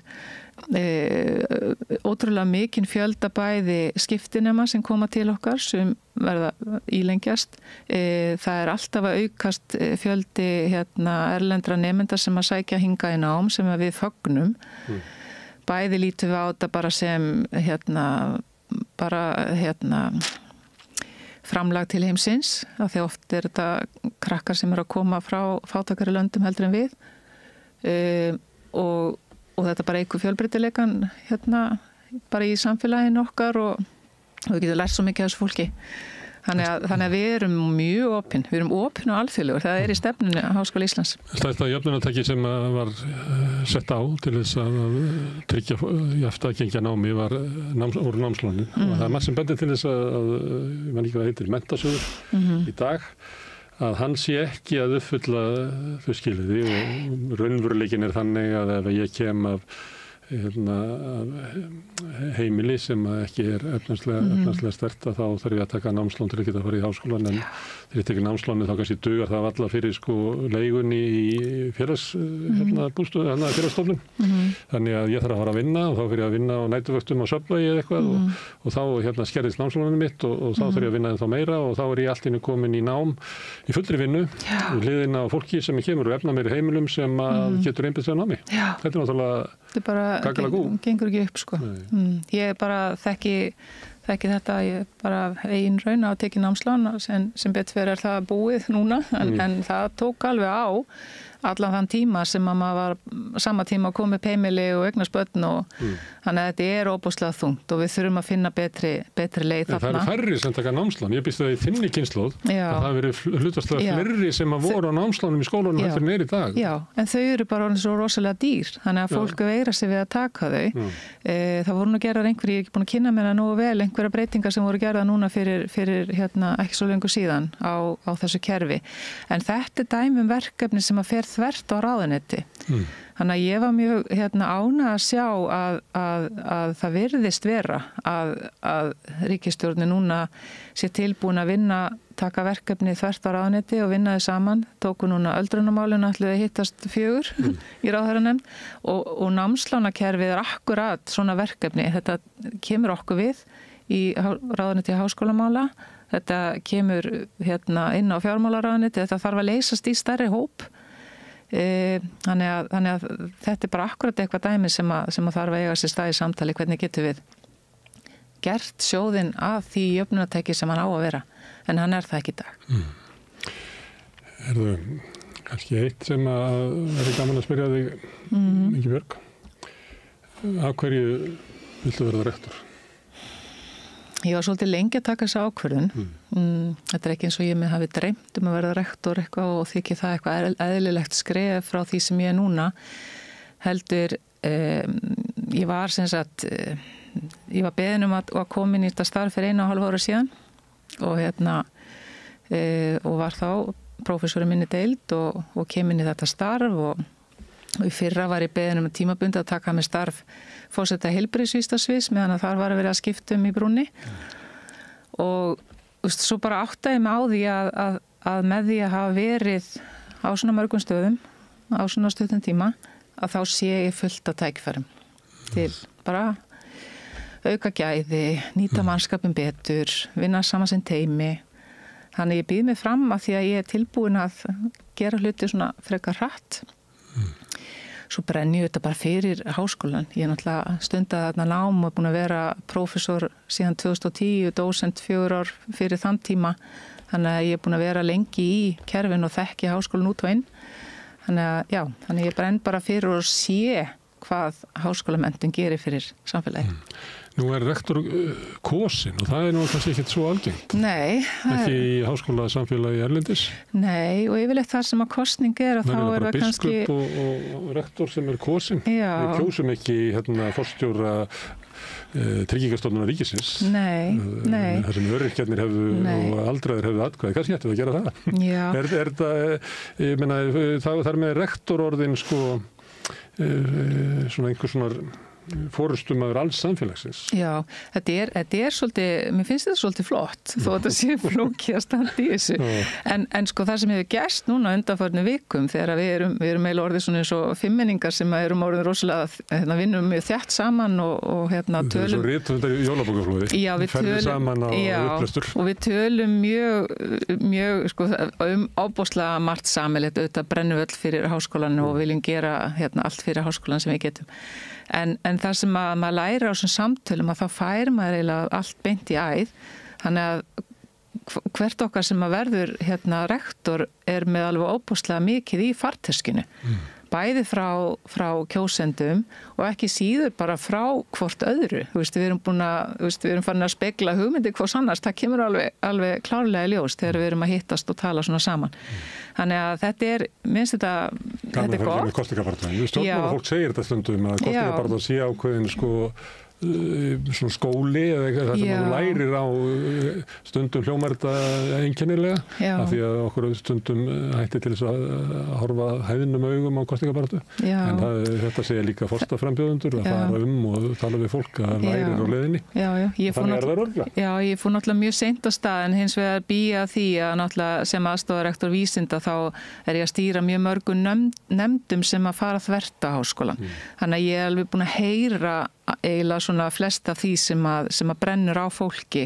Þannig að núna snýst þetta bara að mannleg samskipti og finna hvort að við eigum samleið sko. En nemendur eru náttúrulega annar hópur sem að er ekkit endilega auðvelt að ná til og þannig að ég vona að þau bara kynni sér málið og skoði hvað við erum að gera og fyrir hvað við stöndum. Og það er ekki svo að þið eru komin á TikTok eins og stjórnmálaflokkarnir til þess að ná til unga fólksins? Ég er ekki komin ánga, það er búið að nefna þessa hugmyndum, ég er að melda hana, ég held ekki að, en já, það kemur í ljós, hvort að mér verið selt sú hugmynd á einhverju tímpúnti, en þetta er, já, ég bara hvet bæði nemendur og starfsfólk að kynna sig vel. Já, þetta er mikilvæg kosning. Þetta er það og bara alveg ótrúlega magna að fá að kjósa rektor. Já, það er það. Ingibjörg, takk fyrir að koma hingað og ræða fyrst og fremst bara háskólann. Pínutum þig. Takk. En við ætlum að halda áfram hérna við Rauðaborðið. Við erum alltaf reyna að skilja hana heim sem við lifum í og hann breytist alltaf hratt. Þannig að við höfum alltaf undan. En við reynum. Næsti kafli er eftir augnablik. Sameiki stéttarfélag í almannaþjónustu óskar stofnunum ársins til hamingju með árangurinn. Stofnun ársins 2024 í flokki borgar- og bæjarstofnana með 25 til 49 starfsmenn. Í fyrsta sæti leikskólinn Lyngheimar, í öðru sæti leikskólinn Gullborg og í þriðja sæti rafræn miðstöð. Sameiki stéttarfélag í almannaþjónustu. Ertu á leið heim úr vinnu? Stilltu á FM 89,1.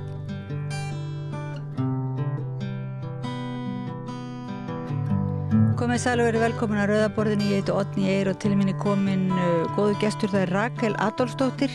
Hún er fagstjóri Kvennasögusafns Íslands og líka sagnfræðingur og skjalavörður. Og ég er eiginlega búin að vera á höttunum að fá því í spjall svolítið lengi því að það er eiginlega orðið þannig að Kvennasögusafnið er orðið virkilega svona eins og hálfgerð miðstöð bara fyrir flotta viðburði. Og það er svo oft einhverjir spennandi viðburðir eins og bara á Valentínusardaginn var ástarbréfa dagur, var það ekki? Jú, takk fyrir, en gaman að heyra. Og dagbókadagur og alls konar spennandi. Akkurat, það er og mér finnst, Kvennasögusafnið er á Landsbókasafni í Þjóðbókleðinni og þetta er svo skemmtilegt hús og gaman að reyna að gera eitthvað og líka bara á þessum tíma er svo virkilega mikilvægt að við komum saman og hittumst og deilum hugmyndum og sköpum eitthvað. Núna er svo kallar kvenna ár og mjög mikið áhugaverðum viðburðum sem við ætlum einmitt að vera í tengslum við Rauðaborðið á árinu en í fyrra, eða var það hitti fyrra þegar var þarna viðburðurinn verið að minnast rauðsokku akkurat, viðburðarins mikla mótmæla og þá var mikið í gangi hjá þér, var það ekki? Jú, ég vann með svona ykkurum félögum úr rauðsokkarhefingunni, þær komu til mín og vildi gera vef upplýsing á skjalavef og svo voru þær svona mjög lýðræðislega eins og þær vinna að svona skrifa söguna sína og svo voru við með skjölin sem eru geymd á Kvennasögusafni og settum þetta fram og þetta er á vefnum og í kjölfarið voru við einmitt með opnun á vefnum, málþing og fleira þannig en þær líka er oft svolítið hissa, þær líta ekki á sig endilega sem sigurvegara sögunar þó svo margt sem þær voru berjast fyrir náðu þær í gegn í dag Og þannig að þú segir ekki, það eru sumir sem hafa verið að gagnrýna að þetta séu konurnar sem voru rauðsokkurnar þá og voru að berjast að þær séu núna bara orðnar svona borgaralegar með kampavinsglöss og sé að skála fyrir því allt sem komið í höfn? Nei, þær eru mest að berjast og þær eru, sko, upplifi ég að þær eru ennþá bara einhvern veginn áfullu og mjög meðvitaðar einhvern veginn þar sem á eftir að gera og þær vildu svolítið lítið öxl hvernig var ástandi 1970 þegar það byrjuði og hvernig var þetta 2020 þegar við vorum að skrifa vefinn og hvað gerast það á milli. Og þú ert með erinda morgun, það ekki kvennasögusafnið lítur öxl og lítur þá alla leið til þessa tíma, hvað 1970-75? 1975, já, það þá var svona kvenna ár og Sameinuðu þjóðirnar höfðu boðað það og það var kvenna áratugur í kjölfarið.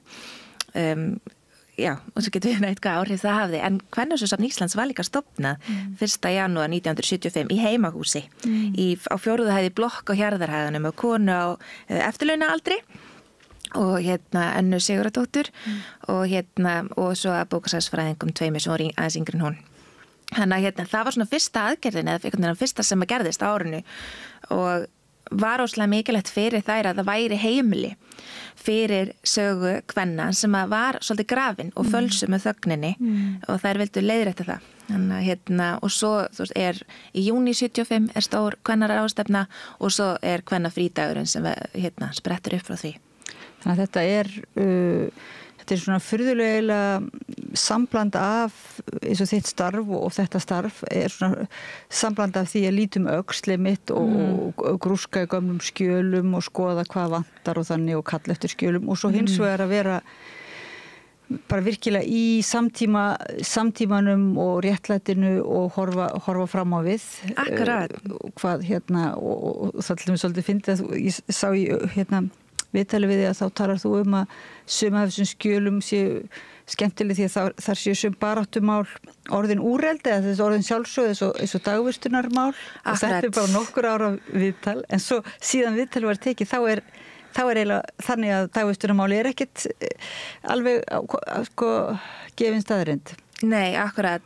Og þetta svona, þetta eins og sjórin þetta svona öldugangur, maður þetta fyrir fram og tilbaka og það líka svo oft sem að það verið að reyna að toga sögurlega staðrendir og sögurna og nýta orðin og einhvern veginn til að jafnvel líta okkur aftur þannig að veita því viðnám svolítið mikilvægt og sagan og sögurskoðun þetta bara öflugt tæki í raun þannig og tæki og þetta er alltaf sem að ég svona tekst á við, þú veist, hversu mikið má nota söguna, þú veist, hvernig það hægt en eins og ég sé það fyrir mér þá, það bara svona mikið vald fólkið í því, þú veist, að hver segir söguna og hvað sögur eru að segja. Og hélstu, þegar þú tókstu þessu starfi fagstjóra Kvennasögusafns Íslands hélstu kannski þú væri bara mest að fara að raða einhverjum skjölum og merkja Ég byrjaði mest á því að raða skjölum, vita hvað skjöl eru til og svoleiðis, en ég líka vel með þetta að það væri að segja söguna en núna hef ég verið samt að þú veist algjörlega skilgreina þú veist það kemur úr grasrótinni en hluta á opinberri stofnun hvað þýðir það og hvernig hægt að vera áfram einhvers konar talskona grasrótirinnar og þá líka alls konar félagasamtök alveg hægri vinstri upp og niður og þú veist trúið, ekki trúið þú veist allt þetta þarf að rýmast innan Kvennasögusafn finnst mér, þannig við þurfum að hafa heilstæðis að reyna að ná ykkur að sína á þetta. Eru þið að kalla eftir gögnum? Já. Þú ert með einhvers konar eða reynir að fá einhvers konar yfirsýn einmitt yfir það hvar eru gloppur og... Já, ég reyni að gera lista, ég maður alls konar lista og hvar eru gloppur, hvað vantar, hvar mögulega getur að verið, þetta hafa samband en það er samt svo takmarkað því svo er ég bara ein manneskja með þetta allt, takmarka hvað er hægt að gera í því en svo líka vita, þú veist, hvað er inn á handritasafni sem er líka Landsbókasafni eða leikmuminjasafni sem er það líka, eða hvað er inn á Þjóðskjalasafni, Héraðsskjalasöfnunum, þú veist, ætlunin heldur ekki að öll skjalasöfn veri kvenmannslaus og allt komið á Kvennasögusafn, þetta er líka að vita hvar það er. Já, það er bara í raunverulega í skráningunni, þannig að í skráningunni hjá þér að þá ef einhver allar að skoða eitthvað tímabil að þá fari þessi saga, þessi hin sagan sem er oft einmitt svolítið gleymd að því hún er kannski bara í einhverju héraðsskjalasafni og hefur ekki eins og verið getið hana í aðalskráni eða svolítið, þú ert að reyna að bæta það líka svona, þannig að... Já, bæta það og vera í góðu samtali og við aðra og svo líka eitt að það tekur alveg ofsalega langa tíma að skrá þessu skjöl, þannig að þegar skjöl kom inn þá þarf að skrá því að það farið bara svona vinnslulínu og þá, þú veist, hvað er það sem kemst að í vinnslulínunni?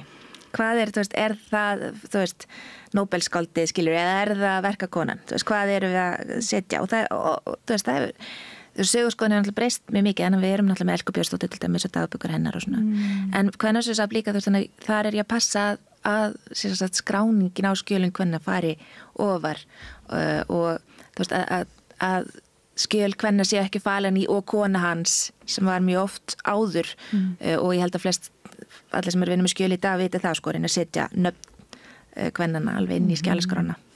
En ertu þá alveg eins að kalla eftir og taka móti engaskjálasöfnum á persónulegum gögnum? Já, þetta mér finnst kvennasöfn heimili félagasamtakana. Það stór partur af þessu, en einstaklingarnir skipta alveg miklu máli. Þannig að ég algjörlega kalla eftir þeim og ég alveg með nokkra svona dálka og úrskalista, en svo líka ég með að ég get kannski, það konur sem ég get nafngreint og beðið þess voru formin félagsamtaka eða gerði eitthvað sköruðu fram úr, en ég vil líka fá vinnukonunnar og verkakonurnar og fóstrurnar og bakarana og allt þetta sem kannski erfiðar að nafngreina, þannig að vonandi mér bara það hvernig sem sé til sem rými að þá treysti fólki að það geti komið eitthvað með skjölin. Finnst þið fólk almennt svona vita þetta safn? Ekki svo mikið, ég nefnilega ánægður að vera komið þetta, því bara nýlega kom kona til mín og vill rannsaka þá kvenna í einhverju ákveðnum anga samfélagsins, en hún hefði bara heyrt hér. Hún vissi ekki að vera til og það voru bara verið að minnast á það samstöðinni á kvennasögusafni og þá bara í kjölfari komur. Og það líka það að vera ein.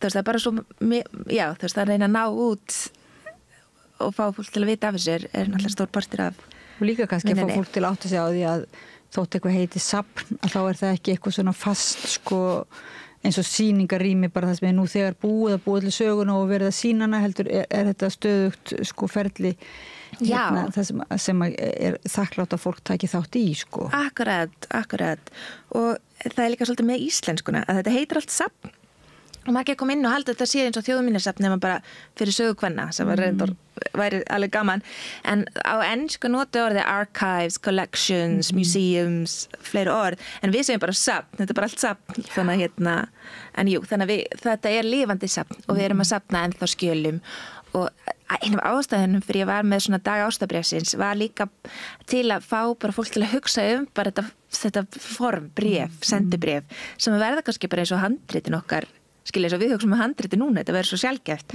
þannig að passa upp á bréfum séu ekki brend og hvernig gekk dagur? Var mikil þáttaka? Já, það var alveg heilmikið þáttaka var alveg mjög mörg sem komu og hlustu voru með erindi, voru líka búið til það var einhver sem leta okkur fá ástabréf þannig að líka bara skrifa og skapa eitthvað var stór partur af þessu og skemmtileg dagskrá fannst mér þannig að það hefnaðist mjög vel og líka svo var fólk að koma svona, bara í dag sem við getum skila ástabréfum mömmu eða ég hef með eitthvað bréf frá pappa til mömmu og nei alls ekki, við tökum við þessu alla virka dag þannig endilega að fólk komi með það síðan mér og vita að þetta séu safngripir í raun. Já, en ekki stundum einhver vandræðagangur sem skapast hjá fólki þegar einmitt með dánabú og bara þessi tilfinning hvað þetta merkilegt eitthvað ástabréf frá foreldrum mínum ég meina á það eitthvað erindi fyrsta lagi náttúrulega bara á þetta eitthvað erindi því þetta ekkert svo merkilega en hvað annað og svo í öðru lagi bara er ég ekki gera mömmu óleik með því að fara að setja þetta eitthvað opinbera stofnun og opinbera hennar engamál. Jú. Og ég mjög með þetta við erum alveg ofta að seilast bara inn í svona innsta tilfinningalíf fólk síðan líka vil fá dagbækur og margir vilja venda einmitt fólk frá þessu og sumir hafa náttúrulega bara sagt það á að brenna þetta eða svo veit ég að það eru kistlar þar sem stendur bara að fara með þetta kvennasögusafn eftir minn dag en það er líka við því segja sem fólk sem er að rannsaka þetta eða skoða þetta lesta, þau eru ekki að vera bara Jóna Jónsdóttir sagði það er miklu frekar hvað orð var fólk að nota í kringu dag ástabréfsins þá var bara váka fólk var tilfinningaríkt árið 1900 eða 1910, 1920 og maður bara þannig við erum að reyna að passa að sé margrata kór í sögulegum heimildum til þess að byggja upp söguvitund þjóðar og það þarf þetta að vera fjölbreytt. En það má, þú veist, loka söfnunum sko, þannig að það er ekki hægt að segja nákvæmlega hver skrifaði bréfið. Það er að vera bara kona á 30-aldri, árið eitthvað X. Þannig að það má alveg sko loka þeim með að fela sko hver skrifaði nákvæmlega bréfið. Og það megi ekki opna líka fyrir eftir 15 ára, 30 ára eða Já, akkurat, hámark 80 ára. Við erum með, það er hérna smá svona draugaganga inn á sérstaklega til Landsbókasafnið 200 ára, þú veist að þá kemur eitthvað svona lokað en það stóð aldrei hvenær mætti að opna það. Þannig að við pössum okkur, mest 80 ár.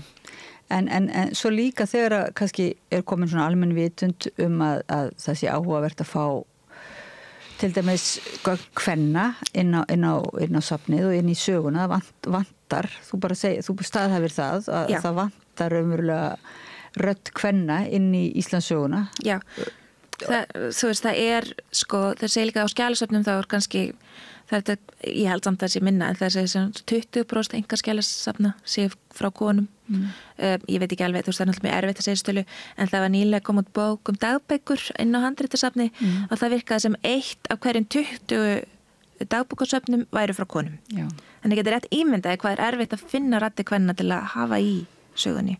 Já, það er alveg 100% miklu færi heimildir konur. Tímamóta skráningar ekki Davís Ólafssonar og fleiri þar sem er svo stórmerkilegt að hægt að ég held hún heiti frá Deildags að þetta raunverulega sjá svona ágrip eða svona aðeins nokkur lýsingar á hverju dagbók fyrir sig. Akkurat. Til þess að því að náttúrulega til þess að leita í söfnunum þarf maður að vita eitthvað pínulítið er ekki svona... Jú, hvað það er, akkurat.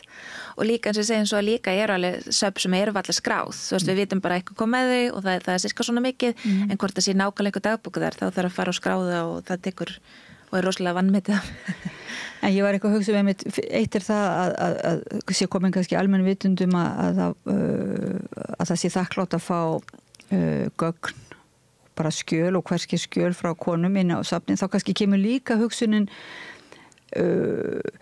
eitthvað svona tískubylgjur eða svoleiðis að núna kemur frá þér auglýsingar eða viðburðir þess að þú ert að kalla eftir sögum verkakvenna eða sem sagt kvenna sem að eða einstæðra mæðra eða eitthvað svoleiðis og þá kannski hittir þannig á að nú er ég bara búið til vandamál sem sagt en hittir þannig á að það er hérna einhver mjög svona blómleg kona eða bara borgarleg kona eða hvað að segja sem deyr og þá kannski hugsa fólki að það er engin eftirspurn eftir svona þessari rödd en er það ekki svolítið hluti af þessari hugmyndum þess að hina sögu að það sé með allar raddir kvennana, ekki bara nokkrar heldur.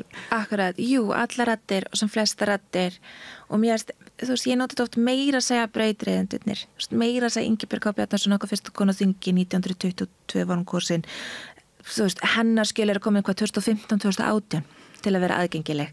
Þannig að meira að segja er erfitt að ná eitthvað svona toppum í kvennasögunni þannig og áfram er ég að leita að þeim og vona þau skili sér og þetta er svona langtíma náttúrulega verkefni þannig jú, alla konur og líka bara alla konur. En þetta er heil mikið samt sko svona mér veist þú hafa sagt það í einhverju umræðu og þetta er heil mikið skjalasafn mótmæla og svona raunverulega baráttu sem sagt, kom það þér á einhvern veginn á óvart hvað konur hefðu verið ötular í baráttu fyrir bættum kjörum og fyrir hver aðra líka? Já, ekki, ég er reyndar svona aktivist í grunninn sko, þannig í aðgerðsinu og ég var einhvern veginn svona búin að fannst mjög spennandi að taka kvennasöfni vitandi það, en jú, það samt kemur á óvart að kannski oft einmitt samstaðan í kvenfélagana þrátt fyrir hvað eru ósamala. Það er náttúrulega stofna alls konar mismunandi kvenfélag þegar eru ósamala. Þú veist að vilja einbætt sér að einhverju ólíkum hlutum.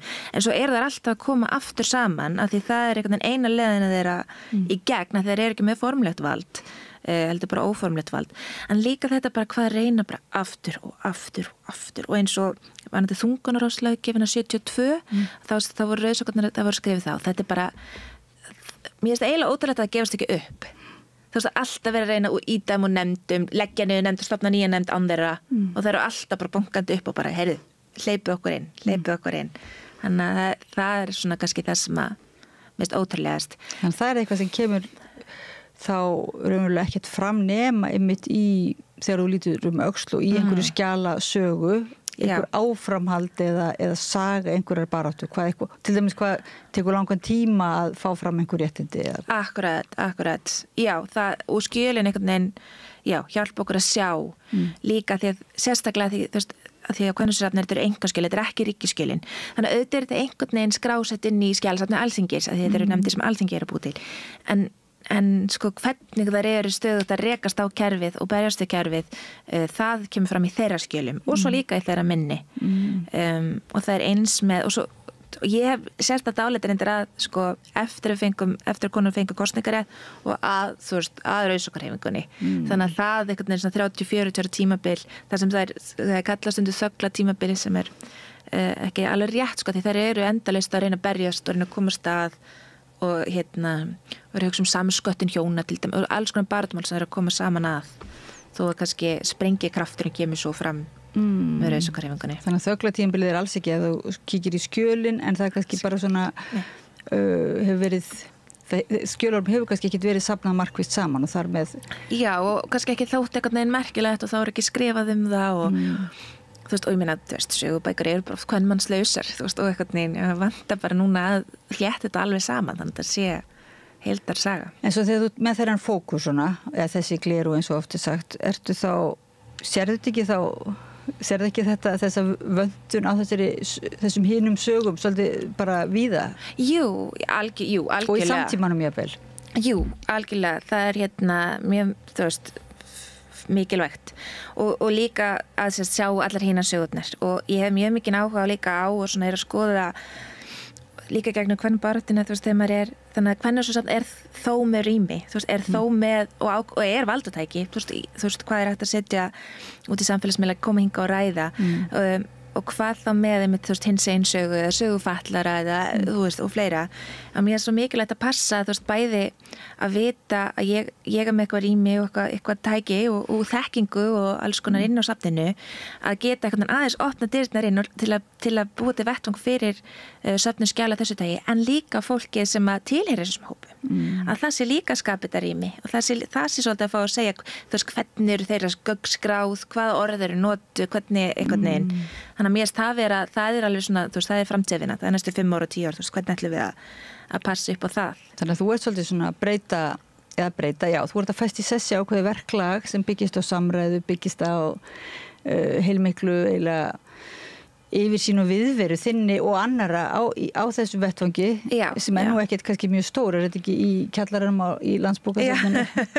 Jú, algjörlega og vinna með hinum náttúrulega skjalasöfnunum líka og vinna með akademíunni og fræðastarfinu og vinna líka með félagsamtökum og almenningi og það er svolítið skemmtilegt að vera eins og á Landsbókasafni þú veist að reyna, ég sé þetta líka sem svona ákveðin brú á milli mismunandi hópa og það var eins og það sem ég var að reyna að gera með degi ástarbyrjusins að fá þú veist, akademíuna og fá þú veist, rithöfundana og fá almenning og eitthvað búa til svona vettvang þar sem þetta getur mæst í einmitt svona skapandi samtali.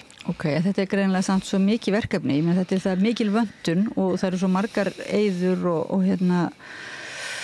og þú nú þegar veist af sagt, svo mörgum gögnum sem þarf að skrá og að þú þyrfti kannski að fá einhvern liðsauka eða hvað? Já, mér er það líka eitthvað sem ég er að hugsa mjög mikið þannig að þú veist hvað þess að færa vera til og er til en þess hvað þarf til að blómstra og þetta er fólk að Landsbókasafni alveg að hjálpa, skiljur, og aðstofa mig og ég vinn með þeim og það vantar ekki en einmitt, það vantar bara liðsauka og ég reyna kannski þá bara að ríkisvaldið taki einhver ábyrgð á hvað er verið að setja í hvort það sé hægt að hafa meira starfsfólki að skrá eða vera einhvern veginn Finnst þið vera skilningur svona almennur á því eða er meiri skilningur bara á því að þegar það er einhver hátíðisdagur að allir taki þátt þá kannski en ekki þetta svona stöðuga starf sem þarf að eiga sér stað allir í skráningunni? Nei, akkurat, ég held að það sé mjög vanmatið og líka sko þú veist það er auðvelt ég get sótt alls konar styrki fyrir sérstakar daga, fyrir sérstakar sýningar en bara þetta venjulega, bara daglega er þú veist, er að finna styrki fyrir og finnur þið fyrir stundum svona eins og bakslagi viðhorfi að þú sækir styrki eða ert að tala þitt starf og einhverju sem segja svona, er þetta ekki bara komið, þú veist, er þetta ekki heldur betur. Jafnrétti bara komið, þarf eitthvað að vera að grafa upp einhver gömul, þú veist, engaskjalasöfn. Já, og líka bara akkur að vera ennþá með fókus á kvennasögu, það ekki bara barnsins tíma og erum ekki bara komin eitthvað lengra. En ég vildi óska þess að við erum komin lengra, en við erum bara alls ekki komin lengra og þess að áherslu að sjá hvað auðvelt að hafa kvennablindu, auðvelt að sjá ekki mikilvægi kvenna til samfélagsins, þú veist bara hvað þær hefur lagt til samfélagsins og þú veist þetta vantar ennþá í sögubækur í grunnskólum, í menntaskólum, þú veist þannig að ég held að sé alveg ennþá verk að vinna á sama tíma og þú veist og það líka að hugsa og opna og alla hina söguna þannig að ég held að við erum líka, þú veist, ég ætla ekki að maður lætur bara ekkert segjast skilja og heldur bara áfram. Já. Og jáfnvel einmitt sumirrættir segja að það sé, þú veist, ákveðin skekki því að vera einblína á kvennasögu þegar að þurfi kannski að einblína bara á sögu allra þeirra sem eru til dæmis í lægsta, sem sagt, svona jaðarfólk samfélagsins, að það sé einhvern veginn þá kannski skekki að vera einblína á konur, hverju svarar því? Já, ég segi að þetta helst í hendur. Við gerum þetta saman og það alveg, þú veist, það vanti nöfn kvenna í söguna starfsheiti, ég held að fólk veit ekki þú veist, konur unni hérna bara baki brotni í alls konar störfum, þú veist, skiljum alla 20. öld, svona nútíma hérna samfélagi, fólk veit ekkert að því, það heldur bara konur hafa verið heima að vinna á heimilunum, en það voru líka brot á vinnumarkaði og við vitum það valla, þannig að þú veist, það þarf að koma því meiri gegn, en svo líka þú veist, þetta ekki svona zero sum, þetta ekki þannig að kvennasagan fá meira að þá fái, þú veist, einhvern veginn jaðarsagan minna, alls ekki held ég, þú veist, ég held að það haldist í hendur og fara svolítið fram og við saman. Ég held að, einhvern veginn finnst mér það nú svona, sagan hafi sýnt það að svona barátta sé ekki á kostnað einn jaðarhópur sem berst fyrir sínum sýnileika og réttindum sé á kostnað annara en það hins vegar oft svona í samtímanum ákveðin tilheng til þess að setja upp baráttu á milli eins og til dæmis bara núna þú veist það var svona kannski ákveðin orðræða sem að frá stjórnvöldum fyrir einhverju síðan sem að reyndi að etja saman þá annars vegar innflytjendum og hins vegar þeim sem að þurfti á hjálp sem voru byggu á Íslandi þegar þannig að þeir sem komu var að taka frá hinum eða fara fram fyrir röðinu og svoleiðis.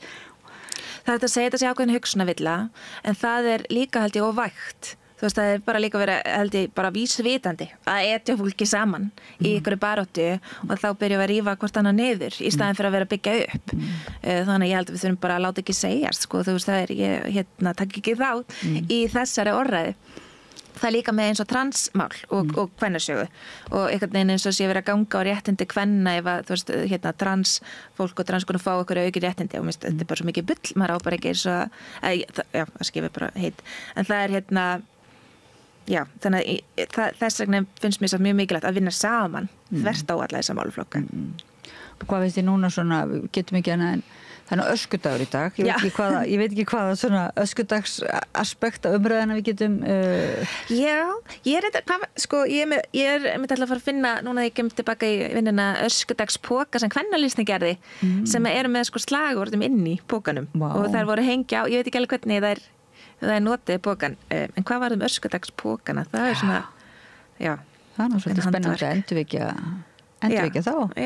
Ég fekk einhvern tímann öskupóka í þjóðminnasafninu voðalega svo fallega saumaðir en þetta svona handverk og gefa sér tíma í að búa til eitthvað.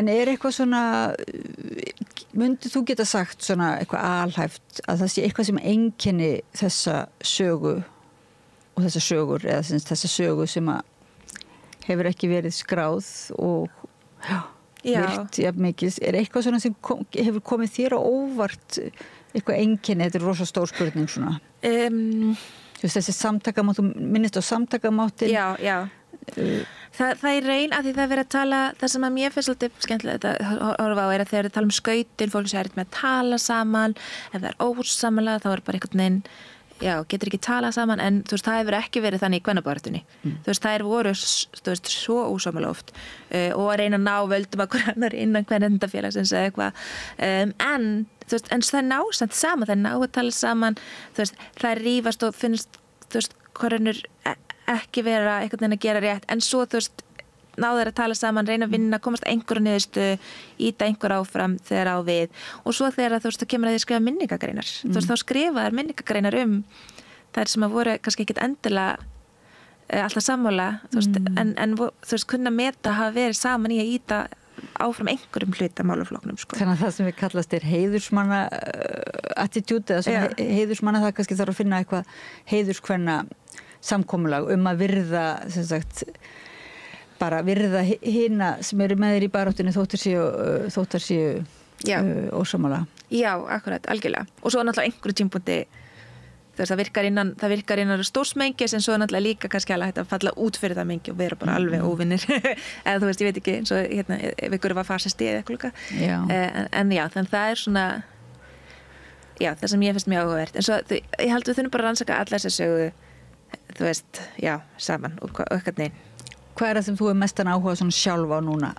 Sko ég að skoða mest stjórnmálasögu kvenna persónulega bara. Já, ég að skoða mest svona stjórnmálasögu kvenna og að skrifa grein sem heitir Félagi kona og fjallar sósíalistaflokkinn fyrri og konur sem að reyna að komast þar til valda og líta á sósíalismann sem bara tæki til að jafna stöðu kvenna og karla og en svo þær orðið mjög þreyttar að reyna að kenna köllunum að það sé mjög mikilvægt, þær vilja alltaf gera eitthvað annað fyrst sko. Þannig að það er eitthvað sem ég hef mikið áhuga en svo líka hef ég mjög mikið áhuga á svona ævisögulegum rannsóknum og mæðrastyrksnefnd og Laufey Valdemarsdóttur sem að skrifa það, þannig það er eitt og svo svona hinsegin saga líka mjög áhugaverð og ég reyna að vinna töluvert með þeim rannsakandum og hópum, þannig mjög það er alveg nóg að gera það er svo mikið að gera, það er svo gaman og svo ertu tvekja fata móði náttúrulega og sinnir ímsu öðru þannig að það er alveg og þú ert með, viltu segja okkur aðeins frá bara lokir frá erindinu sem þú ert með á morgun í bókasafni Garðabæjar við Garðatorg 7 Akkurat, það er bara opin viðburður og bara verið allir velkomin það er allir bara að tala kvennasögursafn og hvað það kemur og hvað það er að gera og taka eitthvað svona dæmum úrsögunni og það sem við erum ég líka oft svona bæli er þú veist, maður segjum oft söguna út frá okkur einstakling að það er alltaf eitthvað hreyfing ofta bakvið og svo finnst mér svo gaman á svona viðbröðum að því þú veist, svo er svolítið spjall í lokin og fólk, þú veist, við getum tala svolítið saman og fengi nýjar kannski sína á ykkur mál. Þú skrifaðir einhvern tíman að einmitt að þú tækir eftir svona einhvers konar lífrænni hreyfingu í kringum viðburði eða svona ákveðna sögulega viðburði og svo má eiginlega sjá það í kringum þína viðburði og sem að þið skipulegið að það er mjög svona lífrænt orðin tengsl á milli, það er orðin svona svolítið net, er það ekki? Svo núna er þetta kvennaár, við verðum að minna á það aftur og þá verða mjög margir viðburðir og þú kannski mötta að skjálfesta það eitthvað Já, ég er oft og ég byrjaði að vera svona mikið sem kvennarsöfn inn í kvennabaráttunni líka til að vera bara svona skjálaförður, þú veist, þú safnar skjölunum, passa upp á skjölin, minna á skjölin og svo fikk ég oft að heyra, við erum að setja ekki allir í fortíðinni, Rakel, við erum hérna reyna fara fram en þannig en það er líka svo gaman bara kynnast þú veist, öllum þessu fólki og mismundu félagsamtökum og vera í samtali, En getum við bent á fólki á þennan fyrirlestur á morgun, 50dag, í bókasafni Garðabæjar og Garðatorgi 7 mars, klukkan 7. Það er bara spurning akkur út í bókasafni Garðabæjar en ekki í kvennasögusafninu. Þau báðum að koma. Já, það er svoleiðis. Og það er líka eitt að fara eitthvað annað út fyrir 107. Já, þessi af miðjun sögunar að fara líka út á land sem er Garðabæjar. Já, það var náttúrulega gaman að fá bara svona ferðast taka bara hring landið. Já, ef það er fleiri þá er náttúrulega það er virkilega en það var nú verið að eiginlega mælast til þess í gær held ég eða núna að leggja ákveðin sparnaður í safnastarf á Íslandi sem var svona frekar mikil vonbrigði. Já, þetta er svona Akkurat, ég líka þú samstarf skil ég mjög vel, við erum öll að vinna miklu meiri saman, við þurfum ekki öll að vera að skrá sama einhvern veginn í öllum hótnum en samruni ekkert endilega að fara að spara okkur jafn mikið og fólk heldur en ég held að það sé samt alveg kannski að endurhugsa margt en ég vona að þau ætla að gera það, þetta voru tillögur það vantaði þarna ýmislegt, það var ekkert minnst á kvikmyndasafnið eða þjóðskjalasafnið eða skilju, þannig ég vona að þau fari svolítið vel í ígrundaða vinnu hvernig á að leysa ýmislegt sko. Og vonandi líka átt að segja á því að það mjög mikilvægt núna þegar við erum að berjast fyrir okkar lýðræði og þegar það svona ákveðin ógn frá fasískum stjórnmálaöflum í heiminum og hjá okkur að þá að raunverulega að svona skjalavarsla skiptir máli, það ekki svona aðgreint fortíðin og svo samtíðin og framtíðin, þetta raunverulega eins og maður sér að það verið að reki ýmis fyrir réttillum ýmis baráttumál og bara málaferlið, þau væri ekki til nema að því það eru heimildir. Akkurat, og það þetta skjalfesta og ég held að sé engin tilviljan ef við förum aðeins seinna yfir hafið og tölum Trump pínlítið þá, en eitt af fyrsta sem að gerði var að reka þjóðskjalavörðin. Ég held að það engin tilviljan. Þannig að það þannig að þetta óslega mikilvægt. Mér finnst líka lýðræðislegt að hafa mismunandi þess að mér þætti ólýðræðislegt að það væri bara eitt skjalasafn ríkisins. Það líka bara pínu hættulegt og þess vegna líka voru borgarskjalasafnin sem búið leggja niður og héraðsskjalasöfnin en það þarf að vera held ég til þess að hafa svona accountability på ensku það þarf að hafa aðeins mismundi sjónahótt líka en samt svo þetta spara ýmsir að vinna saman og Jú, við skulum ekki dæma þessar tillögur alveg fyrirfram en það alveg rétt samvinna mjög gott svona finnst manni fyrir lýðræðið en samruni í eina stóra stofnun kannski ekki svo gott allan að þarf að skoða það vel. Akkurat og ég skil ekki alveg af hverju nú ég búin að vinna í 8 ár og það hefur aldrei verið svona samræðu vettvangur allra okkar sem eru að skrá vinna í svipuðu málaflokkum sem að við erum hjá sama ráðuneyti. Af hverju erum við ekki með þannig að í raun samvinnan ekki þarf að koma þá bara alveg frá okkur í grunninn og við höfum ofta ekki alveg tíma því við erum bara að hamast í okkar daglegum verkefnum. Þannig að mér finnst að ráðuneytin megi alveg taka til sín hvernig þau geta passað upp á að sé samræði grundvöllur og samræði vettvangur. Að byrja þar bara. Já, byrjum þar. Já. En svo er kvennaganga á laugardaginn. Já, ofsalega mikilvægt, samstöðu kvennaganga og og bara alveg ótrúlega mikið viðburðum á laugardaginn. 8. mars náttúrulega ekki alltaf á laugardagum en það hefur ekki alltaf verið svona mikið og það ótrúlega hvernig það svona safnast upp og saman og það eitthvað svona skriða í þessu öllu. Meira svo bara og listasöfnin eru með viðburði líka sem ótrúlega spennandi og bara þannig að það mikill kraftur á mörgum svona ólíkum sviðum í kvennabaráttunni í dag, það ekki? Jú, akkurat. Rakel Adolfsdóttir, fagstjóri Kvennasögusafns Íslands og sagnfræðingur og skjalavörður. Þú bendir hlustendum og áhorfendum á að það opið hús hjá þér, það ekki í þjóðabókluðinni? Jú, stundum ég svona í viðtölum eins og hér og svona, ágætt að heyra mig fyrirfram og en ég tek við hópum og með kynningar og alls konar. Og svo ertu með fyrirlestur á morgun í Garðabæ. Kæra þakki fyrir að koma í tilefni og segja okkur frá Kvennasögusafni Íslands sem fagnar 50 ára afmæli í ár og til hamingju afmælið. Takk Helle, takk fyrir. Og takk fyrir starfið og við þökkum hlustendum og áhorfendum fyrir að vera með okkur í spjallinu, Laufey Líndal Ólafsdóttir fyrir að varpa spjallinu yfir til ykkar og svo höldum við bara áfram umræðinni við rauðaborðið eftir smá frímínútur. Takk. Þarftan að tala borgarfulltrúa. Borgarfulltrúar Sósíalistaflokksins eru með viðtalstíma alla mánudaga klukkan 13:30 til 14:30. Það þarf ekkert að bóka tíma, endilega kíkjum við í Bólholt 6, 105 Reykjavík. Hjálpið okkur að byggja upp dreifikerfi samstöðvarinnar með því að læka síður samstöðvarinnar á YouTube og Facebook.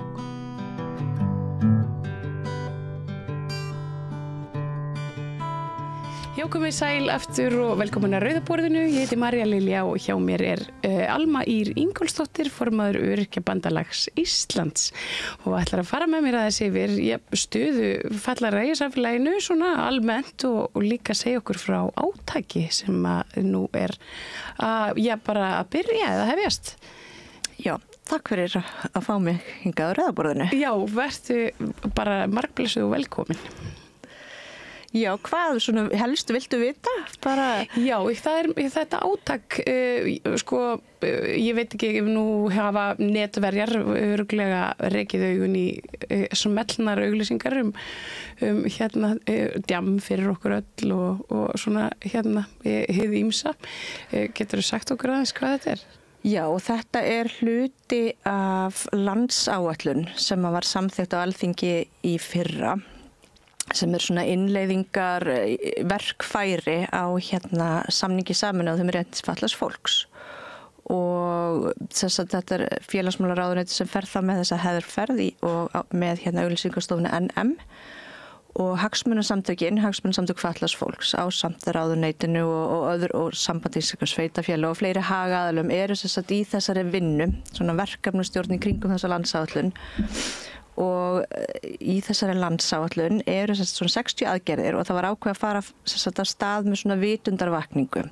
Þannig að samfélagið í rauninni áttaði sig á mikilvægi þessa samnings og í rauninni það sem í honum felst og þá líka bara að fatlað fólk alls konar. Fatlað fólk fer til dæmis á djammið sem er eina af þessum borðum eða bönnum sem hafa núna verið út allt. Þannig að þetta er svona að mér finnst mjög skemmtilegt verkefni þar sem að við öll sem að þarna sátum við borðið voru sammála að gæti náð til samfélagsins og svona markhópurinn var náttúrulega bara svona samfélagið í heild og svo náttúrulega kannski mest til þeirra sem að þekki ekki til og þá er ofta einhvern veginn svona markvissara að ná til með einhverjum svona heldur en einhverju svona fróðulegur tali eða einhverju svona sem er of hvað segir maður, það sem er ekki of í rauninni alvarlegt eða hátíðlegt heldur bara þetta er bara hluti af margbreytileikanum og við erum alls konar og þannig að ég held að þetta er að fara svolítið af stað og mætti kannski vera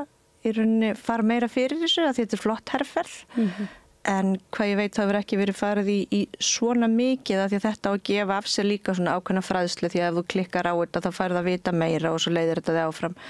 Þannig að vonandi fer þetta bara á ennþá hærra flug og þetta fór í loftið eftir svo kallað samráðsting sem var þá haldið út af þessu og er bara flott verkefni verði ég að segja og það var gaman að sjá líka margar misjafnar raddir og þetta fór í svona undirhópa þar sem að hópar sem eru þá með alls konar skerðingar, heyrnarlausir, blindir og aðgengislega sem að í rauninni skimuðu svona fyrir þessu þannig að þetta var vel unnið komið að þessu og vel unnið þannig að það var bara mjög skemmtilegt og bara Þetta er svona inngildingarverkefni.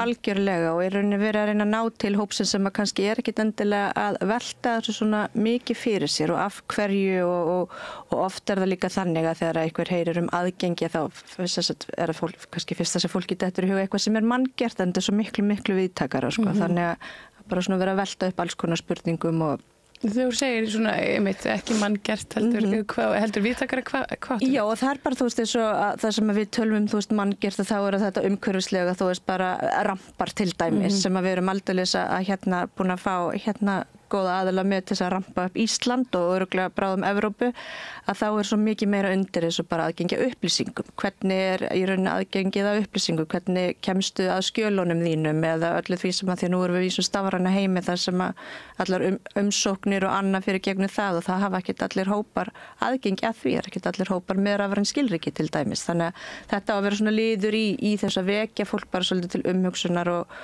í rauninni líka bara að fá í rauninni bara þá sem að eru að hanna og sjáum bara til þess að kannski ganga skrifinu lengra.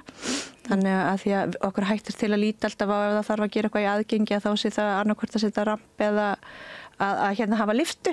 Þetta er svo miklu meira. Já, og þetta fatlað fólk er ólíkt og með ólíka þarfir og það er ekki allir með líkamlega svona sjáanlegar fatlanir. Algjörlega ekki. Þetta svona, við gengur upp bylgjum en mér finnst samt svona þegar við núna sitjum hérna við að borða og ræðum þetta þá er þetta eitthvað svona sem að hefur verið til umræðu í fjöldamörg ár. Já. Og það er að auka aðgengi og inngildingu og það voru hérna skóli án aðgreiningar allt þetta. Hvers vegna núna? Er það bara í tengslu við samning Sameinuðu þjóðanna? Já, hann hefur náttúrulega þetta er búið að vera, ég meina réttindabarátta fatlaðs fólks er ekkert að byrja núna. Hún er búin að vera við lýði í tugi ára, hafi ekki 100 ára, en kannski svona að ná með bara, við munum fullt af frábærum aktivistum sem að hafa plæjað Akurinn heldur betur rutt við alls konar stórum steinum og tröllum sem að hafa kannski verið í vegi fyrir. En það hefur verið svona, við höfum náð svona ákveðnum eyrum kannski og augum í þessu síðustu ár, þar sem að viljin var til þess allavega að hlusta og heyra og ganga ákveðin skref í þessa átt sem var þá allavega þessi afurð að þessari landsáætlun sem raunni hafa verið áður framkvæmda áætlanir en þær hafa alltaf verið vanfjármagnar og engum aðgerðum fylgt eftir en þessi allt annars eðlist þannig að og hefur þetta í för með sér að það verið að innleiða þessi ákvæð þessa samnings sem að svo stendur til að lögfesta og held ég að leggja fram frumvarp núna í þessu mánuði. Þannig að þetta allavega komið svona og þannig að fólk orðið miklu meðvitaðra það að fólk þarf ekki allt það sem að snýra kannski einhverju sem ekki búið til á Alþingi. Fólk svona hrætt við, þetta eitthvað sem að Sameinuðu þjóðirnar að koma með og verið að þetta eitthvað þar sem að mun vera eitthvað íþyngjandi fyrir þá sem að veita þjónustu eða þurfa að verða við einhverju tilteknu. Ég held að fólk sé svona átta sig á kannski meira að það er bara fyrir okkur öll ef að við gerum betur og við erum ennþá þar þó að þetta sé náttúrulega alltaf langklaup, þó að þetta gerist ekki rætt en það allavega komin svona ákveðin skilningur og maður finnur það bara að maður náttúrulega endalausu samtali bæði við sveitarstjórnarfulltrúa og þingmenn að fólk veit út af hvað það gengur og svona og það kannski líka það sem dropinn hólar steinin og allt það þó svo manni finnist það stundum ganga ansi hægt en þá allavega þetta orðin svona vettvangurinn og hann kannski að verða breiðari þannig að og það ótrúlega gaman að vera með í því þó svo að við mögum ekkert stoppa þarna þetta og ekki vera átaksverkefni heldur að þetta vera eitthvað sem viðvarandi bara þá allstaðar vitundavakning eins og já og hún á bara að vera viðvarandi það þýðir ekkert að hafa eina vitundavakningu og svo bara þetta haki í boxi þetta bara þarf að vera viðvarandi og með einhverju marki þannig að það sé alltaf verið að hjálpa til við að hóla þennan stein Nú oft talað svona í tengslu við svona uppgang ákveðina afla og annað í veröldinni þá sé verið að skerða réttindi við fólks og kannski verði svona ákveðið afturhvarf eða afturför í réttindamálum. Þetta eitthvað sem að þið hafið svona áhyggjur af eða hafið fundið fyrir? Já og það yfirleitt þessi, það það og við finnum það alveg að það sem að náttúrulega er að gerast núna í Bandaríkjunum það alveg til þessara hreyfingar líka þannig að réttindi fatlaðs fólks þar og maður þakkar fyrir að vera ekki þar og auðvitað þetta fljótt að fara inn annars þar líka og það eru alveg maður hefur fundið svona ákveð bakslag og það var þá, óháð vitundinni heldur það kannski þjónustuveitingunni, það þessi skerðing sem að verður þar á. Það alltaf þessi bitsteinn kostnað og það einhvern veginn virðist bara vera þrætu eplið bara alltaf sem að snýra þessu málaflokki að sveitarfélag og ríki geta einhvern veginn ekki komið stað ákveðinu niðurstöðum hvar og hvernig eigi að veita þessa þjónustu. Og ef að þjónustuna veita sveitarfélög þá einhvern veginn alltaf hægt að klína á einhverju öðru, þetta heilbrigðishlutinu og þannig að þetta endalaus bitsteinn En við finnum það eins og í þessu, það ákveðin verða stór skref tekin 2018 að lögfesta þessa MPA-þjónustu en svo hefur ekkert í rauninni gerst í því, það standa bara alltaf þessu sömu samningar, það eru 3-4 biðlistar og fólk ekkert á biðlista eftir svona þjónustu. Þetta ekkert eitthvað sem að þú getur verið án og það fjölgar þar til dæmis og svo bara í þessum búsetumálum líka varðandi bara húsnæðið og þar ennþá stærri vandi líka en þannig að á meðan að kannski vitundin að aukast réttindabaráttuna og af hverju að þá kannski svona bakslag í þessum hluta.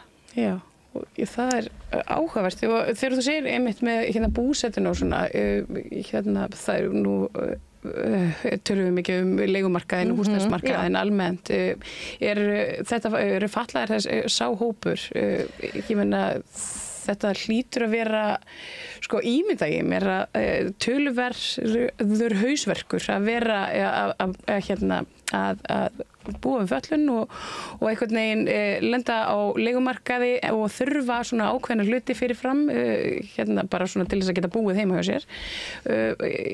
Þetta þá svona þegar þú segir húsnæðismál er þá óskum að þú veist það séu byggð mismunandi húsnæði fyrir mismunandi hópa og þá af ríkinu eða hvernig?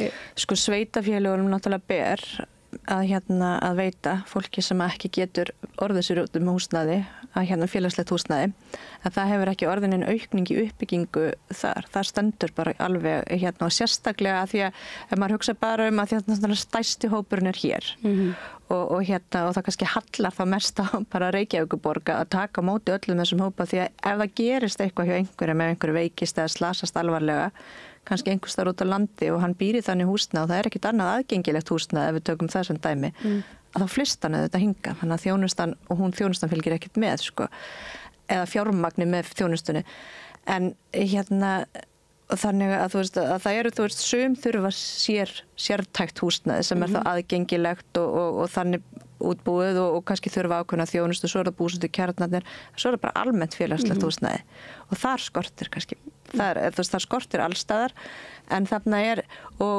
og ég meina fyrir þann sem kannski í endurhæfingu og það útsýð að hann ekkert að fara á vinnumarkaðan næstunni eða komin á örorku og þetta þú leigir ekkert á almennu vinnumarkaði og svo það mjög erfitt að fara þar inn og svo náttúrulega stór hópur líka sem mun aldrei eignast húsnæði sem kannski fæðist fatlaður og það útséðum að hann mun aldrei geta unnið þannig það ótrúlega margþætt en húsnæðisvandinn bara samfélagslegt mein sérstaklega fyrir jaðarsettan hóp og sem kannski með lægstu innkomuna og baklandið ekki neitt þetta oft helst í hendur og kannski eiginlega bara of mikið þannig að við höfum áhyggjur af þessum húsnæðisvanda fyrir þennan hóp og þú veist allir þessir biðlistar og þannig að því að þetta svo mismunandi náttúrulega hvar þú kemur og svo eigna viðmið og þú uppfyllir ekki þessi viðmið þannig að þetta bara endalaus hræri grautur sem að gera engum skerðingar og allt þetta Það er svona í mörg horn að líta en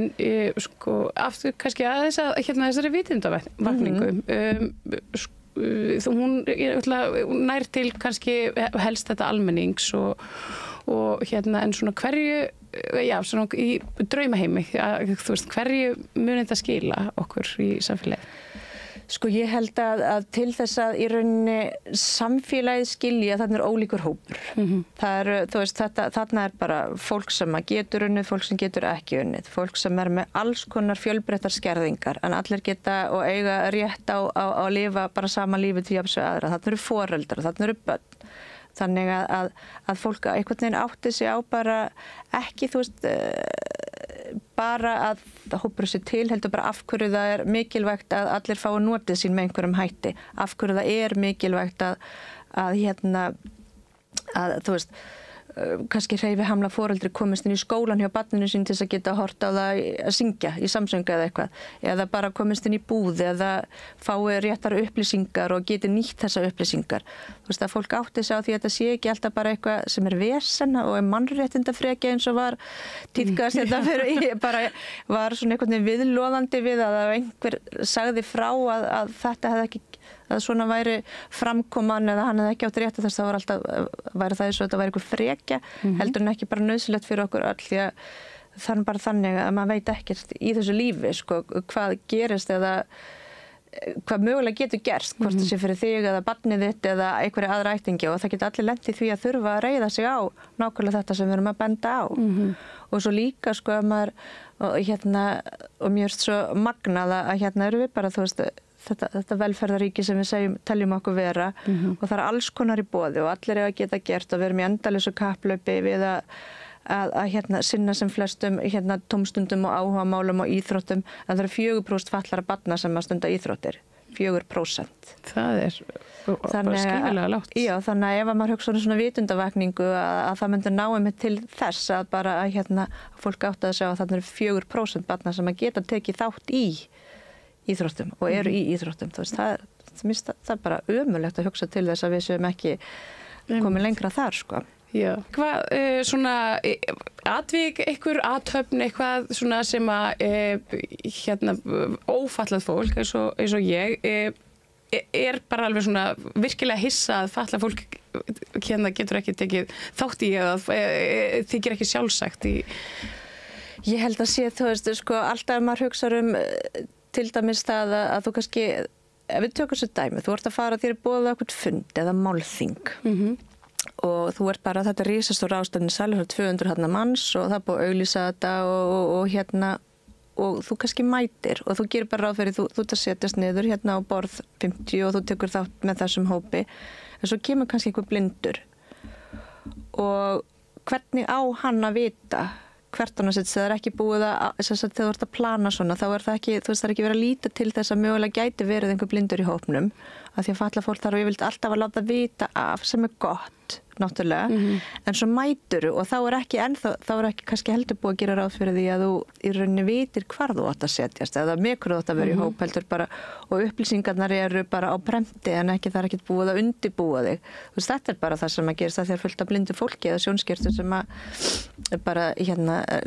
vinnur eða er í að mennta sig eða hvað annað og líka það bara þú veist, já, þú ert að fara í leikhús og þú ætlar að fara með vinum þínum og svo situr þú í stólnum þínum, hjólastólnum þínum á þessum palli frá kannski vinum þínum af því að þú veist, það er alltaf svona sér útbúnar lausnir eða þú veist, þú getur ekki fara á þennan veitingastað því hann er ekki aðgengilegur eða þetta og það sem að mér finnst svo skondið er sko að í rauninni, ég get alveg ímyndað mér að rekstur alls konar, hann getur verið rosalega krefjandi og mikill og allt það sem er íþyngjandi en til frambúðar, ef þú veist að þú gerir þetta með tillit til algildrar hönnunar, þar sem maður bara verið að líta til allar þessar þátt að þá ertu búin að skapa miklu meiri vettvang til þess að geta fengið fleiri og fjölbreyttari hóp inn á þú veist, veitingastaðin eða þú veist, skemmtistaðin eða hvað sem það svo sem er og þetta er bara svona, eða það til dæmis líka að geta í rauninni ekki sko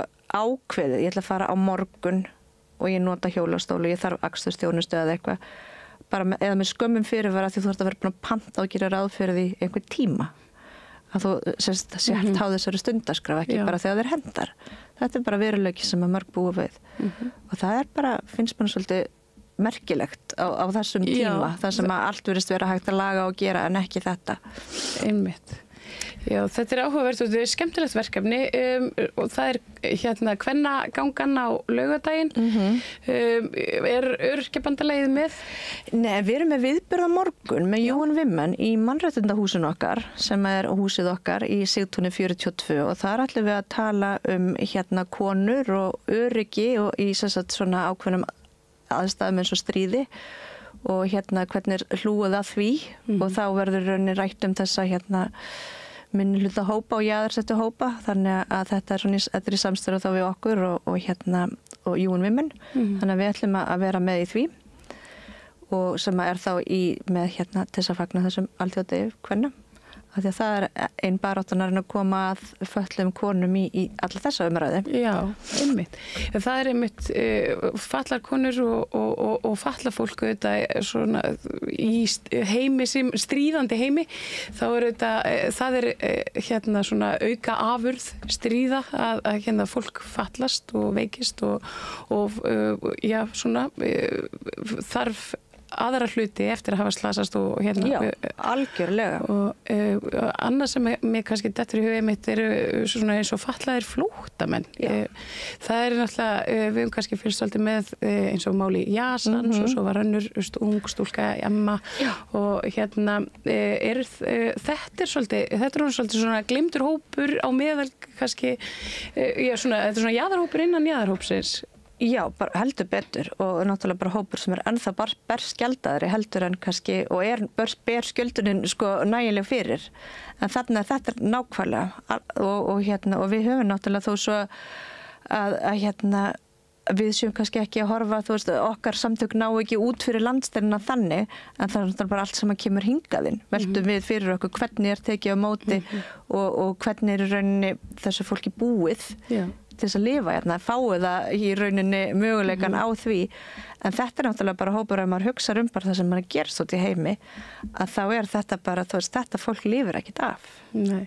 Þetta þú veist, bara allar upplýsingar og ég meina þegar það ekki eins og kannski þetta eina í rauninu upplýsingar þeir bara það sem berast mann á milli að þá þetta náttúrulega bara það sem þú getur gleymt að berist til þeirra sem að kannski þurfa á möðurum tjáskiptu leiðum eða annað og náttúrulega bara þau sem nota hjálpartæki og stóðtæki, þú veist, þetta bara algjörlega gleymdur hópur sem að í rauninni myndi í sjálfu sér ekkert ná hingað, sko, þegar maður bara fyrir tilstilla einhverja góðra manna, sko, þannig að það alveg gefið, sko. Fyrir þau sem að vilja kynna sér átakið, hvað best að gera það? Fyrir okkur öll.is til dæmis, það góð leið og það skemmtilegt og gagnlegt að skoða og hvet bara öll til þess að gera það því að við getum þetta ekki eins, sko, við þurfum að fá öll með. Já. Þakka þér kærlega fyrir Alma Ýr fyrir að koma og svona stikla á stóru úr af þessari vitundavakningu mikilvægu og segja okkur frá viðburðinum sem að verður á morgun. Já. Takk fyrir að fá mig. Já, bara takk kærlega fyrir komuna. Tók ég við þegar það meira hér handa við hlið. Sameiki, stéttarfélag í almannaþjónustu óskar stofnunum ársins til hamingju með árangurinn. Stofnun ársins 2024 í flokki borgar- og bæjarstofnana með færri en 25 starfsmenn, í fyrsta sæti félagsmiðstöðin Síinn, í öðru sæti frístundaheimilið Frostheimar og í þriðja sæti félagsmiðstöðin Fjörgin. Og hástökkvari ársins 2024 íbúðakjarni Rökkvatjörn. Sameiki, stéttarfélag í almannaþjónustu. Allir þættir samstæðvarinnar eru fáanlegir á öllum helstu hlaðvarpsveitum.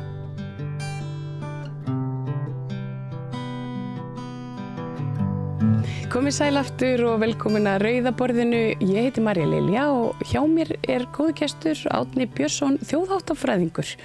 Við ætlum að fara hérna aðeins yfir hefðir og venjur, íslensk gildi og fleira, en í dag öskudagur og öskudagur hluti af föstu sem gömul íslensk hefð eða hvað? Ekki bara íslensk, hún bara alþjóðleg eða við allan hinn kristna heim en þetta sem upphaf langaföstu var reyndar á sunnudaginn, það heitir sunnudagur í föstu inngang og svo var föstu inngangurinn sem var gleðitími, þá sletti fólk úr klaufunum á mánudaginn og þriðjudaginn og við vorum með sprengidaginn í gær sem var okkar litla framlag til föstu inngangsgleðinar. Nú, hvað fasta? Frum orsök föstu mun vera hollustu atriði. Þegar að fólk, bara maðurinn, löngu fyrir Krists fór að borða fjölbreyttara mataræði, þá kom víst í ljós að þeir hafa reynslu vísindum að það var ekki gott að borða einhæft sama matinn alltaf. Þannig að það var fiskmeti og kjötmeti og grænmeti og korn. Þannig að menn vildu fara að hafa einhver reglu á því, fundu það út af reynsluvísindum að það væri gott að blanda þessu eitthvað. Og menn, það voru settar vissar reglur og af því menn vildu brjóta reglunar margir, það var sagt að Guð almáttugur hefði skipað þessu til þess að menn tryðu. Nú en langafastan hún upphaflega komin frá Hebreum meðan þeir voru ennþá hirðingjar og reikuðu með ærnar og eða bara kindur og geitur og á seinni hluta vetrar þá voru ærnar og höfðlurnar lambfullar og þá mátti auðvitað ekki slátra þeim. Þannig að það var bannað að éta kjöt. Og þetta upphaf langaföstu. Síðan hafa orðið ótal breytingar á þessu gegnum tíðina. Þetta var löngu fyrir Krists. Og annað kom inn í til dæmis þegar menn fóru að rækta korn. Þá bættist við hátíð ósýrðubrauðana á svipuðum tíma og sauðburðarhátíðin. Páskarnir eru sauðburðarhátíð og svo gerist þetta svona í kringum fyrir svona 1000 árum og þá svo regla kemst á að lokafastan skyldi verða 7 vikur og enda byrja þarna sem sagt á öskudegi og til hvers askan? Já, til hvers askan? Já, hún gamalt iðrunarmerki bara að steypa yfir sig ösku. Já. Það var iðrunarmerki og fastan átti að vera iðrunatími fyrir páskana. Þetta svona eins og einhvers konar innhverf íhugun. Já, það má vera, menn ætti að hugsa hvað maður væri syndugur og því líkt. En askan sem sagt iðrunarmerki og því var það að á öskudaginn í katólskum síð vel að merkja þá jós presturinn ösku yfir söfnuðinn. Dreifði þetta og þannig komið orðið sprengidagur komið frá þessu. Nú? Já, það ekki að geta sig í spreng. Nú, það ekki það. Nei, þetta þannig sko að hér á miðöldum, á 15. og 16. öld, var hér mikið þýska sjómenn og kaupmenn og þeir voru hér allt árið eins og til Hafnarfirði, þeir höfðu með að sína kirkju og þar höfðu þeir sína siði. Þeir fluttu inn þennan sið að dreifa ösku á öskudaginn og það heitir á þýsku sprengen og þar til orðið sprengetak. Það er bara dreifingardagur og Íslendingar þeir skildu náttúrulega ekki þetta orð sprengetak og tóku það upp sem sprengetak og það var að geta sig í spreng. Þetta bara íslensku misskilningur á þýsku orði. En skemmtilegt. Já, það margt skemmtilegt í þessu. Þetta einmitt, sko, hugsa ég mikið og fjalla mikið við þetta borðum fjölmenningu og svona, hefðir og menningu og ég ofta að velta fyrir mér þessu orði þegar talaður gildi sem íslensk gildi sem einhvers konar, ég veit ekki, sko, afsprengi menningar eða einhvern veginn. Ég hef allavega ekki náð almennilega utan hvað umræðir en það eins og þú segir þegar sprengidagurinn nú bara frá þessum þýsku sjómönnum sem að komi fluttu hér inn menningu, eitthvað sem að við álítum okkar eigin núna.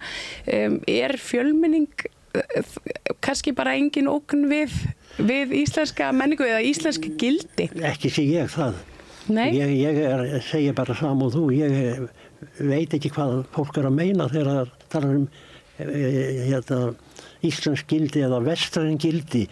Það eiginlega halger bara verið að breyða yfir eitthvað ljótt, finnst mér sko. Já. En ég var bara að halda áfram að dreifa ösku á öskudaginn. Já. Nú gerist það miðja 16. öld að það verða siðaskipti. Og ekki bara hér, heldur alla norðanverða Evrópu. Og þá í staðan fyrir að öskudagurinn iðrunadagur, þá fóru mótmælendur að gera grín að katólskunni. Og í staðan fyrir að iðrast, þá fóru þeir að gera þetta gamaldagi. Þriðji gamaldagurinn, það var sko bolludagurinn og það sem menn máttu reyndar ekki borða kjöt, en urðu að borða eitthvað annað, eitthvað kornmeti, og það voru bollur. Svo kom sprengidagurinn og svo kemur þessi þriðji gamandagur. Þá jósum en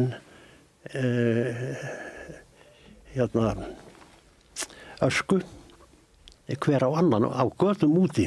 Það voru að gera grína katólsku iðrunadeginum. Já. og Jósef, þetta var mikið gamandagur. En hér á Íslandi, þá voru engar borgir, en það var ekkert fjölmenni. Og ef fólk ætlaði að taka upp þennan sið, að gera grín að öskudeginum og hausa ösku hver á annan, þá getur maður ímynda sér inn í hverjum torfbæ ef maður hefði farið að hausa ösku hver á annan. Þannig að ég held að skýringin á öskupókunum sé svo að í staðin fyrir að fólk og krakkar færa að hausa ösku hver á annan, þá fundið svo lausn að setja öskuna í litla póka. Já, og hengja svona... Og hengja á hver annan. Akkurat. Og öskupókasviðurinn nánast einvörðugur til á Íslandi. Já. Hann óþekktur annar staðar nema ég hef frétt af einum stað austur á Indlandi þar sem að svona lagað þar sem eru öskupókar. Já, en það einu staðurinn í verður sem en það kann að vera eitthvað víðar en þetta hér í Evrópu þetta alveg einstakt á Íslandi þessir öskupókar. En nú öskudagurinn ekki, hann snýst ekki mikið öskupóka lengur. Nei. Hann orðin einhvers konar svona sambland af þessari rekkjavöku hefð og þar sem börn einhvern veginn ganga í hús eða fyrirtæki og syngja fyrir nammi. Já. Þetta er orðið líkara því sem að vera út í Evrópu. Þannig var þetta þar öldum saman. Þetta var svona eins konar hrekkjavaka. Já. En þetta tiltölulega nýtilkomið hér en þá kannski hálf öld trú ég að það séum. Svona að klæða sig upp í búninga og því líkt. Já. En það var til annað gaman mál hér til dæmis eins og þú kannski heilt að slá köttinn úr tönnunni. Já. Og sem það byrjaði hér í Reykjavík en helst við og var þekktist víðar í kaupstöðum en helst bara við á Akureyri. Ég veit ekki hvort það þar ennþá en það helst mjög lengi á Akureyri. Já. Og það var hér aldrei hafði köttur hérna út í Evrópu, þetta hollansku síður uppálega og barst til Danmerkur og þar hafði lifandi köttur og þetta var hálfgeir dýra nýð Já, þetta var frekar ljótt. Hér var þetta nú aldrei, það var dauður hrafn í tunnunni. Það var dauður hrafn í tunnunni? Í tunnunni hér, já. En þeir riðu hérna á Akureyri með kylfur og lömdu tunnunni í sundur. En það átti köttur að hlaupa úr tunnunni þegar það var búið að mölva hana. En hér var það bara dauður hrafn. Þetta sem önnur íslensk hefð. Já. En, svona einmitt, þetta hefðir og menning og svo aftur gildi. Þetta eitthvað svona sem að breytist með tímanum. Það breytist. Það hefur breyst alla Íslandssöguna. Við vitum bara ekki nógu mikið hvernig leikir eða svona gamanmál voru. Því að þetta var ekki nógu merkilegt til að skrá á skinn. Einmitt. Og það var frekar eftir að pappírinn kom til sögunar en yfirleitt svona léttmeti það var ekki mikið skráð niður. Þess vegna vitum við ekki nákvæmlega hvernig fólk skemmti sér. Nei. En það þá vitað, það litla sem við vitum að þetta var síbreytilegt en samt ekki eins hröð breyting og við munum bara í okkar lífi frá því að við fætumst þá var breytingarnar orðið langt hraðari en það voru samt og maður getur alveg lesið að það voru breytingar frá öld til aldar. Já. En þessi gildi, ég verð að segja bara, ég verð að skrifa mig frá því. Ég hef aldrei skilið hvað fólk mér finnst fólk eiginlega að vera eiginlega falsa eitthvað. Já. Ég veit ekki hvað fólk meina með þessum gildum. Nei. Og ekki bara íslenskum, heldur bara vestrænum gildum eða hvað við viljum kalla það. Nei, þó þetta er eitthvað orð sem að maður sér oft svona fólk nota, fela sig á bakvið þegar það er réttlæta fordóma svona í garð útlendinga. Já, réttlæta fordóma, einmitt. Já, það er einmitt, þetta er svona, og maður rekst á þetta svona sí endurtekið í hérna, núna fjölmiðlum stundum í tali stjórnmálamanna, en hérna svona, en kannski á meðal almennings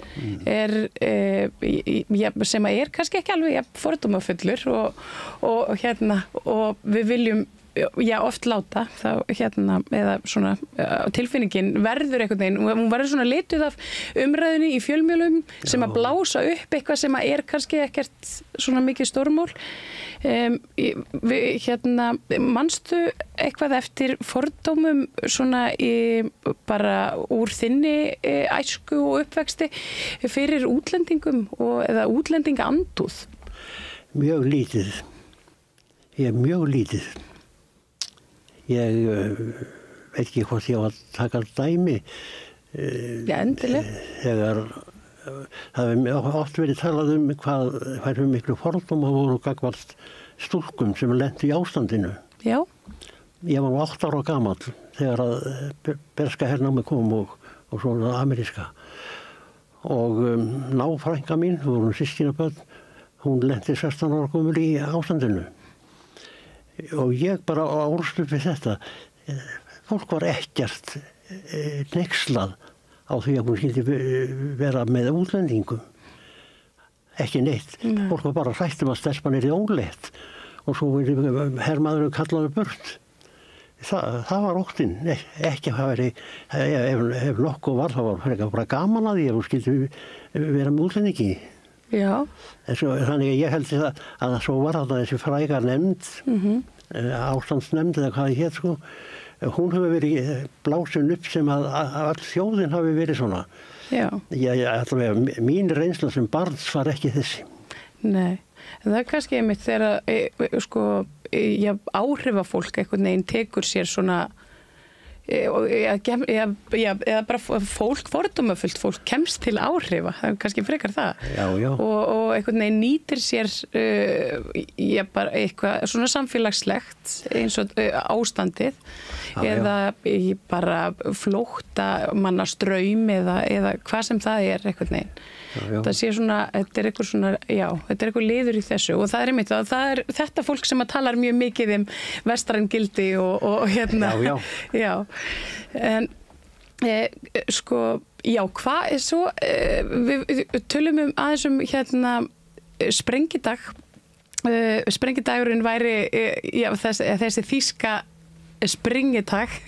Já. Hvaðan kemur þá saltkjötið? Já. Það er gott að minnast á það. Sko saltkjötið, þetta er okkar litla kjötkveðju hátíð. En saltkjöt kom ekki til sögunar á Íslandi fyrir á 19. öld. Nú? Nei, það var kjöt, það var hangikjöt. Já. Og það er ágætt að útskýra það. Hér var ekki til salt. Hér fluttist ekki salt. Nema mjög litlu leyti og það kom svona til biskupsstólana eða svona höfðingjana en þannig er málvexti að þegar einokunin kom hingað sko hér hafði við í miðöldum voru hérna fullt af þýskum kaupmönnum og enskum kaupmönnum og hér var mikið vöru úrval á 15. og 16. öld en síðan kemur einokunin danska og þá vorum við bara verslunir einlökuð í Danmörku en okkar góði kongur Kristján IV, hann vildi vera góður við okkur blessaður og hann sagði hérna gaf út tilskipun til kaupmanna að þeir mætti ekki leggja á mjöl og salt. Þetta voru brínustu nauðsynjar fólksins. Og hvað gerðu kaupmenn þá? Þeir hættu bara að flytja mjöl og salt. Já. Og þeir máttu ekki leggja á það. en nema bara fínasta fólkið fekk þetta auðvitað. Og það ástæðan fyrir því að brauð var sælgæti, nokkuð sem að fólk fekk mjög sjaldan. Þess vegna byrjar vísan svona að gefa börnum brauð að býta því á jólunum. Já. Svo kemur hitt á eftir, klæðin rauð og svo komast við á bórun og væna flína feitum sauð. Það kemur á eftir. En brauðið, það var nýnæmi. Og þess vegna urðu húsmæður að hafa brauðið svona næfurþunnt. Þaðan laufabrauðið sprottið, af því að það var það til þess að allir fengi pínu lítið brauð til að býta í. Já. Að þá urðu þeir að hafa brauðið svona næfurþunnt. Og með saltið, hvað gerðu menn? Menn urðu til þess að geyma kjöt. þá var ekki aðalega tvennt að ræða. Það var að reykja það eða súrsa það. Það er ástæðan fyrir þessu mikla súrmeti hjá okkur. Það var við höfðum ekki saltið. Svo fer á 19. öld þegar einakonunni léttir af, þá fer að flytja salt. Og þá fannst mann miklu meira spennandi að borða saltkjöt heldur en hangikjöt. Og þess vegna kjötpeðjuhátíðin íslenska saltkjöt og svo bæti spaunur við því. En saltkjöti kemur vegna þess að þá var það nýnæmi. Já. En saltkjöt verður ekki algengt hér fyrir á 19. öld. Það þykir mér merkilegt. Það er nú svo margt úr íslenskri menningu svona sem að maður veit ekki. Nei, ég veit. Ég þekki þetta vel sjálfur. Það kom mér margt á óvart þegar ég fór að glugga í þetta. Já. Íslenskur almenningur, telurðu að íslenskur almenningur sé sko vel svona meðvitaður okkar sögu og menningararf? Ekki nema sumuleyti. Að sumuleyti en ekki. Ég veit þetta að ég þekki ekki hvaða sögubækur eru kendar núna í grunnskólum. Nei, það er ábyggilega bara alltaf þessa sömu. Heldurðu það? Já, mér finnst það líklegt. Ég veit það ekki. Ég veit að dóttir mín sem er núna reyndar í menntaskóla, en hún var þetta svona mikluleyti og mörguleyti í sömu bókum og ég. Já. Sem segma var allavega 22 árum á undan henni. Já. Nei, sko, það var í hálfa öld. Þá var í barnaskólum kend það sem venjulega var kallað íslenska Jónasar á Hriflu. Og hún var mjög læsileg og hún var náttúrulega gerði mjög, það var mjög einföld en bara ágætt Íslandssagar svona fyrir krakka. Ég held að hún sé ekki kend lengur og ég veit bara ekki hvernig Íslandssagan er núna. Nei. Það voru Íslendingar, það var útdráttur úr Íslendingasögunum og ég nokkurn veginn viss það að þegar ég heyri stundum fólk sem blöskrar að heyra að það lesi Íslendingasögunum á hverju ári. Já. Eða hafi lesið allar Íslendingasögunar. Ég held að fólk hafi ekki lesið neitt þess að Íslandssögu Jónasar á Hriflu. Það litla hefti. Já, einmitt. Fólk sem fer vitlaust með. Ekki ég lesið allar Íslendingasögunar. Nei. Og á ég þó að heita með prófi íslensku fræði frá Háskóla Íslands. Já, þær eru þetta margar. Þær eru mjög margar. Já, en svona það sem að kannski matarmenning Íslendinga, hún hefur nú verið svona svolítið til umræðu, nú það eru nýjir þættir á RÚV og svo alltaf svona annarslagið þá kemur þetta upp og auðvitað líka tengt þessum hefðum okkar á föstu. Hvað sko Íslendingar þessar hefðir og eins og þú ert kannski búin að fara svolítið yfir hafa breyst svolítið mikið og svolítið hratt. Já, það er matarmenninguna. Já. Já, ég hef ekkert það, ég treysti mér ekki að fara út í það. Nei, þú treystir þér ekki út í það? Nei, ég gerði athugasemdir við þessa þætti þannig í upphafi. Já. Það var nú bara aðalega út á því sem ég hafði vit á. Já. Og það var alltaf verið að tala um víkingarna, hvað víkingarnir hefði borðað. Já. Og ég bara, af því að hér hinga að koma engir víkingar. Nei. Það er bara svo einfalt. Já. En fólk lætur alltaf að hér hafi verið landnámsmenn, hafi verið víkingar. Já. Það er bull. Einmitt. Því að hinga hafðu yngi víkingar ekkert að sækja. Þetta voru ránsmenn og hvað rændu þeir? Kirkjur, hér voru engar kirkjur. Og það voru ekki eins og kvenfólk til að ræna hérna. Þeir hefðu ekkert að ræna og þess vegna koma þeir ekki hérna.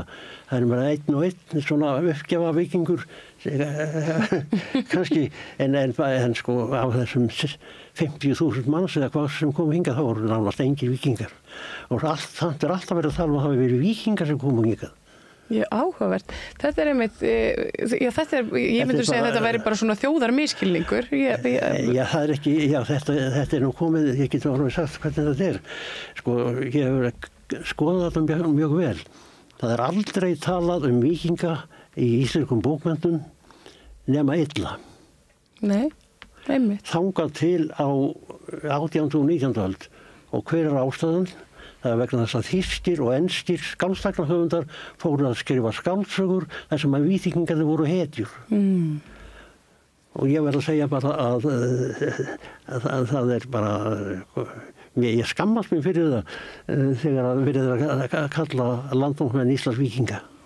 Já, þetta og við sjáum þetta núna í svona síðustu ár í tengslu við ferðamannastraumin. Já. Þá þetta svona, ég myndi segja svona sölupunkturinn í hérna að selja hérna einhvers konar upplifun á þessari víkingaeyju. Já, þá má segja kannski það er aðeins að geta grætt á því. Ef við getum grætt á víkingunum þá var allt í lagi. Já, við getum rætt víkingana. Já. Já, það var flott. Já, það er réttlætingir kannski, sko. En það er vissulega, þetta er söluvara. Já, þetta er það. Hvernig leiðist maður út í þjóðháttafræði? Já. Er það forvitni? Ég verð nú bara að segja eins og að ég er fyrsti maðurinn sem að fekk þetta starfsheiti. Já. Og það var ekki opinbert, það var ekki, sko orðið þjóðháttafræði var ekki til í orðið þjóðháttafræði var ekki til í orðabókum. Nei. Ekki sko, bara ekki fyrir seint á síðustu öld. Það var til bók sem var gefin út 1934 og hét Íslenski þjóðhættir. Já. Og höfundurinn, séra Jónasson á Hrafnagili, hann dó frá verkinu og 18 árum seinna þá var ungur íslensku fræðingur Einar Ólafur Sveinsson fengið til að gefa þetta handritað út. Og þetta var svona þessi bók var það mjög vinsæl, Íslenski þjóðhættir, en það var ekki til neitt sem hétt þjóðháttafræði eða þjóðháttafræðingur. Nei. Og svo gerist það 30 árum seinna að Þjóðminjasafn Íslands verður 100 ára. Það hefði aldrei verið neinn kennsla í þjóðháttafræði við Háskóla Íslands. Og ekkert, þá koma yfirvöld til þjóðminjavarðar og spyrja hvað getum við gefið safninu í afmælisgjöf á 100 ára afmælinu. Og Kristján Eldjárn, þá var þjóðminjavörður, það verður úr að hann segir láta okkur fá nýja deild, þjóðháttadeild, sem þýddi í reynd nýjan starfsmann. Já. Og þetta var 1964. Og það var það úr að safnið fekk þessa deild og þar með starfsmann. En hvaða starfsmann átti að fá? Engin Íslendingur hafði lagt stund á þetta. Nei. Ekki nema sem, þetta var háskólagrein í Þýskalandi, heitir fólkskundi þar, á Norðurlöndum, fólkumunni víðskap og fólklífsforskning og fólklífsgransking. En jú, það var til einn maður sem var að læra fornleifafræði í Stokkólmi eða í Svíþjóð og þjóðháttafræði eða folklífsforskning sem aukagrein. Já. Og Kristján Eldjárn fær þennan unga mann, Þór Magnússon. Og hann er ráðinn þarna sem forstöðumaður þessara þjóðháttadeildar og þannig koma þjóðháttir í fyrsta skipti inn á Þjóðminjasafnið. Já. En hvað gerir svo? Já, ég býð spennt. Já, þetta er náttúrulega einkamál svolítið. Já. Nei, það sem gerist er að Kristján Eldjárn fengi til að fara í framboð sem forseti Íslands. Og hann er kjörinn með miklum yfirburðum. Og þá vantaði þjóðminjavörð og þá verður úr að Þór Magnússon, forstöðumaður þjóðháttadeildar, hann er ráðinn þjóðminjavörður í staðinn. Þá vantaði mann í þjóðháttadeildina og þá kemur mín saga. Já. Ef ég má eyða tímanum í það. Ég bara, endilega. Já, sko, ég fór innritaðist í íslenskufræði þegar ég útskrifast úr menntaskóla. Og þá kemur að þeirri fyrirhlutaprófi í íslensku. Þá áttu maður að skrifa 2 ritgerðir. Aðra í málvísindum og hina í annarkvort bókmenntum eða sögu. Og það var nú ekkert mál með, ég valdi nú bara sögu, útflutningu skreiðar á miðaldum. En prófessorinn í málvísindum, Halldór Halldórsson, hann kemur til mín og segir, ég hef fundið ágætt efni handa þér, Árni. Og það í merkingarfræði. Já. Og ritgerðargerð, aldur, uppruni og saga nokkurra íslenskra hátíðanafna. Já. Og ég fer að glugga í þetta og hafði gaman af. Já. Því þarna sambandi við hátíðisdaga var svo margt skemmtilegt. Einmitt. Það gerðist eins og ég verið að rekja þetta núna. Akkurat. Svo kemur Halldór til mín, prófessor, og spyr hvernig mér gangi. Og ég segja nú hvað mér finnist gaman að þessu og ég spyr hvort ég að draga þetta fram í ritgerðinni. Nei, segir hann, ekki nema að útskýri merkingabreytingu. Og honum líklega sýnst ég verða heldur hnugginn og hann segir þá við mig, en Árni minn, af hverju notar ekki þetta efnin til lokaprófs? Okkur vantar einmitt menn í menningarsögu. Og svo þegar það kemur, þá fer ég að glugga í þetta. En þá kom í ljós að það var engin prófessor sem var eiginlega ábyrgur fyrir þjóðháttafræði.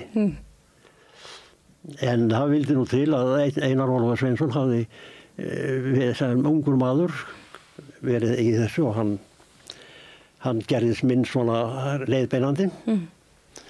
Og það var úr að ég skrifaði bók sem hét Jól á Íslandi.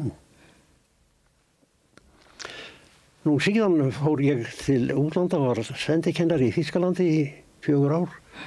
Svo kom ég aftur og þá akkurat, og gerist bara kennari við menntaskólann. Já. En svo gerist þetta að Þór Magnússon verður þjóðminjavörður og það vantar mann, eða það aukt sæti þarna í þjóðháttadeildinni. Og ég hafði samband við þetta menn og það var til þess að ég var ráðinn. Já. Þarna. Og það sem ég gerði mjög fljótlega var að ég fór að halda erinda á Kollvökum í útvarpinu sem að hétu íslenski þjóðhættir eða eitthvað þess að það. Og þá fékk ég bara utan úr landinu orðið þjóðháttafræðingur. Ekki ég byggja það til sjálfur. Þetta er flott orð, þetta er flottur titill. Sem sagt, þannig er þetta tilkomið. Þetta var, sem þú sér sko, þú spurði hvernig verður maður út í það. Þetta er mín saga. Já, frábært. Ég velti fyrir mér þjóðhættir, hver er eiginlega, hver er munurinn á svona menningarsögu og þjóðháttum? Já, ég vil ekki kalla mig þjóðháttafræðing, af því ég hef ekkert prófið þjóðháttafræði. Ég hef prófið menningarsögu. Já. En málið það, sko, þjóðhættir, það eru fyrst og fremst gömul vinnubrögð, gamlir siðir og venjur, og þetta aðeins annað heldur en þjóðsögur. Sko, þetta er náttúrulega mjög skilt, en þetta er vinnubrögð fyrst og fremst, og svona gamansýðir og bara hvernig fólk býr til mat og hvernig fólk hugsa skepnurnar og þetta er svona dægurmál. Já, dægurmál, þetta er sko venjur bara, þjóðvenjur og þær breytast náttúrulega mjög frá öld til aldar, sko. Breytilegar og hafa breyst afskaplega mikið á síðustu öld, á 20. öldinni og núna, og það er rétt að hafa það líka í huga að þeir sem að búa til þjóðhætti núna eru fyrst og fremst markaðurinn. Menn búa til venjur að þeir sem hafa einhverja söruvöru. Akkurat. Ég get tekið svona svolítið dæmi. Nýlegan, sko, ég skrifaði bók sem hét Saga dagana, alla sögu hátíðissaga Íslands. Það er ekki, það var nýlega Valentínsdagur. Já. Hann er ekki minni bók. Nú? Því hann var aldrei hér til, hann var aldrei haldinn hér, hann var ekki í íslenskum almanökum. Hann kemur ekki til söguna fyrir núna fyrir nokkrum áratugum. Einmitt. Ég man ekki eftir því að Valentínus, ég man eftir konudeginum. Já, hann er gamall. Já. Nei, Valentínusdagur var ekki til. Nei. Hann er til erlendis og ekki neitt merkilegur dagur þar, en þó, hann er 14. febrúar. Og ástæðan til að hann fer að verða dagur elskenda, það er á því að í Evrópu tókum við eftir því að spörfuglar fóru að para sig þetta leyti árs og þá gerðu þeir þennan 14. febrúar að degi elskenda og þetta var og þannig var Valentínusdagur svona tengdist elskendum seint, þetta gerist verkar seint. Svo flytjast englendingar eins og aðri til Ameríku og í Ameríku verður alltaf verslunarvöru. Þar fundu þeir út að það er þetta græða á Valentínusdeginu og þaðan kemur svo Valentínusdagurinn til Íslands. Eins og margt annað frá Ameríku. Þetta er munstur, sko, fólk fer að flytja til Ameríku upp úr 1600 og flytur með sér evrópska siði og þeir koma svo aftur í breyttri mynd til Evrópu og þá sem söluvara. Sem söluvara einmitt. Það er áhugavert að hugsa þetta sem þú varst að segja og í þessu samhengi að það sé útlendingar eða fólk með annan uppruna sé ógn við bara komandi menningarsögu og hefðir þegar að kannski hinn raunverulega ógn eru markaðsöflin. Já, það sem ég segja að þetta sé hinn mesta blessun. Já, þeir eru til. Já, ég ætla ekki að fara að blanda mér í það. Nei, við þurfum ekkert að fara út í það. En áttu þér uppáhalds hefð eða þjóðhátt? Er það rétt með farið? Ég verð að segja nei. Mér er ekki gaman að mjög mörgum gamlum venjum sem eru álagðar og mér þykir mjög vænt það þegar fólk borðar saltkjöt og baunir. Já. Og þó að bolludagurinn sé miklu yngri, bolludagurinn kom ekki hingað fyrir hingað komu bakarar. Já. Og bakararnir komu hérna frá Noregi og Danmörku. Og Bernhófs bakari í Bankastræti er með því allra fyrsta og þaðan koma bollurnar. Já. Það svona, já, fyrir miðja 19. öld. Áður þekktust bollur alls ekki hér. Þannig að þetta svona tiltölulega nýr dagur þá. Já, hann nýr. Já, hann sem bolludagur, sko. Já. Annars var þetta bara mánudagur í fyrstu inngang. En manstu eftir einhverjum svona lokum svona áður en ég hleypi þér hérðan frá og næstu viðmælendum manstu eftir einhverjum svona fyndnum sið eða hefð sem hefur kannski gleymst eða aflagst svona með tímanum og þú getur sagt frá? Ég nú bara svo tómur í hausnum, sko. Já. Ég gæti eitthvað fundið eitthvað ef ég hefði leikri tíma en ég held ég verði bara að segja pass. Já. En svona lokaspurning af dögunum 3, bolludegi, sprengidegi og öskudegi. Já. Hver uppáhaldsdagurinn þinn? Ég held að það muni vera sprengidagur. Já. Kannski af því ég man eftir honum mest úr bernsku. Já. Ég man mest og það var ákveðin hátíð.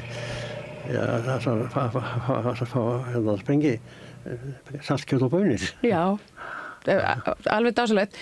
Þangað til maður vaknar svo á öskudegi með svona saltbjú í andlitinu. Já. Ég held að við séum mörg að gangi gegnum það í dag. Já. Árni Björnsson, þjóðháttafræðingur og menningarsagfræðingur. Já, segðu það. Já, þakka þér kærlega fyrir að koma og heimsækja okkur hér við rauðaborðið. Það var heiður að fá þig og gaman að fræðast hjá þér íslenska hefðir og menningu. Já. Og hér skulum við svo setja punkt í kvöld og þökkum við öllum góðum gestum sem til okkar komu fyrir komuna og ykkur sem áhlýttu þökkum við kærlega samfélgina. Laufey Líndal fyrir hljóð og útsendingu og samstarfsfólki mínu þakka ég líka fyrir skemmtilegar og góður umræður við borðið og ég minni á að á samstöðun.is hægt að gerast áskrifandi og styrkja þar með þetta góða og skemmtilega lifandi samtal sem á sér stað hér við borðið dag hvern. Takk fyrir og góða nótt.